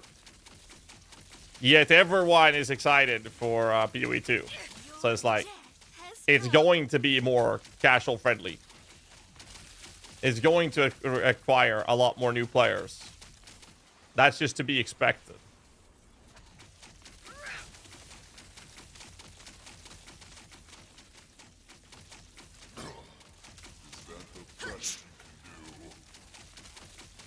Bro, I don't have any fucking cold rest. What do you mean it's the best I can do?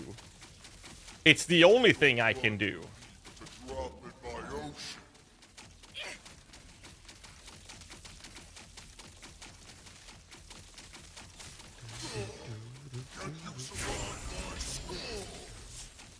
Lightning rest, should we take that temporarily? No, because I'm going to take this one. But yeah, I think that the PoE League is like one of the best they've ever had. It's like, wow. And then everything's dead. I'm like, what the fuck, man? What is happening? All right. Next one would be Reign of Dragoons. And Reign of Dragoons will give me all resistance. Which we clearly need, because I have like no rest. Too many RPGs are coming, so attention is divided. Well, it's not just the RPGs, right? We've had a shitload of new games. Black Myth Wukong, WoW expansion, Wipe and EFT. What else was there? There was some other games. Help me out, chat. Spectre Divide. Fuck. The Warhammer game. What else was there? Halls of Torment. That came out as well. Core Keeper, Throne of Liberty. Like, there's so many games at the same time, which is obviously, like, I don't think a lot of them were nibbling on the player base of PoE, but every one of them nibbled a little bit, right? Which then resulted, or which has resulted in the player base and the attention for PoE obviously lowering. It's just so much at the same time that it's like super noticeable. So I think that's what's been happening.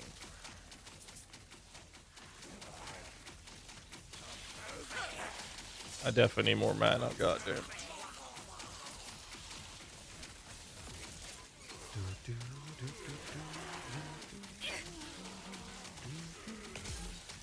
Dwarven Realm. Oh yeah, I'm playing Dwarven Realm actually. I am actually playing Dwarven Realm.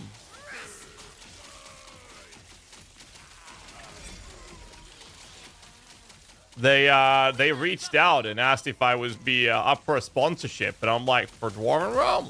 Yeah, sure, dude. I'll definitely do that. So we will be playing that on, I believe it's on Friday, right? I gotta double check.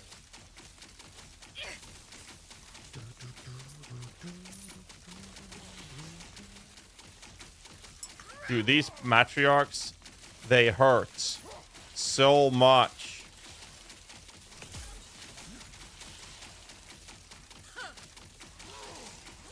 Ah, damn.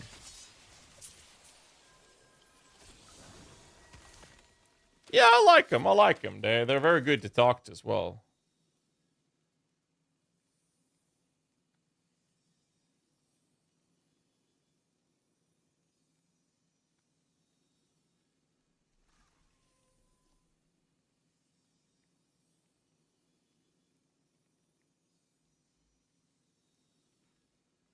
Okay, let's see. I have it here somewhere. Launch date is Friday, September 27th at 1 p.m. EST. 1 p.m. EST to CEST. That will be 7 o'clock tomorrow evening, and we will be playing it, and I'm very excited for that. Right. I forgot to send a message over to Kikis about that.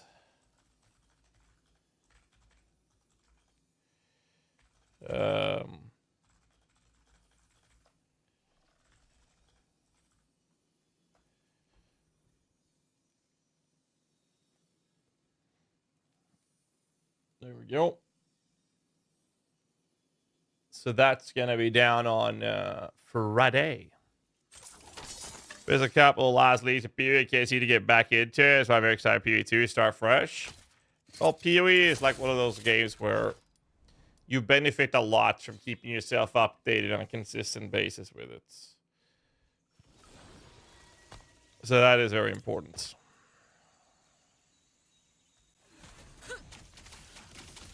Because if you miss a little info, well, now you're just gonna have to like try to play catch up, right? Okay. Okay, dude. Okay, man. I know. I know. Holy shit, he hurts. Oh my god. I just got an LP3 Alchemist Ladle. Not a mad though, but still.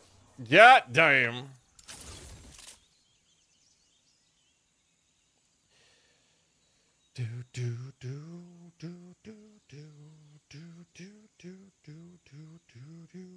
Not bad.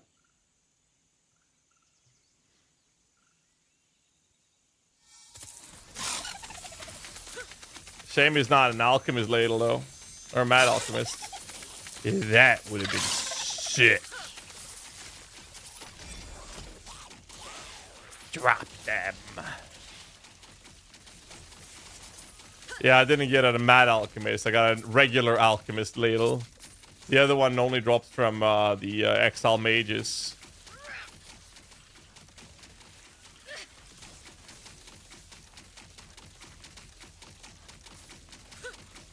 Bro, where's my... Okay, apparently I fucked up.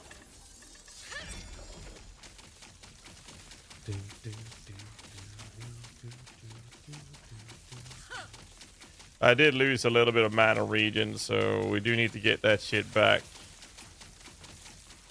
to be able to keep this up. Ow. Ow. Stop hurting me. Please.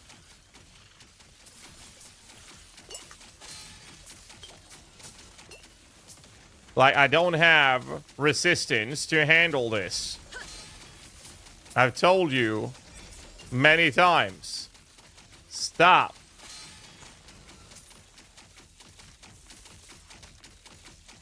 See what I mean? Keep losing my spirits.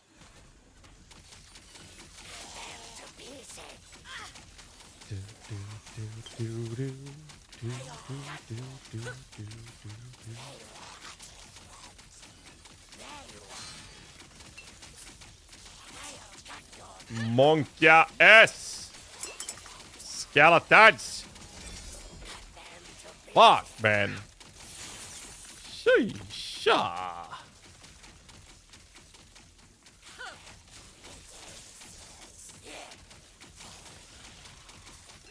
So got him running. Fucking hell. Let's see if we can get any upgrades from this guy. Let's just empower it. YOLO. Look at this fucking damage, dude. Oh. I got a red item. Red itemaroo. Necro-Res. Oh, it's crit. God damn it, dude. That's not good. I don't want crit on it. I want intelligence. What am I going to do with Necro-Res? I mean, I guess that's fine. So, I flip this one into intelligent. We're keeping this ring. We are going to keep this ring.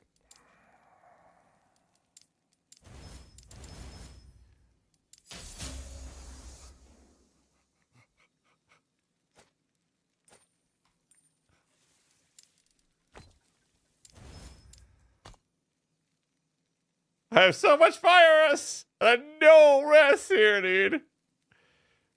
Okay. You know what? We're gonna have to do this. Alright, here's some rest. That I don't need fire. Here's some lightning rest. Don't need fire. Here's one elemental rest. That's all I have.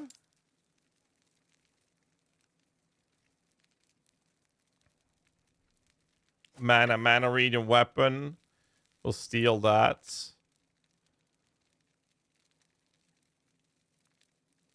That's actually not a bad bracer. We can steal that. Intelligence, movement speed. I mean the belt could get some work on as well.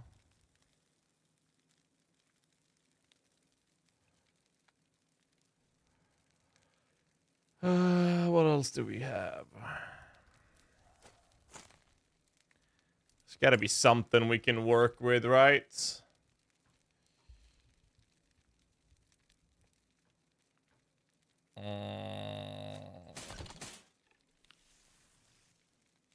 We need to flip this into something useful. Now we can skip that. This, poison. Penetration. Do I care about cast speed? Damage over time would be better.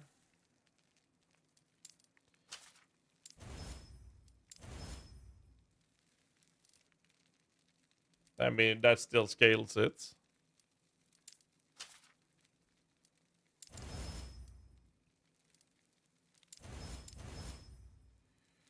Ignition. Is there any other suffixes I care about? Necrotic. Okay, what about gloves? Intelligence. Just stay on the bench, grant necrotic to some other rest. Last Epoch harvest bench. I don't mind Ellie rest here. But the thing is, I will never need fire, so I'd rather have a specific one. So let's flip it. I can keep lightning, which is more important than intelligence right now. Okay, dude. That will save for a rainy day. What about booties then? I have fire rest, which I don't care about. What I want is Citadel boots, armor, reduced crit damage, hyper health, health movement speed. This is fist rest. I can just straight up use that. And it would be better. Or we craft these. That's cold rest implicit would actually probably be better than this. Because these have everything I want. Except this one's incorrect, but like, how about a movement speed in this?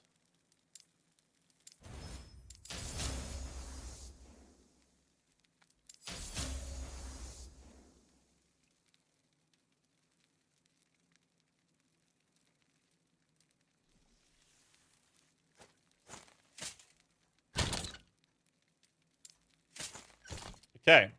So I still have no rest, but my fist is better. Random interesting thing I noticed last night. Area under refinery that has trigger credit also has frost auto scouts. What? Oh, you might actually be correct, but you can only access it as long as you don't have the craft. That I did not know. Oh shit, ads are playing. Alright, so whilst the ads are playing, I'm gonna run into the house and bring out some food. I'll be back, guys. I will be back. We're back.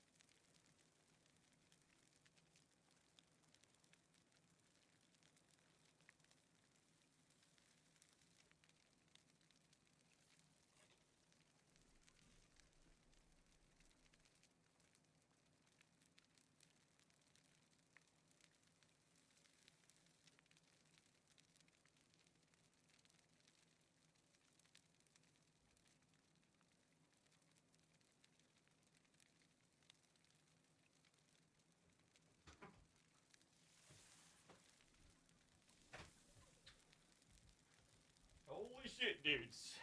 I got minced meat. Yeah, damn.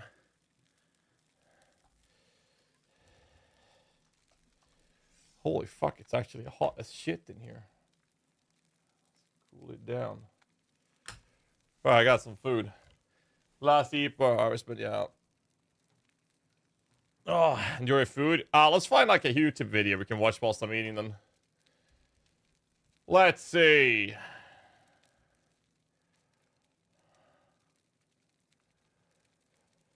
Oh, where was I? Was there any Last Epoch highlights at all recently made? There was no highlights made, right?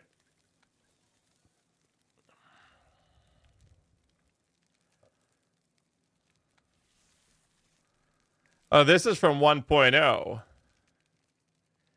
Bricking and Mono is highlight worthy. Okay, let's try this out. See if there's anything we can find in highlights. Yeah, buddy. I fucking died! It's a good game. Okay. Alright, I'm gonna eat my food real quick.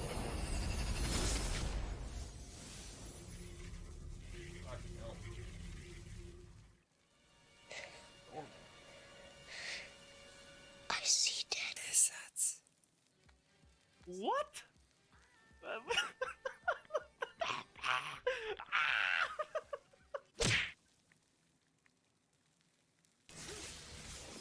Quick little food. I bugged again.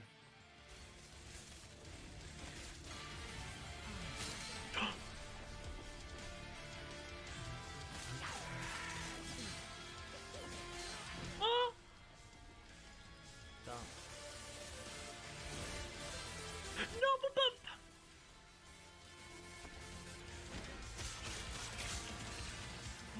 Yo!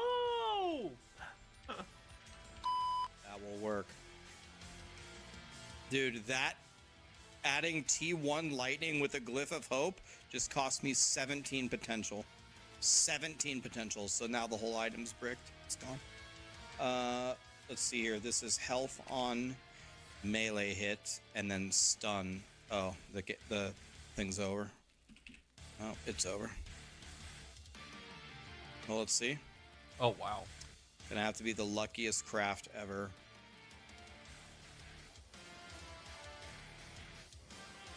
Oh my god, there's no way. Okay. Oh my god. What? Okay. Wait. What the Oh fuck? my god. Okay. Wait a minute. That's perfect. Okay. Okay, that's maybe usable. Okay. Unbelievable. What the fuck, man?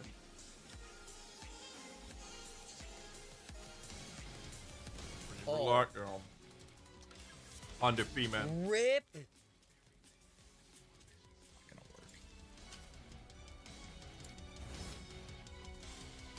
Don't be like Dodge. Unbelievable. Oh. Okay.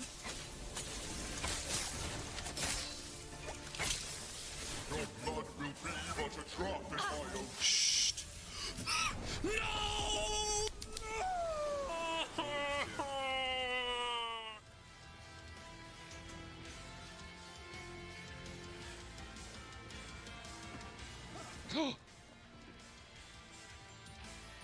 What happened? All right. He died. So, hoping for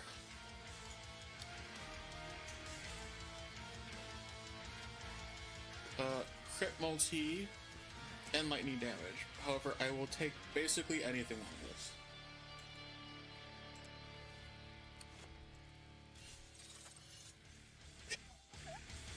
Nice. Oh, it's just that easy. I love It's doing actually temple just things that and stuff. easy. That's like fun.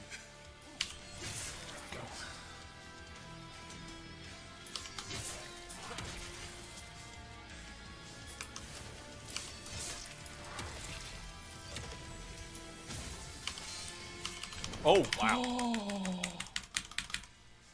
What happened then? Oh, what? Need some crit immunity, man.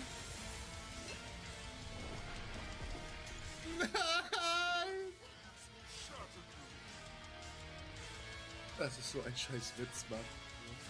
Repasser sur les lives et tout. Vous êtes trop pipou.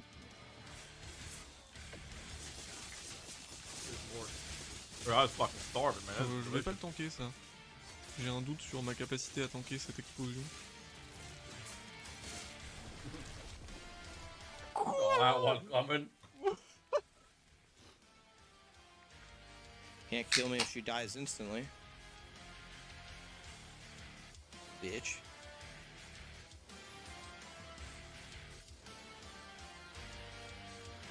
Wow.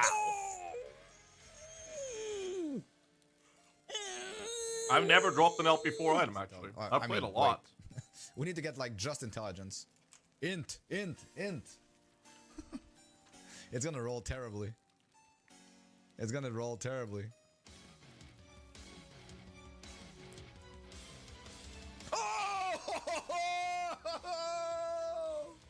7.41% drop test, by the way. Ой-ой-ой, чат. Чат. And getting a vessel. Что это такое, чат? Wait, Что это? you got 2 red Что это rings? не один с одним LP, а два. Раздвоить.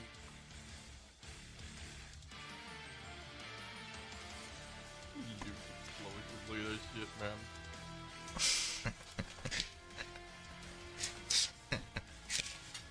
Yeah. Hey travelers, thanks for watching. I hope you enjoyed it. Make sure to subscribe to the channel so you Next The one, I'm entire almost done eating. purpose of this of me trying this character is to see if I can have a smooth leveling experience with nothing. And the answer is no, I can't. How did I take so much damage there? I had everything dead.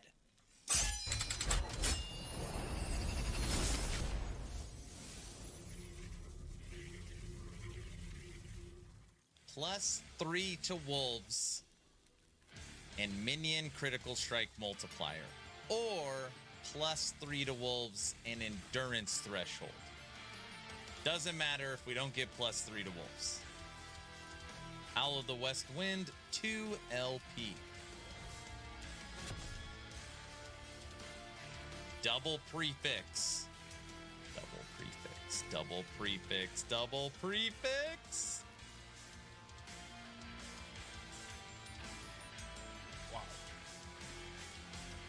As far back as I can remember, I always wanted to be a gangster.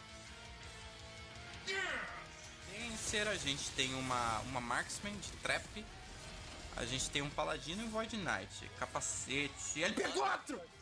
Bota capacete T2. Fala, porra. 1 in 4 That's actually insane. Well, 1 and 2. We can hit the end as well, which would be better. Oh! Ah, damn. And while I'm standing there, I see something drop out of the corner of my eye, and it's a fucking... Oh my god. What the fuck? Holy fuck, I'm eating too fast. Woo! No! Oh, my stomach. Was already in the right timeline. I'm Big just time. shoving the food down my throat Alright, right chat. now. We just want cast speed. We're not gonna get it. Watch. We got it. Fucking let's go. And we got the blind. Fuck yeah. That was actually 3 of 3. Oh my god. Okay. Okay. Oh, let's fucking go. Oh, man, I can't fuck it up. Jesus. Dude, are you kidding me? This is my punishment. This shall Oh.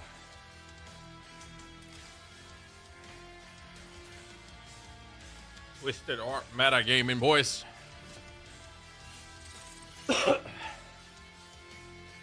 How much time? Good. I'm gonna go wash my hands. And then we're gonna play. Ooh, that poison hit though. Woo! He tried though. That's a lot of respect for trying there. Why is he running away from me? Okay, you ready? Lot of respect for that. LP All right, I'll be right back. Okay. We want the cold pen. Cold pen, a pogey. Cold pen, a pogey. Cold pen, a pogey. And if you couldn't tell, I want the cold pen on a pogey. Second best, the minion stats. Everything else, equally garbage. As we like to say here, 50-50 chance. Either you get it, or you don't.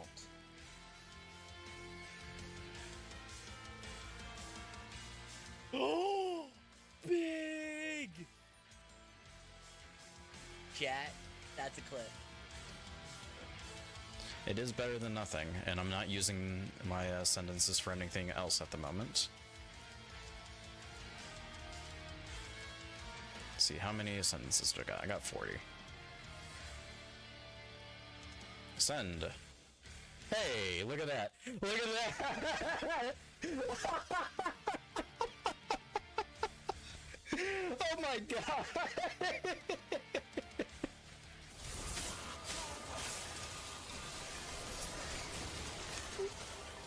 It's hard to get close right now because. God damn it! I was using. No, my run, bro! My run! After hitting, wait. No! Alright. No! Ready, game boys? No! I do the same. I eat every meal like I haven't eaten in weeks. I mean, I eat food. Here's the, like, people, I know a lot of people just want to become streamers, right? That's the kind of like the world we live in today. Teachers asking their students what they want to be when they grow up. And you don't hear fireman, astronaut, or police and whatnot. You hear TikToker, YouTuber, streamer, influencer, right? But people don't see the other parts of it. I eat my breakfast before I go live during the intro. I have a 15-minute intro. 15 minutes. And I prep all the stream stuff, and at the same time as I'm shoving food down my throat, I eat dinner, like I did now, on stream, whilst watching a highlight video. And I do that 6 times a week. And it's just become this thing where I just shove it down my throat so I can quicker go back to the streaming. And I've done this for a decade. No wonder my stomach's fucked. Alright. Where was I? Right. None of these modifiers did shit. Let's do this then. Aura of Decay. Maxing this. Here. Shoving points into that in Chthonic Fissure. Right. One more point in there. This. Where do we put this? I'm gonna get one more level in here. Right, we're moving up here actually. Wandering Spirits. Maxing this.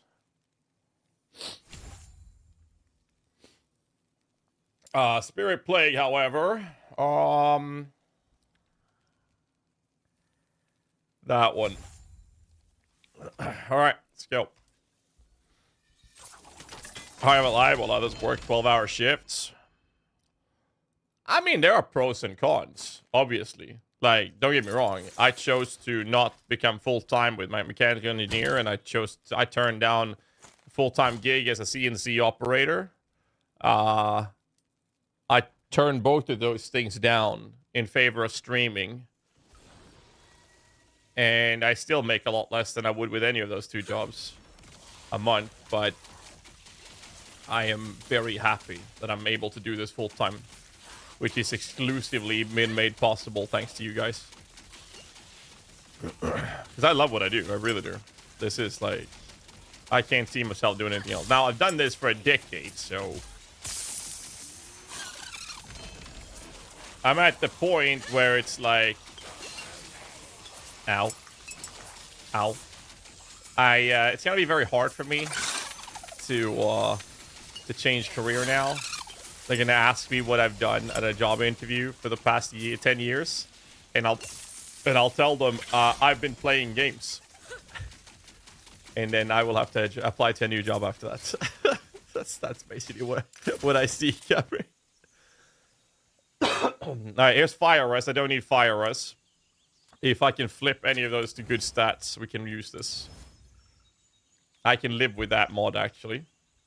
I didn't need life here. Never mind. You live the dream? Yeah, people say that. There's a lot of pros and cons.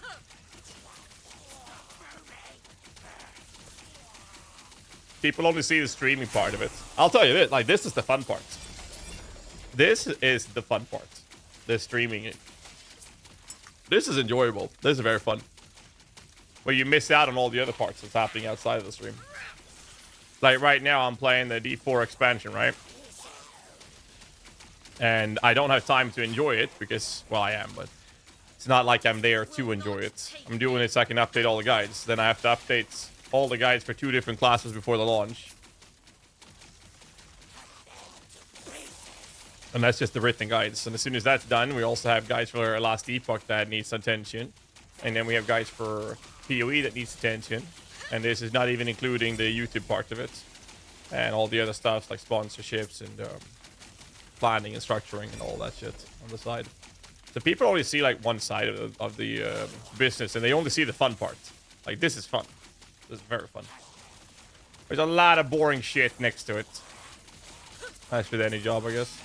Woo! Almost dead there. Monkaroonie.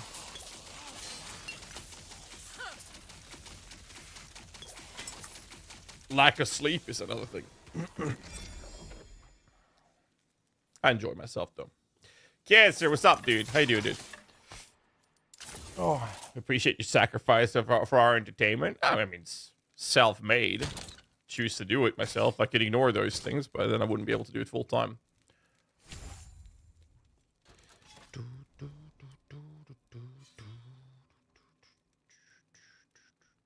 So hard of a lie while others work 12-hour shifts. I'm curious, Airy Psycho, how many hours do you actually think that most of us streamers pull in every month?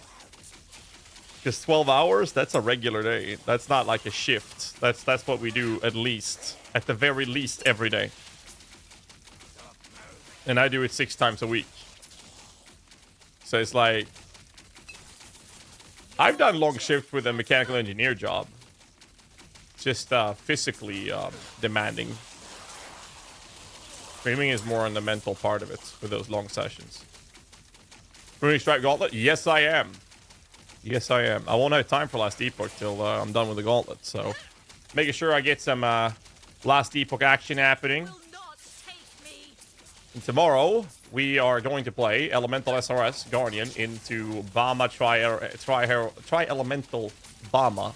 If we can survive that long. We'll see. That's the plan, at least. I don't think I can go for any of the bounties that requires a lot of time, because I won't be able to pull like long streaming sessions for the Gauntlet. Simply because I have to update the D4 guys. I would have wanted to. I really, really would have wanted to go crazy with some of the bounties. Like the scrying one. I think that could be really fun to do.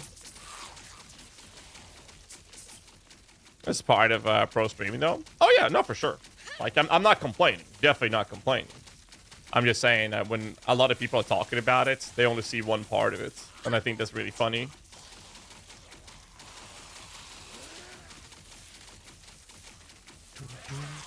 Most of the streamers doesn't have eyeglasses still. Why would that be surprising? Well, there are other aspects around it, right? There are some people that have like very large channels and they can be a bit more lenient on the hours if they are able to generate enough, right? Other people have other sources of revenue, like Asmongold, for example. He doesn't give a fuck about what he doesn't even make anything on the streams right now, from his alt account at least. And all he does is getting his revenue from the YouTube video that he makes from streaming, right? So everyone does it differently. Like, I'm not able to do full-time streaming if it wasn't for you guys supporting it. That's the position I'm in. So I've said it from the start. I will do this for as long as you guys let me do this full time. And I've always had that approach, and it's been 10 years of that now. So here we are. Oh shit! Right, the giveaway has ended. I actually sent them a message today. I gotta remove that from the. Title. The giveaway has ended. I have not gotten information of who won yet. I gotta check that. Thanks for reminding me, Jimmy.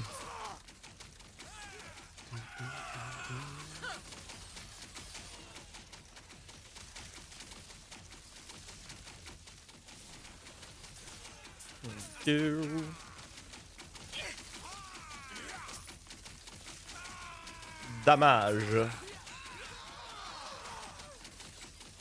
Some people don't realize the time it goes into other things. That goes into streaming, like dealing with YouTube videos and sponsors. No, I guess. It's also kind of funny because taxes is a very different approach to it as well. And me and DM were talking about that on a couple of days ago. And I'm actually on stream. We were talking about how many streamers aren't getting fucked with taxes. Where like they do it incorrectly or they don't do it at all, and then suddenly IRS will be like knocking on the door and being like, yo, hello. Sorry, you gotta pay up, boys. Different, especially in the States, it seems to be very, very easy to fuck that up from what I was, my understanding from the people I talked to. It's a little harder to fuck that up here in Sweden. Still possible, though. Not crazy.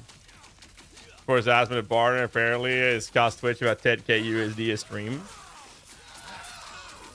Yeah. Wouldn't surprise me. I'm gonna be honest, I don't understand like why he's not doing at least the bare minimum. Like let at least 3 rolls be there or something. Like I get it, but you gotta keep in mind like this type of industry, there's no guarantee that you'll be at the top forever with the way this industry works and how easy it fluctuates, right? So that is kind of scary. So it's like you got to make bank whilst you can, right? But I don't know. Seems to be doing well for him.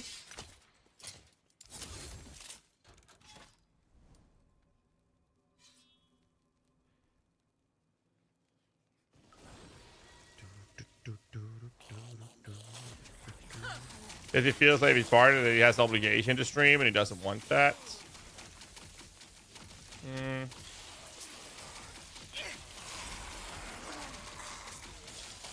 Fair enough.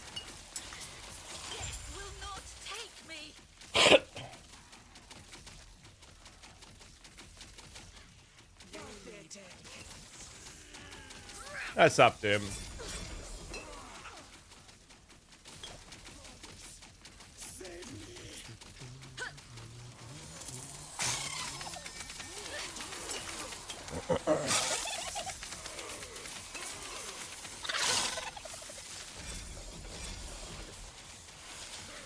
Ellie rest helmets.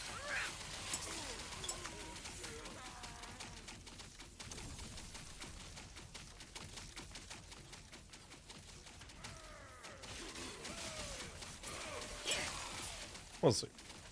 But yeah, and it's like I said before, like I'm able to do full-time thanks to you guys. And as long as you guys let me do this full-time, I will do it full-time. It's kind of crazy. 10 years of this, and during this time, I got myself a fiance. I got myself a daughter. Bought a house. That's crazy as fuck. Actually managed to save up and buy a house. That to me is kind of crazy. Because I started doing this as like a fun thing. It was easier for me to respond to people's questions verbally instead of typing to them. You get a dog? No, but we have 2 dog-sized cats, if that counts. We have 2 Maine Coons. So I guess that counts. To be fair, they're bigger than a small dog. Busy watching this hairline running away. That's based on true. Oh man. Oh man.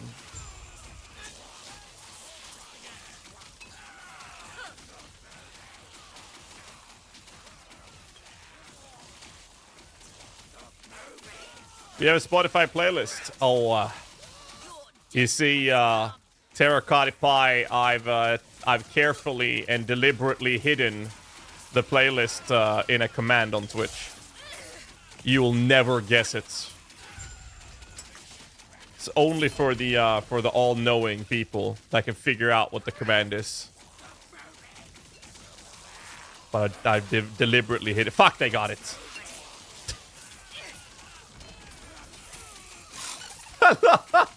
I love how Roots comes in. Fuck it. No, not Roots. Shadow comes in and actually fails it. One of our own moderators. Oh my god, Shadow, no! Oh my god. Oh, that was actually funny. Holy shit.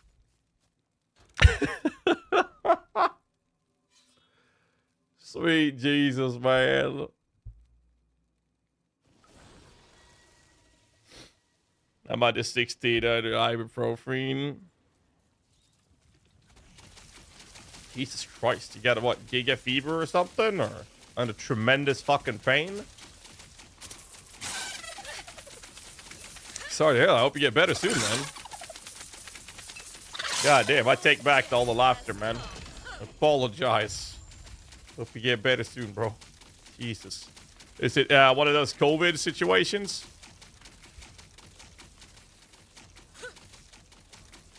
Since Tuesday? Bro, I hope you're not getting what I've been having. I'm still having a fucking running nose. And like, my throat's a bit fucked. And it just won't end. And this is right after having that fucking COVID energy. Like, I'm feeling a little bit more energetic now than I have been before. That shit was nasty, dude. Oh, God. Had no energy for weeks. No COVID, at least I tested it. Yeah, we did do a test, like the home test you get, right? And me and Hannah, we had COVID. Like, absolutely locked, man.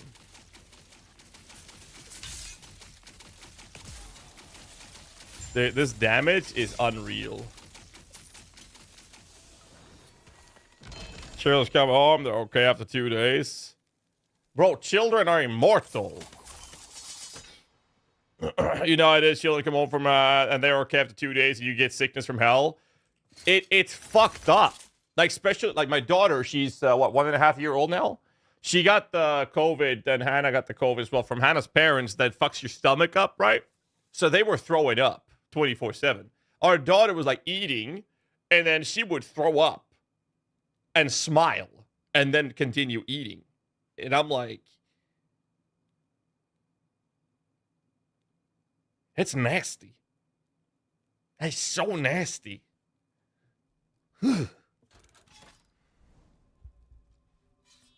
Anyway, I stayed away. That's the crazy part, right? So I stayed away from the house. So one of the things, one of the perks I have is I have a sleeping loft up there. So I literally, genuinely just sleep in my office during lunches. I have no choice. Like, it's just crazy. So I do that, and I barely see my family as a result. So I stayed here to not get sick, because I can't be fucking sick. Like, I got taxes to pay, man. Like, I don't have a choice. I have to do this.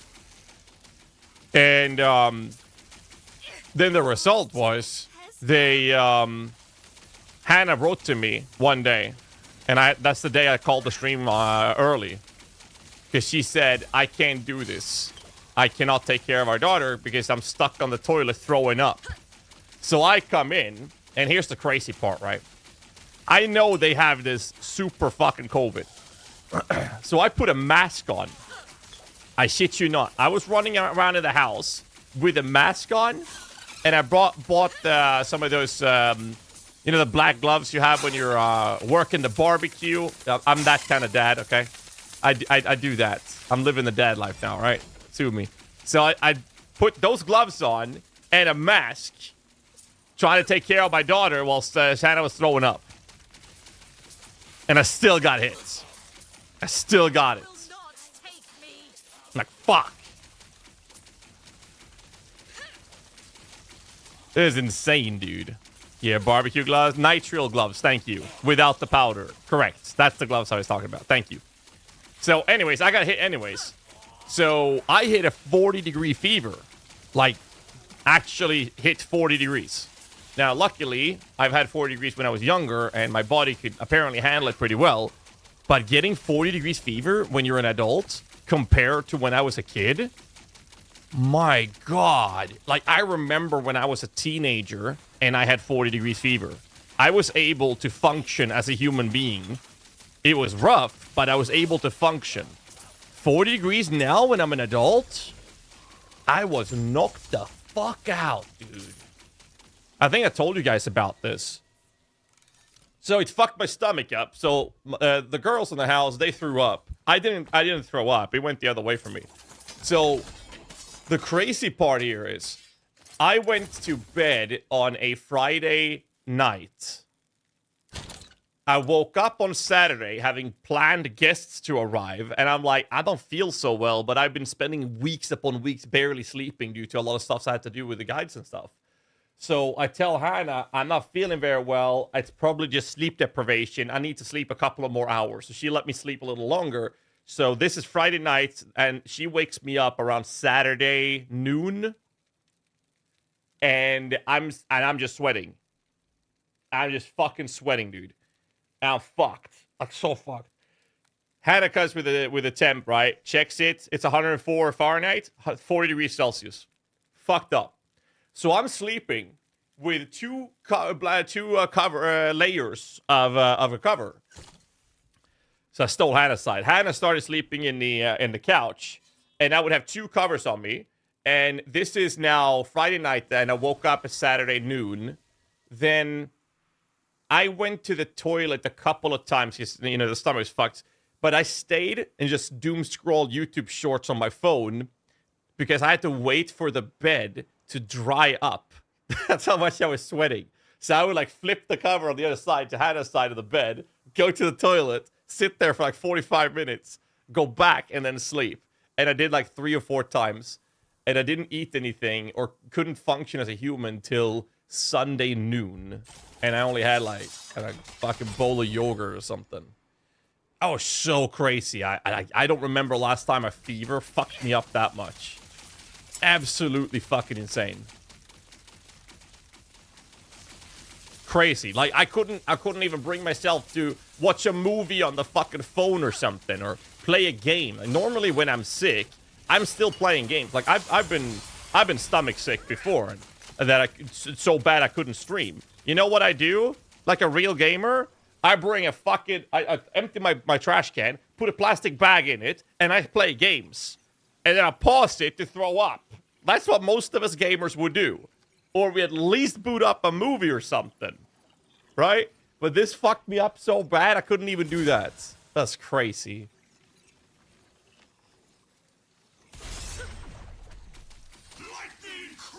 I mean, I'm not wrong, right? Everybody knows exactly what I'm talking about. Because you guys would do this as well. Gaming helps? Yeah, I mean, oh, Jesus. Read chat.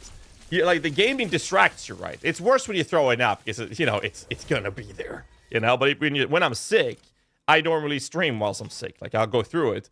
But there are some things I don't stream with. Like, if my stomach's fucked and I have to go to the toilet 24/7, that's not fun stream content. And I don't want to stream when I'm throwing up. So those are, like, the few things that I don't do.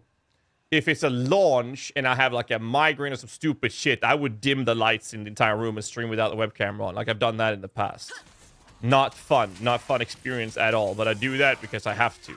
Like those are the only times I would stream when I'm sick. Like, god damn.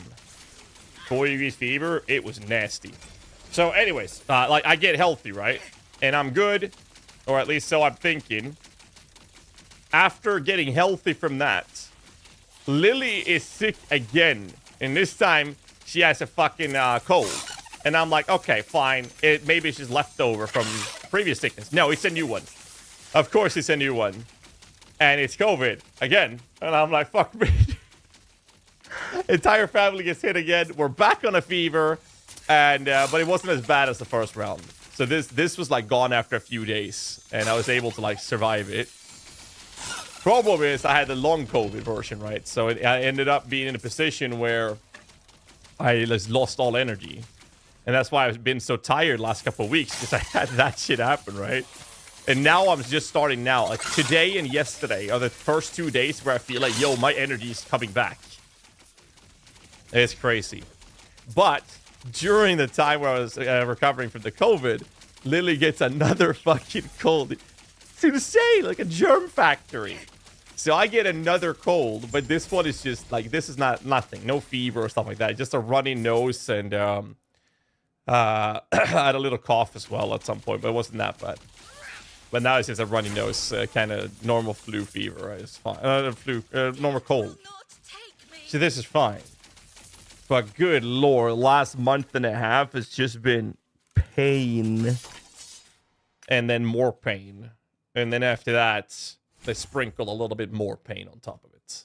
Oh my, what the fuck, dude? 400 stability, let's go. Little kids just like drunk people. I can neither confirm or deny that. Well, I believe it. And now I'm here, end of summer in the house, I guess, and I have to grind Dota Sorry to get you hooked to that game, but it's good, right, Shadow? It's good. Let me know when you're catching up on fucking on the chapters. We'll do some games together. I don't really have time right now, though, so you had time to catch up, because I'm barely playing. I'm doing the D4 guide preparations right now. Having a lot of fun, but the grind is real. Yeah. I mean, it's definitely a lot of grinding. In the start, you could progress the chapters pretty quickly, but once you get to like chapter 4, that's when the progression slows down. But you got to keep in mind that chapter 4. Chapter 4 was the previous. Oh, we actually want that one. Chapter 4 was the previous highest end game. So now they've added a new one, which is significantly harder. And I'm guessing that was designed to be that way so that the people who had been farming on Chapter 4 a lot had something new and challenging to engage with. That's what I'm thinking is the reasoning why it's so fucking hard. Because I could just handle N10. But if I go into Chapter 5, I get fucked immediately. I can't even handle the first wave. Yeah, so they have another thing to progress with and work towards, I guess.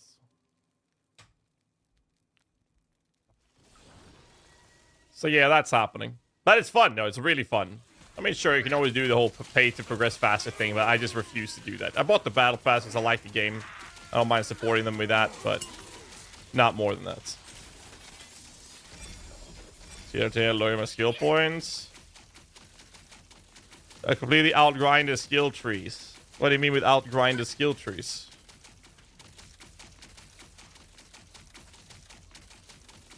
You get like X amount of talent points per day that you can grind, right? As a cap. Something like that, right?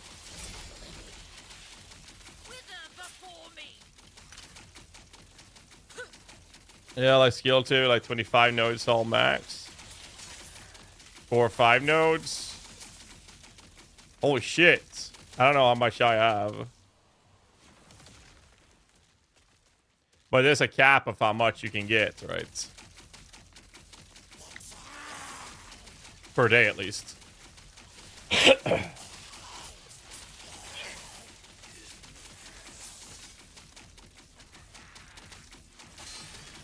Like, if I bought the battle pass, right? Because I wanted to support the game because it's so fucking good. It's like for those of you who don't know what I'm talking about, it's a tower defense game in the Dota 2 platform in their arcade game section, and it's phenomenal. It's like the Path of Exile of tower defenses.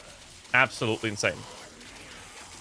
If I were to support them with anything else, I would probably just buy the thing that lets me get a higher cap per day or something. But that's like the only thing I would do. I don't want to get any of the things that would help me get power or anything like that. There's a couple of things you can do. Not that much, actually, but that would be the one thing I would do if I did. But that's it. I like that I can just ignore the leaderboard and just play the game solo or with friends and just not do any of the pay-to-win features. And it's fucking phenomenal, the game. Name of the game? Dodo TD. Yeah, thank you, Shadow. Dodo TD. It is like one of my former favorite tower defense game was UTD, which is an old TD game from Warcraft 3 custom games, which was what I considered the Path of Exile of tower defenses. This one is even more in-depth and even crazier. A couple of people make a standalone version of old Warcraft 3 TDs.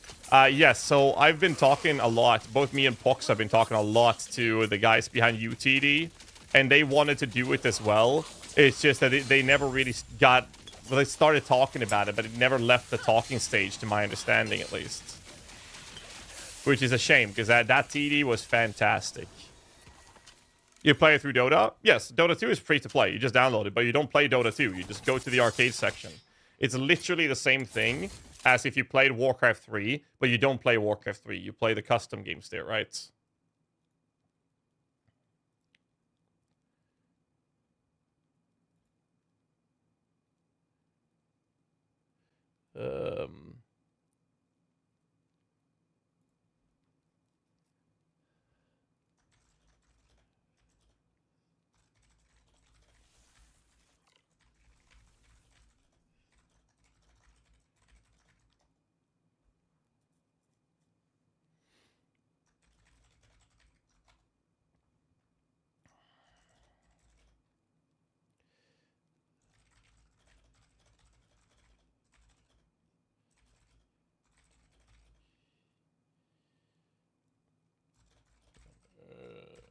Give me a second.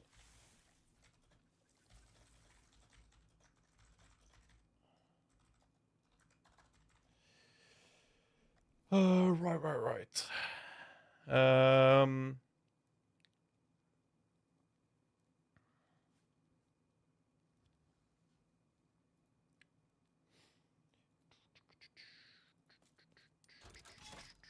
One more.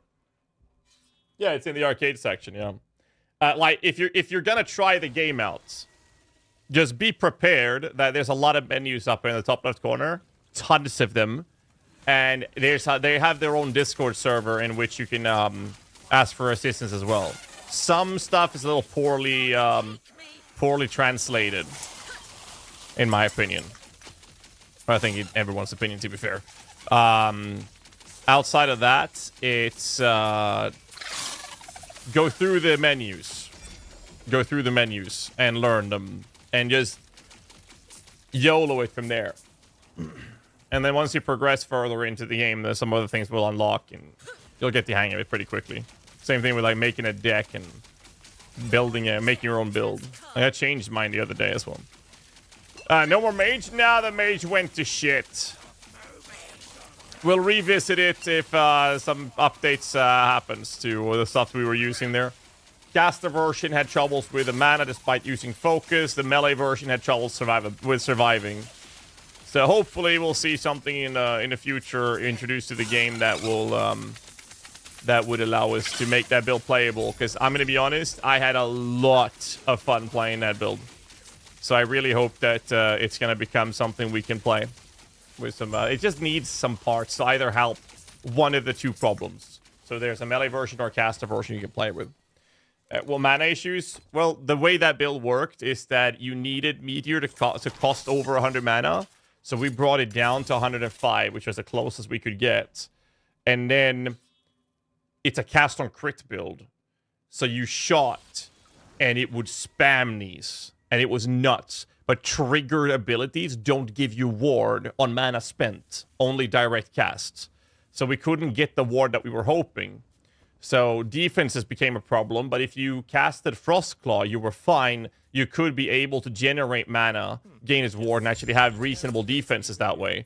Problem was you would have to spend so much time in using focus to recover mana that the ward gain became a problem. And if you encountered a big pack of enemies, you couldn't guarantee the meteor to hit all of them, which would basically one-shot them. It did so much damage. But if they didn't hit everything, and you just triggered a bunch of them, what then happened is now you're right? So now you have to use focus to get your mana back. So we then use focus. Problem is, now you've used focus. And you shoot one more time. If everything isn't dead at this point, your focus is on cooldown, and you have no mana. And that was a terrible feeling. Not to mention that the defenses felt bad every time you had to be in focus compared to just casting, right? So that was the caster issue. The melee issue was one of the smoothest and craziest experience I've had in regular monos. The problem was it could not survive empowered monos because you can never, not even Spellblade, can get enough attack speed to make it so that your attack speed ward on attacking is going to be feasible enough to survive empowered monos. You have to do other sources of defense to stack on that. And you keep in mind that we were limiting the build to not just be a cast and creep meteor build. There's been people who've done that. What we did is we did it with void damage. So our belt was taken, our body armor was taken, our weapon was very limited. It was basically two options, one two-handed weapon and one one-handed weapon that we had, which was a set item for that matter. Those were our options that we could play with. So essentially, those were the two problems. So I prefer the melee version because that one actually triggered it by triggering Frost Claws on melee hits, and we actually attacked with Mana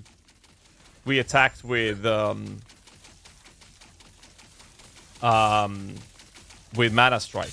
So mana was never an issue, and that felt fantastic. Not so fantastic in Empowered because you couldn't survive, but the build felt fantastic up to that at least. So those were the two problems, with a problem for each individual version, essentially.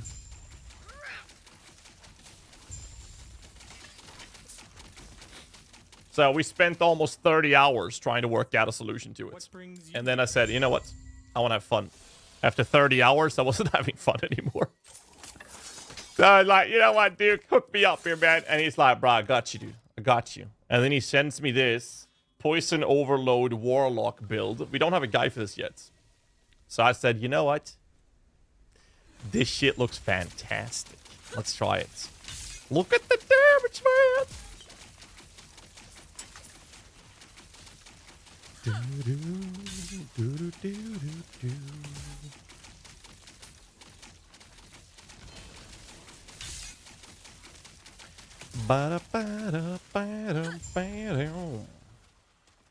Prism wraps.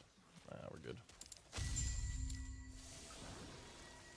Spellblade can't generate enough ward to survive empowered monos. That's not what I said. That's not what I said. I said that not even Spellblade... I don't have the class now. Not even Spellblade will allow you to generate ward exclusively on melee attacks. That the act of you attacking or hitting something with a melee strike to generate enough ward to survive in the higher end game. Not even Spellblade can do that. Now, Spellblade has other ways of generating ward that makes them actually survive that. But the mastery itself is just not enough. Because that was something else we discussed. The problem is we can't do the build I was talking about simply because of the fact that you have the meteor itself is a sorcerer's exclusive ability, right? There's an asking. I thought you said not. Correct, 100. Oh yeah, I mean Spellblade does it through other means. It's just that the way that sustains, right? That specific category of sustaining ward on melee hitting something is exclusive to only hitting one target, which is what is fucking it up on clearing.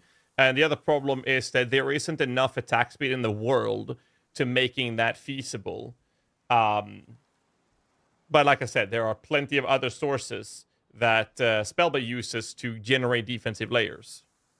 Whilst the Sorcerer has more to do with, like, ward on mana spent is one of the main layers of defense that is used on that build. And that doesn't work on triggered abilities, like I mentioned earlier, which has been one of the biggest problems for us there.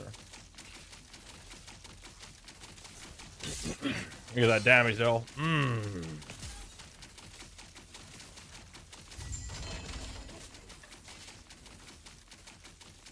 Oh, we got Ulrus. So, well, Ulrus is getting... It's looking a little bit better, though. Not much, but a little bit. What do we have now? Reign of Dragoons. Now we have these three for the blessings. Age of Winter. I think I'll do Age of Winter last because my cold rest is fucked. What do we have? Forging potential. I can't upgrade that. Never mind. 8 forging potential. Do I flip the necrotic res? I actually will do that. We're not going to use this belt later. Endurance threshold. I mean, that's not the best, but whatever. We'll do that. I have 26 in here. I'm going to keep the necrotic res on this one, but I will... Oh, I can't do that. Okay. 20 forge. I will upgrade this first. And then this one is a flip, but we got that. 15 potential. I don't have more of those. Not that it will. And I want to get that actually. 0. Okay, we're good. I think we'll start with Spirits of Fire. That's what we'll do. Find out a Holy Trail Sentinel right now is 8.9k armor and 100% reduced bonus damage for crits. That sounds good. That damage is really good. Yeah, I mean, considering how bad a gear we have, like, damage is fine. You know, this build is actually supposed to reach 180 intelligence. I have 83.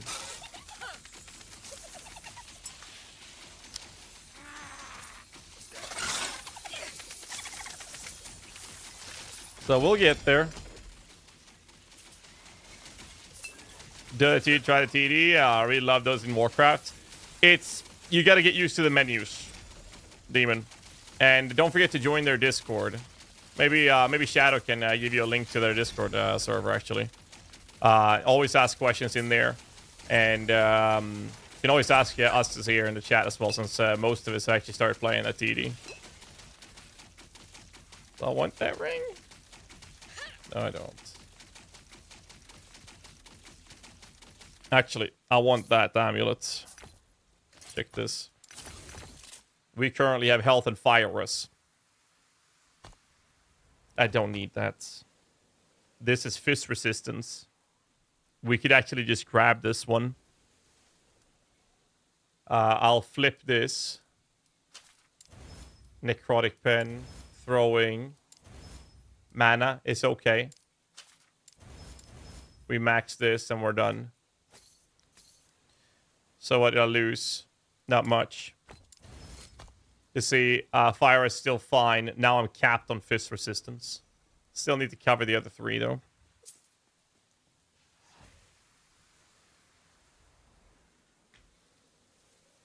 One step at a time.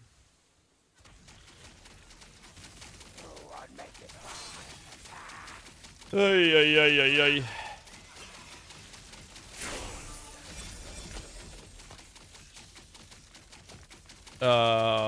Shit. What are we specking now then?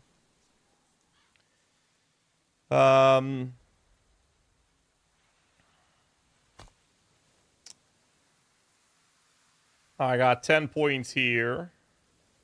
5 in here. That's just damage outputs. I put more points in here, but you have a planner for that build? I only have a thrown together baseline. I think the drain life tree is incorrect in that one, but whatever. It's just that some of those damage nodes don't matter. You want shackles, and that's about it. That on the Wandering Spirit node are the important ones. I wonder. Okay. I mean, that's all the defensive nodes we're gonna get. So I guess I'll just grab this because Vitality gives me Necrotic Rest, which is the helmet's gonna help, but it gives me Poison Rest, and I definitely shouldn't need Poison Rest. Where's my aura? There we go. Let's see this. So I need to get these 3 resistances covered.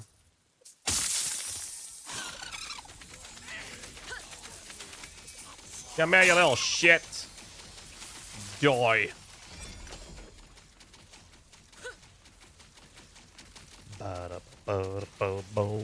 With more mana, I'm actually going to scale the initial hit damage, but I really don't care about the initial hit damage. The main reason for having more mana is to make the flow of the build feel a bit better when you're overcasting. That's it.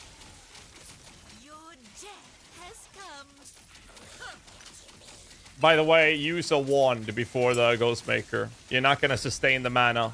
If you're playing this build, that platter has a Ghostmaker in it, which we will be using. That's also why we have Mark on Death from Mark on Hit for minions in there. But you won't be able to play that till you have really good mana sustain. So till then, you're going to need to run with a wand. That's what I'm using right now to lower the mana cost. In my case, I have -3. I want -5, but, you know, we're just going to play with this. Anything is better than nothing, basically. Or you're not going to sustain this build at all. Playing the Gauntlet? Yes, sir. Yes, I am. I will be starting as a Guardian Elemental SRS. And then he's saying, assuming we are alive, we are going to play Bama Guardian after that.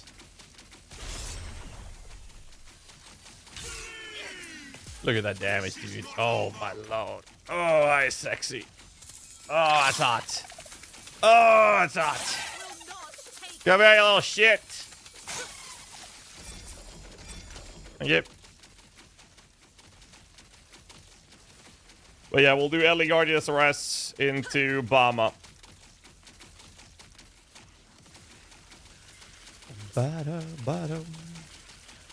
Good song. Another one. Come here, you little shit.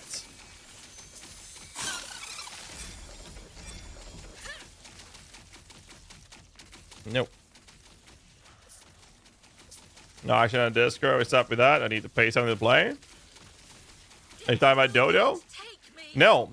So when I said that Dodo TD is like the that PoE of TD games, it's a custom arcade game, free to play. And they have an in-game auction house that you can sell and buy items that you're farming and finding. Like, the game itself has an auction house. It's a game within a game, and that game has an auction house.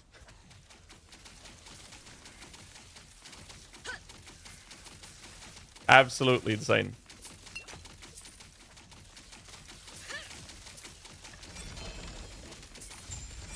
So in the late game or a higher end game of that, you kind of want to get like very specific like powers. You want to craft on the gems. You want to craft on the gear that you have, and the best way to do that is not to farm the stuff you want to buy them. So you want to sell the items that you can for some money as well.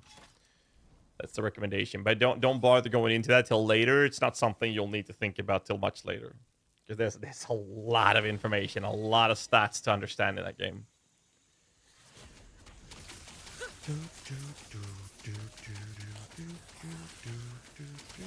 What's the name of the game you play between leagues where you like oversee a bunch of dudes zoomed out RTS style and you're on a planet where some aliens trying to tag him underground compound? Are you talking about RimWorld?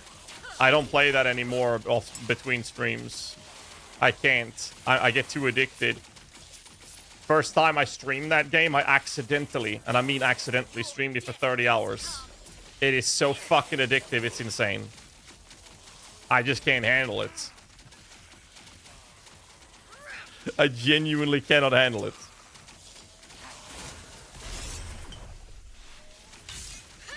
But yeah, if that's the game you're talking about, it's RimWorld. Rim as in rim job, and then world as in world.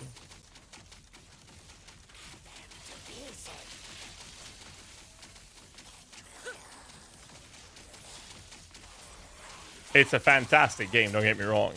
And adding like there's so many mods and shit for it now as well. It's kind of crazy. I like playing it very bare bone. So now like the last things I added to it was very small quality of life features. That's it. The very small quality of life features. Like the one, like an example would be one of the mods I remember using made it so that whoever's cooking food would first clean the kitchen area before cooking to minimize the risk of food poisoning. Like small stuff like that. Oh, come on.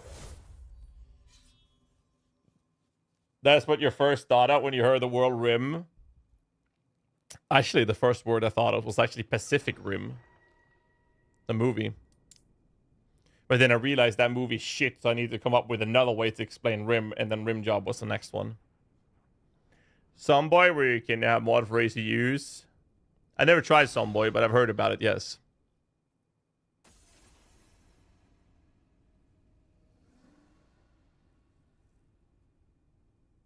Because Rim Job is not shit. Well, it's not supposed to be shit, but I mean, I don't know how you do it.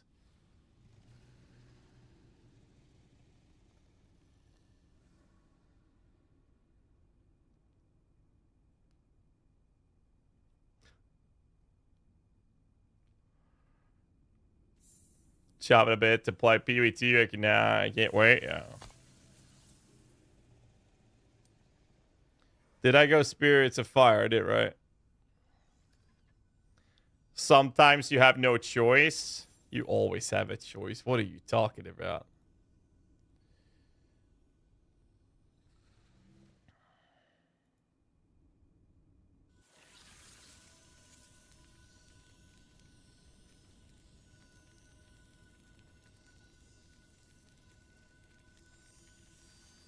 Okay.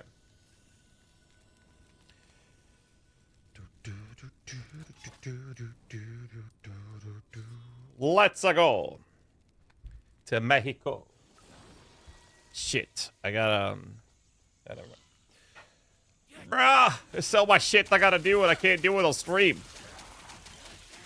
Can you imagine if they let us stream the Diablo 4 expansion review?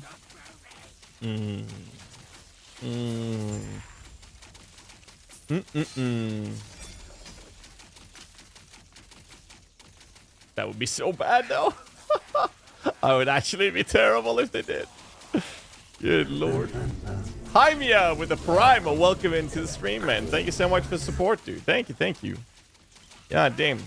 It's like I said before, can't do this without you guys supporting it, so thanks, man. Appreciate the support.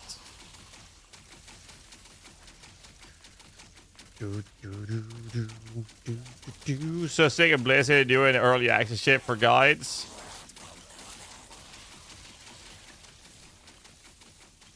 Why? They're actually not doing it for guides this time. They did before. And I kind of solved at launch. Then don't look at guides. You got to keep in mind that they're catering the game to a very, very, very, very casual player base. That player base looks up guides. Yeah, no, I see your point. Don't get me wrong. They're not doing it specifically for guide writers this time, though. They're actually only doing it to streamers. What is this? Well, it's not supposed to be shit, but I mean, I don't know how you do it.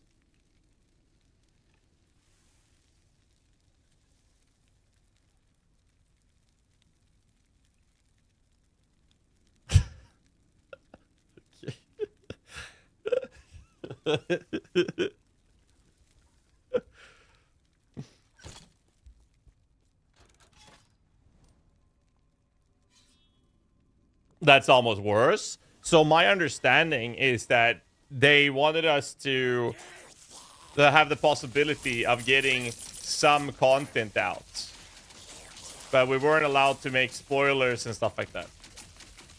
And I'm more interested in the preparation of my build guides to make sure that they're high quality and actually functional. That's something I was more interested in. We're also, at the same time, you got to keep in mind that we are also reporting bugs and issues that we're encountering. So essentially, they're doing this for content creators, and we're also able to report bugs and issues, which I hope that they can fix before the launch. At least that's the idea. How they're gonna do that, I'm not sure. You see, it says new competition. He posted a video. You should see if you get an invite if they do it again. Oh, the Garf Olympics. I actually was watching that live. It's a brilliant idea. I haven't had time to try the other class of Shadow. Like, I will be trying the Necromancer. Because I need to know if they unfucked... minions. Because minions right now are expected to be the worst shit ever. Even minion druid builds are outperforming it, and minion druid builds is the worst druid build you can play. And minion necromancers are getting outperformed. Now, both me and Creparian are actively fighting on a daily basis to make sure that that does not become the actual state of the game on launch. So I haven't seen if they fixed that yet. I have no idea. I gotta check that out. The thing is, I'm prioritizing the Spiritborn stuff right now. So I'll have to check that towards the weekend, most likely. And do it, you get like 5 good boys that look like werewolves. Oh, it looks cool, yeah. And you get maybe 700 to 900 million DPS out of it. And the Necromancer would reach like 150. That's kind of like the differences. It's night and day bad. And that 700, 900 million Druid build is the worst Druid build you can play. So that just gives you an idea of how bad minion Necromancers are right now. And hopefully, they'll pay attention to our feedback. I remember my first post to them. It was very, very constructive. My first message was, please unfuck Necrominions. It literally said, please unfuck Necrominions.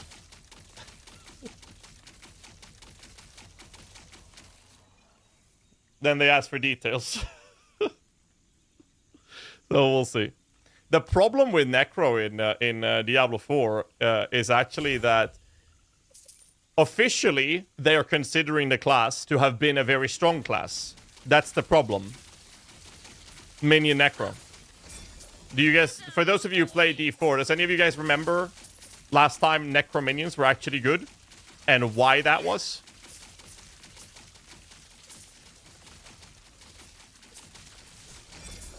If you don't remember, I'm going to tell you. Golem one-shotting 2 DCL was fun. But do you understand why? It was a holy bolt of elixir. And you know what happened when they fixed the elixir bug?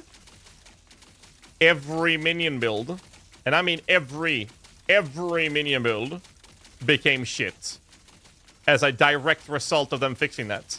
So them considering minion builds to be strong was exclusively because of a bugged interaction. Then they fixed that bugged interaction, and now they're back to where they were from the start, which was absolute fucking horrific.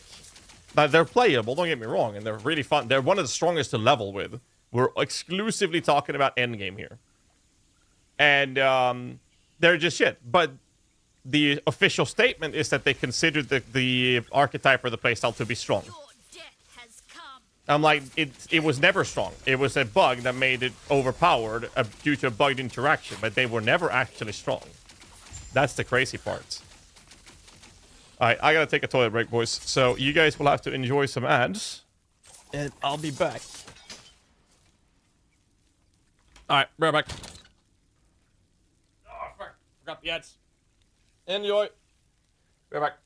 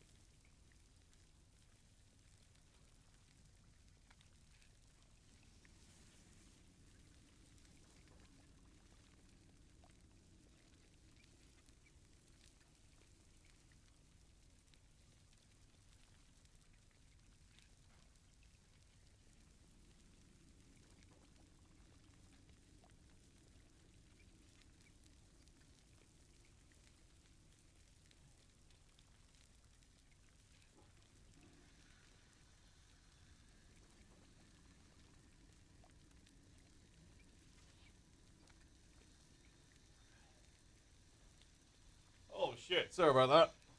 Oh, I need to snooze as well.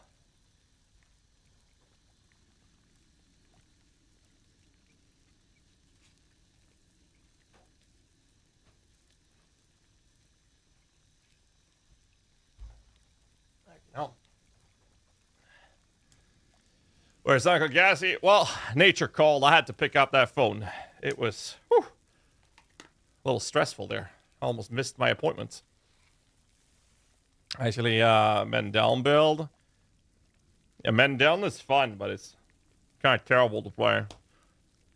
But yeah, the bug that made minion builds in D4 good turned into being the main reason that they deemed the class to be good. I'm like, what? What are you talking about? It's terrible. And it needs attention. So me and Crip has been trying to get some attention to this a lot.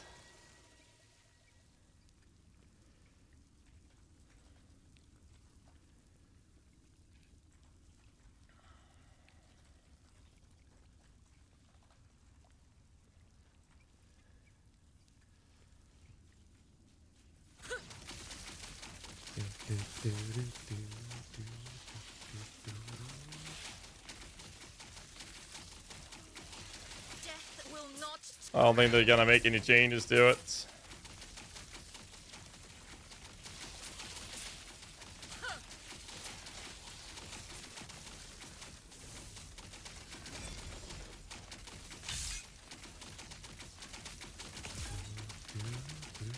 Oh, give me a second.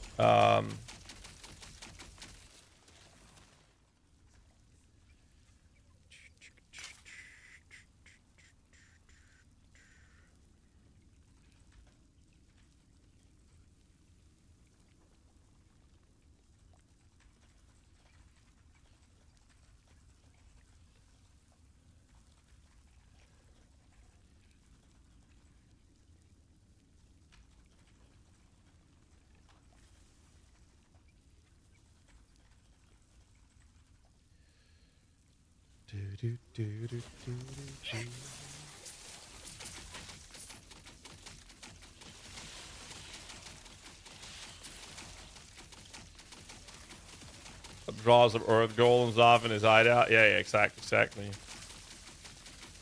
That's exactly. Drown some earth golems. What the fuck? I'm actually gonna steal that one. I like that one. That's a good one. Holy fuck.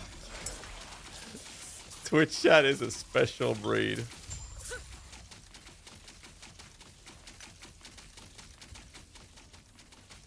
That's cooking. Not much.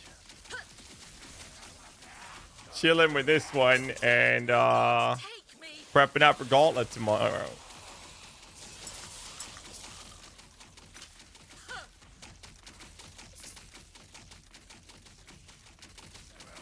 Gauntlet Racer Rooney. I'm very likely gonna go live a little later tomorrow as a result. Try to prep for it.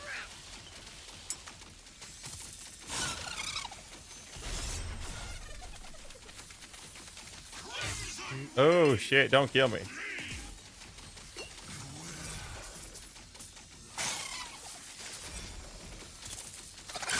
Oh, there's another one. Bro, I'm trying to... Hello? Okay, can I move now? Mana regeneration. That we can actually maybe work with. We'll see. Rip clip montages. We'll see, man. Let me just respond to this.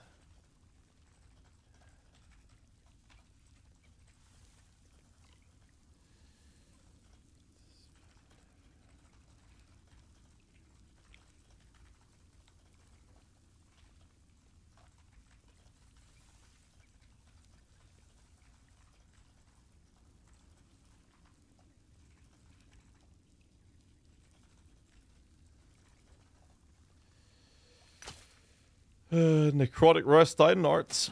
It's not terrible. Reaper form. I'll take. Oh, look at this. Terrible, but whatever.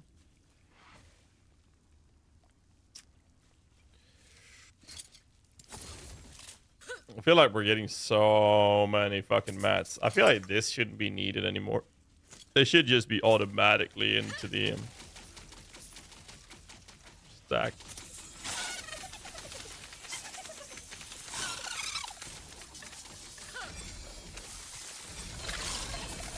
Oh shit, we got more. Oh god, look at this army. Oh fuck. Oh, let's go, Dots. Oh, let's. There's even more. Oh shit, there's even more. Oh my god. Bro. Oh, loot. Alright, do we want any of them though? That's a better question. Damage over time. Mana spent gained as ward. Bruh. Bruh, we're keeping that one. Till we get the maker.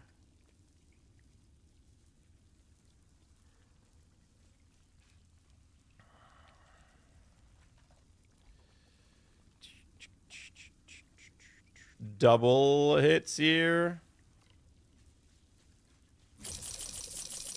What a run, man. God damn. What do we have here?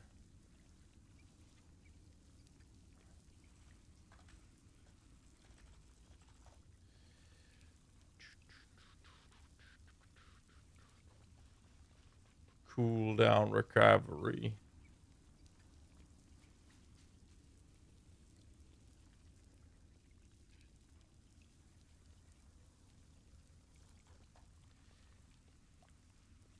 Mana region. That was nice. Mana. Oh, we got one really good piece though. I can use at level 77. I don't get the mana region though from that mod. Do I really want to use that then?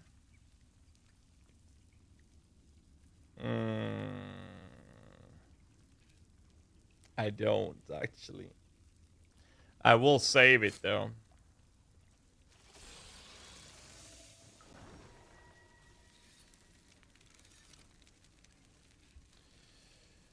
There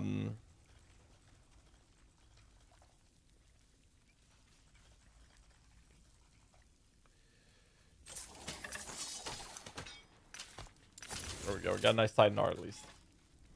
My boy Mervale forms at once. Such, yeah. Well, I mean, we'll see how we'll see what they do, right?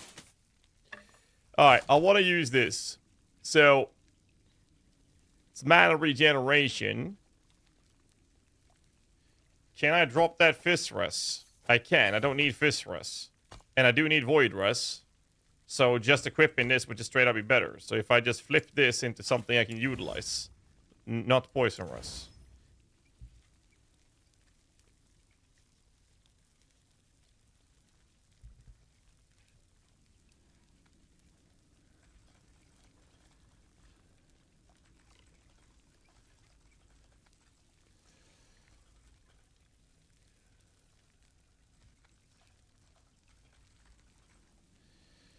Well, New Linkin Park song, Empty Machine, yes. It's good.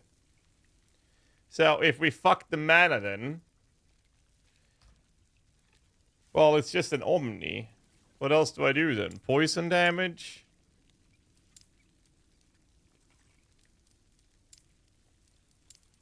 No way I'm gonna hit the 5 on this. Fire lightning. It's gonna be better no matter what I do. So we'll do this. We blow that one up. And now I'm capped in everything except cold rust. You see how rest is getting better, boys. Except my cold rest is kind of needed before we go to Age of Winter. But, you know, we'll get there. We'll get there.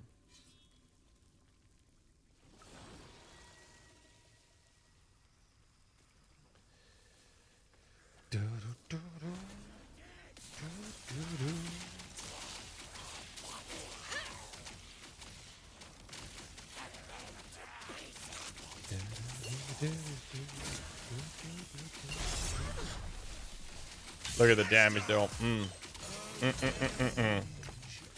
Only problem we have right now is I'm supposed to have ward as my survivability, but yeah. I don't really have that much ward. It's like someone said before, what ward, right? We're gonna need that from the strands. So we are gonna have to farm. We're gonna have to farm that item in empowered monos only.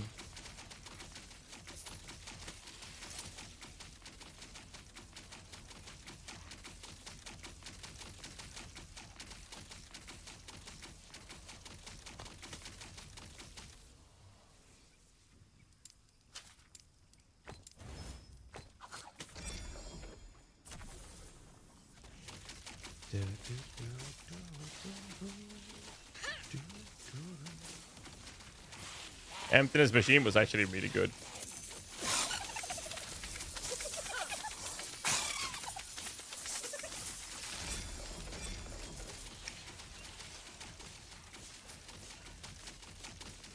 Infernal Shade. I don't even remember last time I used that ability. Must have been Bob the Slapper build, actually. That's a fun build.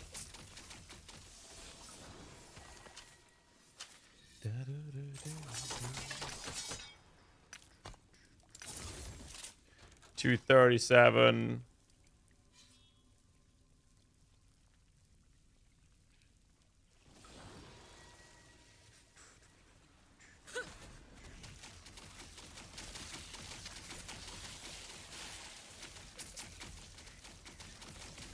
Good shit.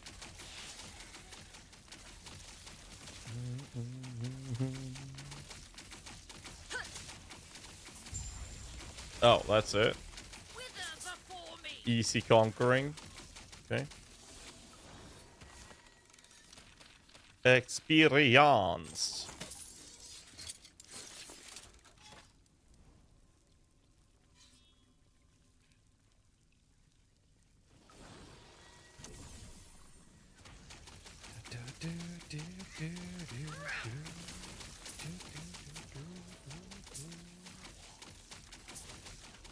Good song though.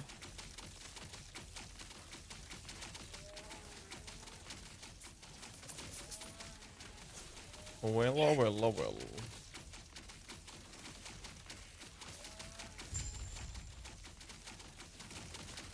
There's the skeleton.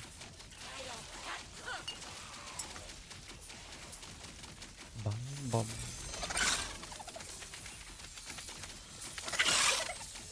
Die, die, die, my darling. It's just a single word, as Metallica sang.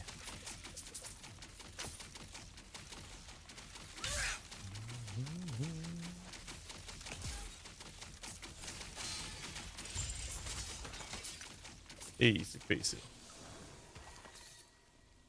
Sup, bro? Something looks new in you? Energy. Yesterday and today were the first 2 days in a long time I felt like I got my energy back. After the long COVID I got hit with. What is this build? This build is a Poison Overload Warlock. Here's the rough draft planner. Don't treat that as a guide. There's definitely things in there that's not right. But that's the rough draft that we're working on. Like, I'm just now getting my resistances covered. I don't have any cold rests. So before we get to Age of Winter, we need to cover that. Once we get the Empower Monos, that's when we can actually get the items that this build will use for defensive layer, because I'm supposed to actually be fully ward-based. As you can see, I have very much ward. Totally. Lots of ward. It's all gone. And we'll see how it feels. There we go. Once we get Mana Sustain, we're going to run a Ghost Maker on the build as well. That should give us even more ward. Oh, this damage is fucking ridiculous. Sheesh. That's a bad idea, that dude. Bro, my favorite Necro streamer. I'm playing a Warlock now, though.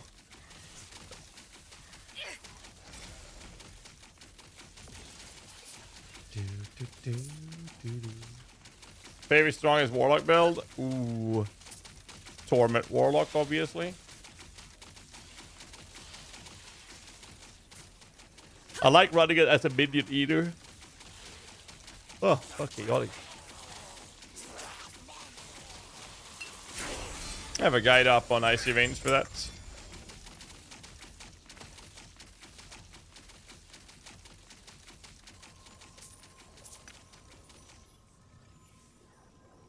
That's a tier 7.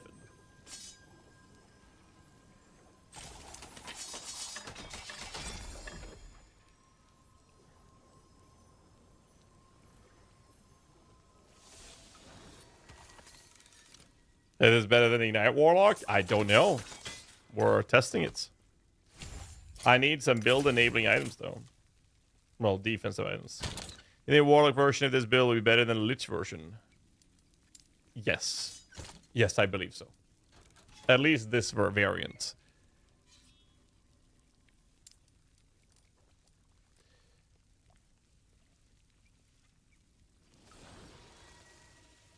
Well, the effect won't take place from Paradoxic, yeah? Or sorry, yeah, I mean, they would work, yes, but the Savior won't trigger the thingies. You won't trigger the skill. Or the enemy Guardian won't, rather.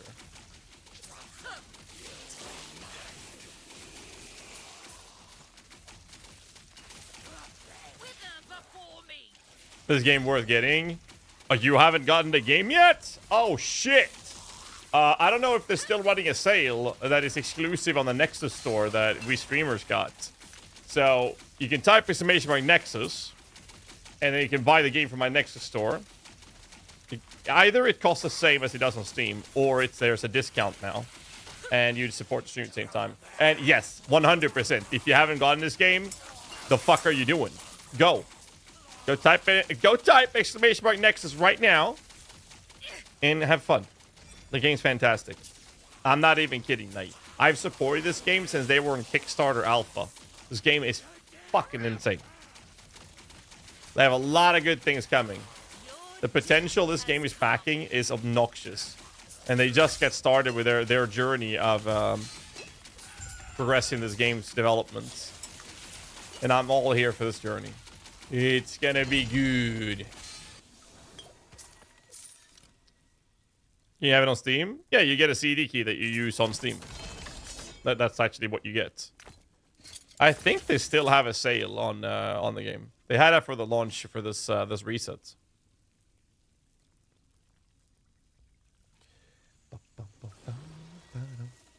But yeah, if you haven't played this game, yeah, it's 20%. There you go. That's not on Steam. You get that from the Nexus store. And you support the stream at the same time. Most importantly, you should play the fucking game. It's insanely good.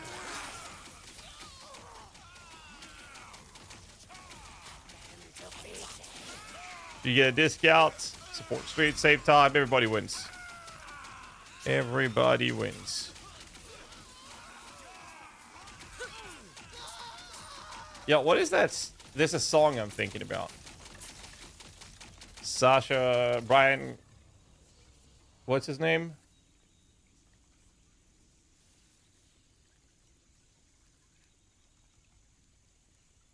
No, it's Leonard Cohen I'm thinking about. Leonard Cohen and his song name. Now, is it Leonard Cohen? Fuck, man. What's the... I'm thinking about a song. I can't... Super dark voice.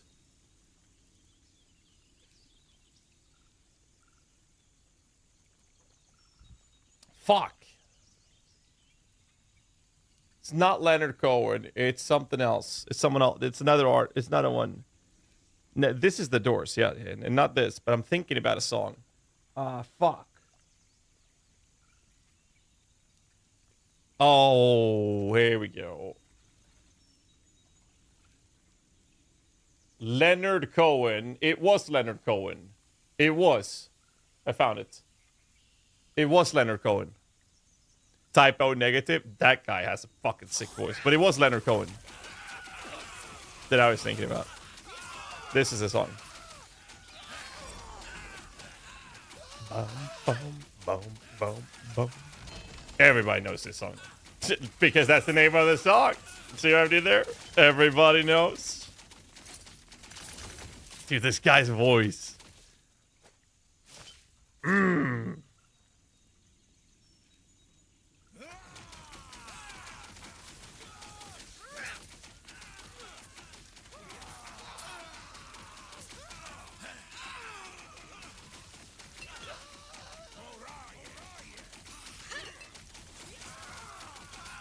This song is fucking phenomenal, though.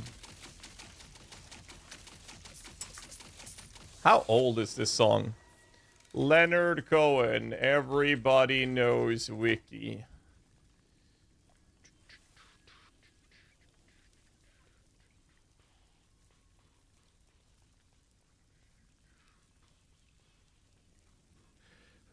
Early 1988.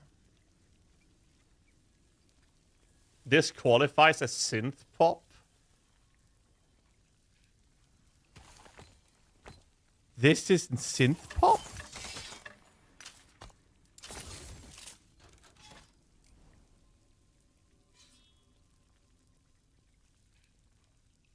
I don't think that's what I would categorize it as, but, you know.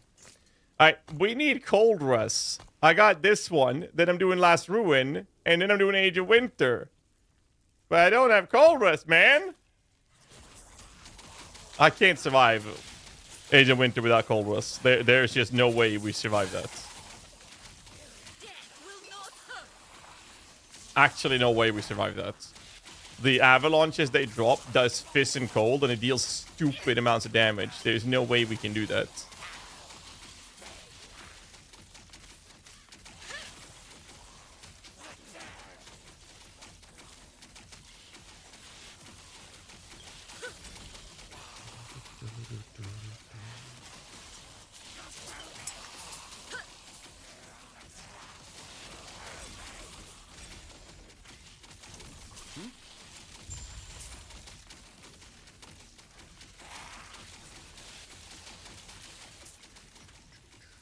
Another 80s.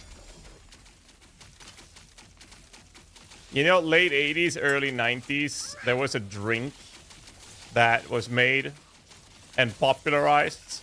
There were 3 drinks that were popularized in the early 90s, late 80s. One of them is a Cosmopolitan. Everybody knows what a Cosmopolitan is, right? Even the kids in the chat should know that, right? Yeah, it's like a ladies' drink, right? And the other one that got popularized during that time frame is Sex on the Beach, which to this date is still very popular. Mostly because of the name Sex on the Beach, right? Who in the chat can pinpoint the third one? It's not as commonly known, but it got popularized at the same time. Anyone?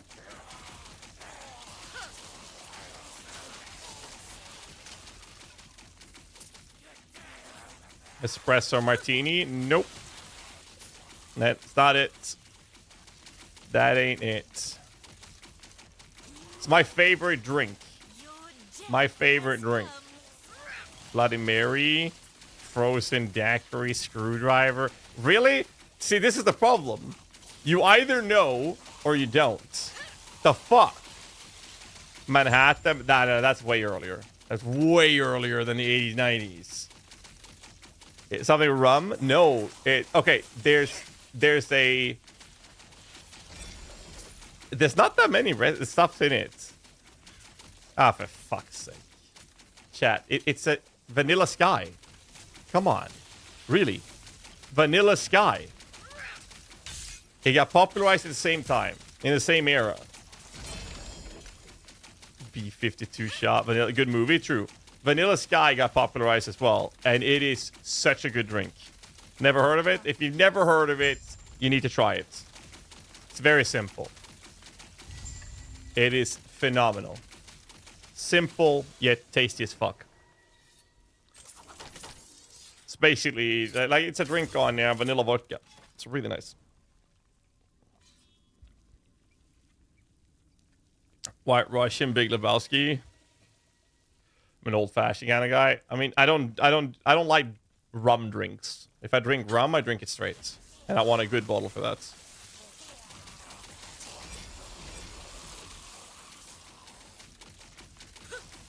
So I played Tibia with some boys from the stream community and whatnot, and one of the guys is actually from Canada that we play with.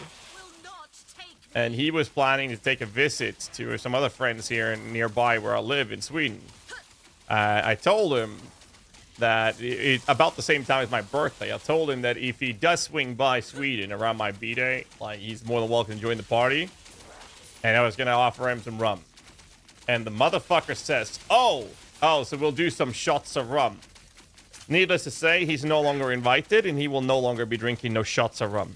You don't fucking shot rum. Crazy motherfucker. Also, our friendship has now ended. Who shots rums? Apparently Canadians. Apparently. Crazy fuckers, dude. Death will not take me.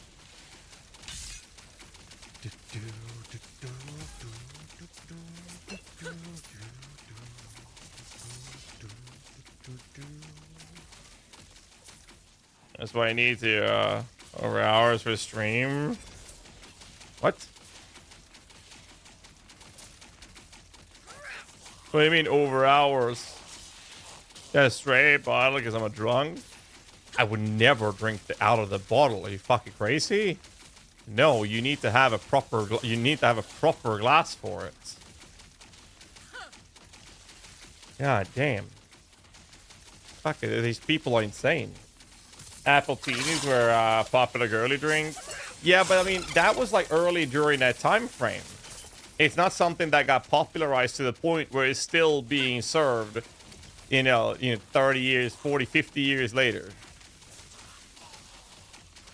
40 years later. Because of a friend.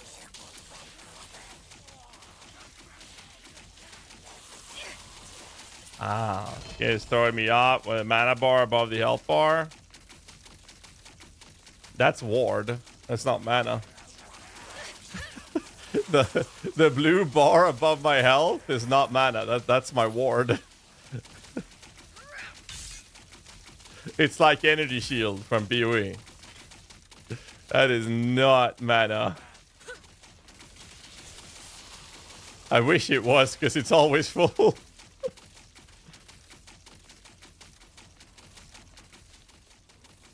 The reason it's so lower than my life is because my energy shield or my ward is lower than my life.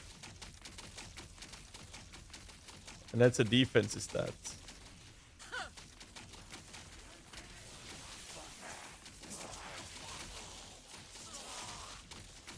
Oh, now I missed one in the back.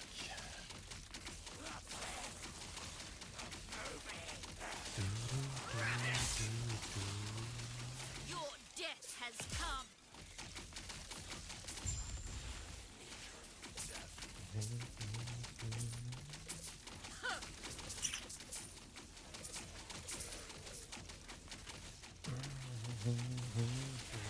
Gonna slam a 3L, 4LP shit. I gotta make a super twink out of it. That sounds amazing. A super twink. Cube or two of ice is all is needed. Okay, so I know that there are some rum where 1 cube of ice would do really well in, but the thing is, you change the taste so much with literally like just a drop or two of water in it. So like, the bottles that I like to drink rum with, I never have any water or any ice in it. Never. Ever. I would never even consider doing that. Super Twink was something in OG EverQuest? I did not know that. Put a whole ass bottle in the freezer. What the fuck? When I used to drink rum, I would put a whole ass bottle in the freezer. What the fuck is wrong with you?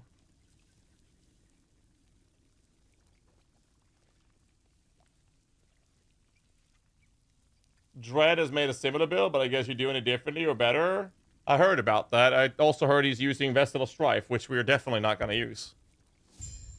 If it's better, I have no idea. We'll see, I guess. I have no idea if it will be better.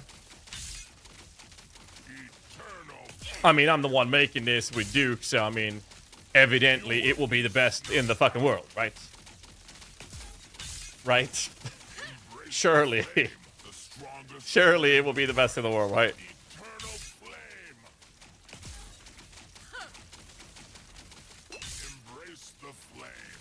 I do need the build enabling fucking item though. Okay, currently do not have access to. Alright, Fire Rust. We definitely don't need that. Armor while channeling. We don't do that. Fire Demand. Oh! Baby girl! Hi! Hi, Lily. Oh, come here. Oh, am I be on stream? Is that it? No? Oh, she definitely doesn't want beer. Sorry. Mwah.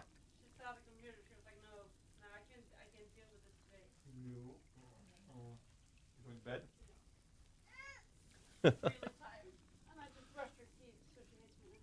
Hi. Beautiful. Yeah.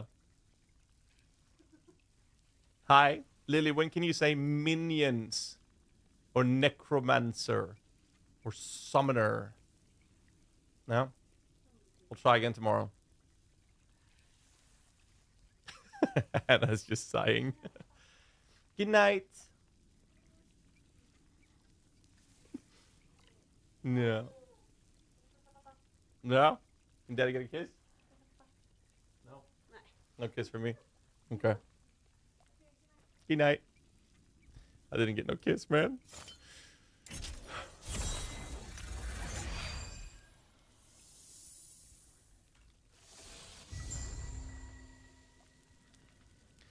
Sorry, where was I? Right, so we got Last Ruin, right? And then after Last Ruin, we hopefully will have this little problem solved. Surely it's not gonna be a problem, right? I mean, I could try to seal this. What the fuck? What's the odds of that? Oh my god, okay.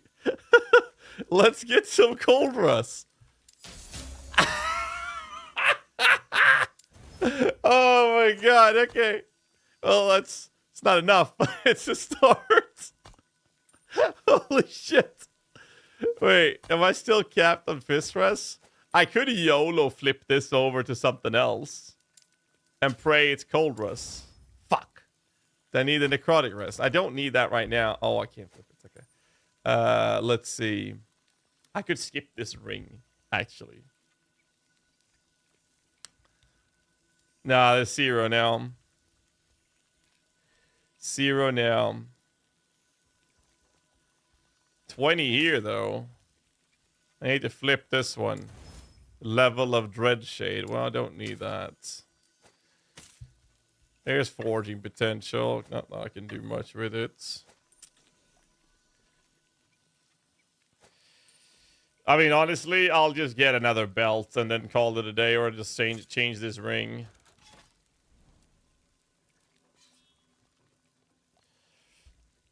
Nice Archmage build in LE, anything close to it. So fun in PoE. Mana stacking? It's like meta right now, is it not? Like, there's a lot of mana stacking builds that are really fucking insane right now.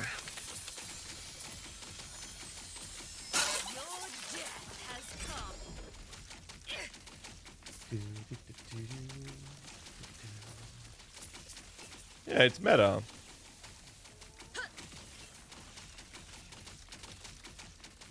Mana stack a sword, yeah.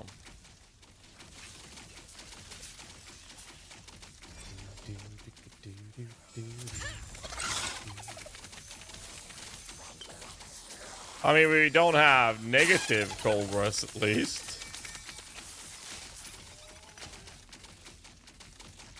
Right?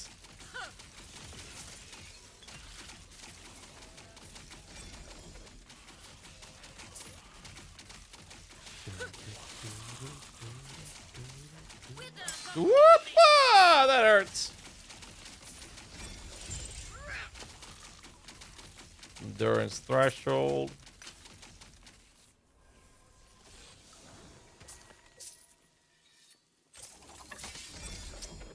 I'm beating the campaign. Yeah. We'll see how that goes.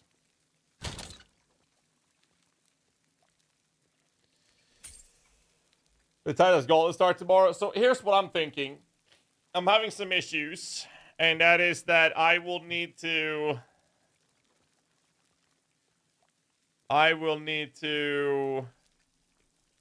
actually, I gotta drive into town for a thing, and I need to get the D4 testing done. So I'll probably be live in the evening tomorrow. I believe the launch tomorrow is, was it 7 p.m. or something?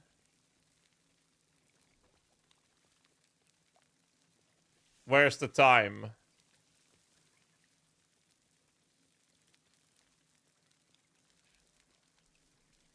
Anyone know what time it is? Wait, actually, it says in the Pee-wee Racing channel. It starts, registration is in 1 day and 3 hours. There's no way. Is it that late? 11 p.m.? What? Wait, it starts at midnight? Really? It's just that you can often you can make a character an hour or half an hour before the launch. In this case, it looks like it's half an hour before. So it actually looks like it starts at midnight. Oh, wow. 6 p.m. EST. Yeah, it starts midnight for me. So Dino, 6 p.m. EST. That definitely means I have to go live in the afternoon tomorrow. So I have to spend the entire night doing the D4 stuff. Get bent EU. Shit. That, oh wow. And I'm expected to play the fucking, to see where to register. It will be in-game, in Path of Exile, when you, character selection screen. There will be a button at the bottom there, which will become available sometime tomorrow. And you will be able to register half an hour before it launches. Shit. What do I do then? Okay. So what I'm going to do then, I'm going to call it for tonight. And I will be preparing for Gauntlet tomorrow. I'm going to host you guys over to... Who do we host today? Who do we host today? Oh, shit. I never get to host Uncle John. He always raids us. You know what? You guys give Uncle John a big one welcome. I never get to raid him. He always raids me. So, you guys do that. Give him a big one welcome. And I gotta get some shit done and do some Diablo stuff all night. And I will be live in the afternoon tomorrow as we prepare for the gauntlets. That's the plan. Thanks again for all the support. You guys, I can't do this without you guys. So thank you so much for all the support. I genuinely appreciate it, guys. Thank you. Thank you so much. And I'll see you guys tomorrow. We're going to die a lot. And I hope you guys will enjoy it. I'm not sure I will, but I hope you guys will. Good night, everybody.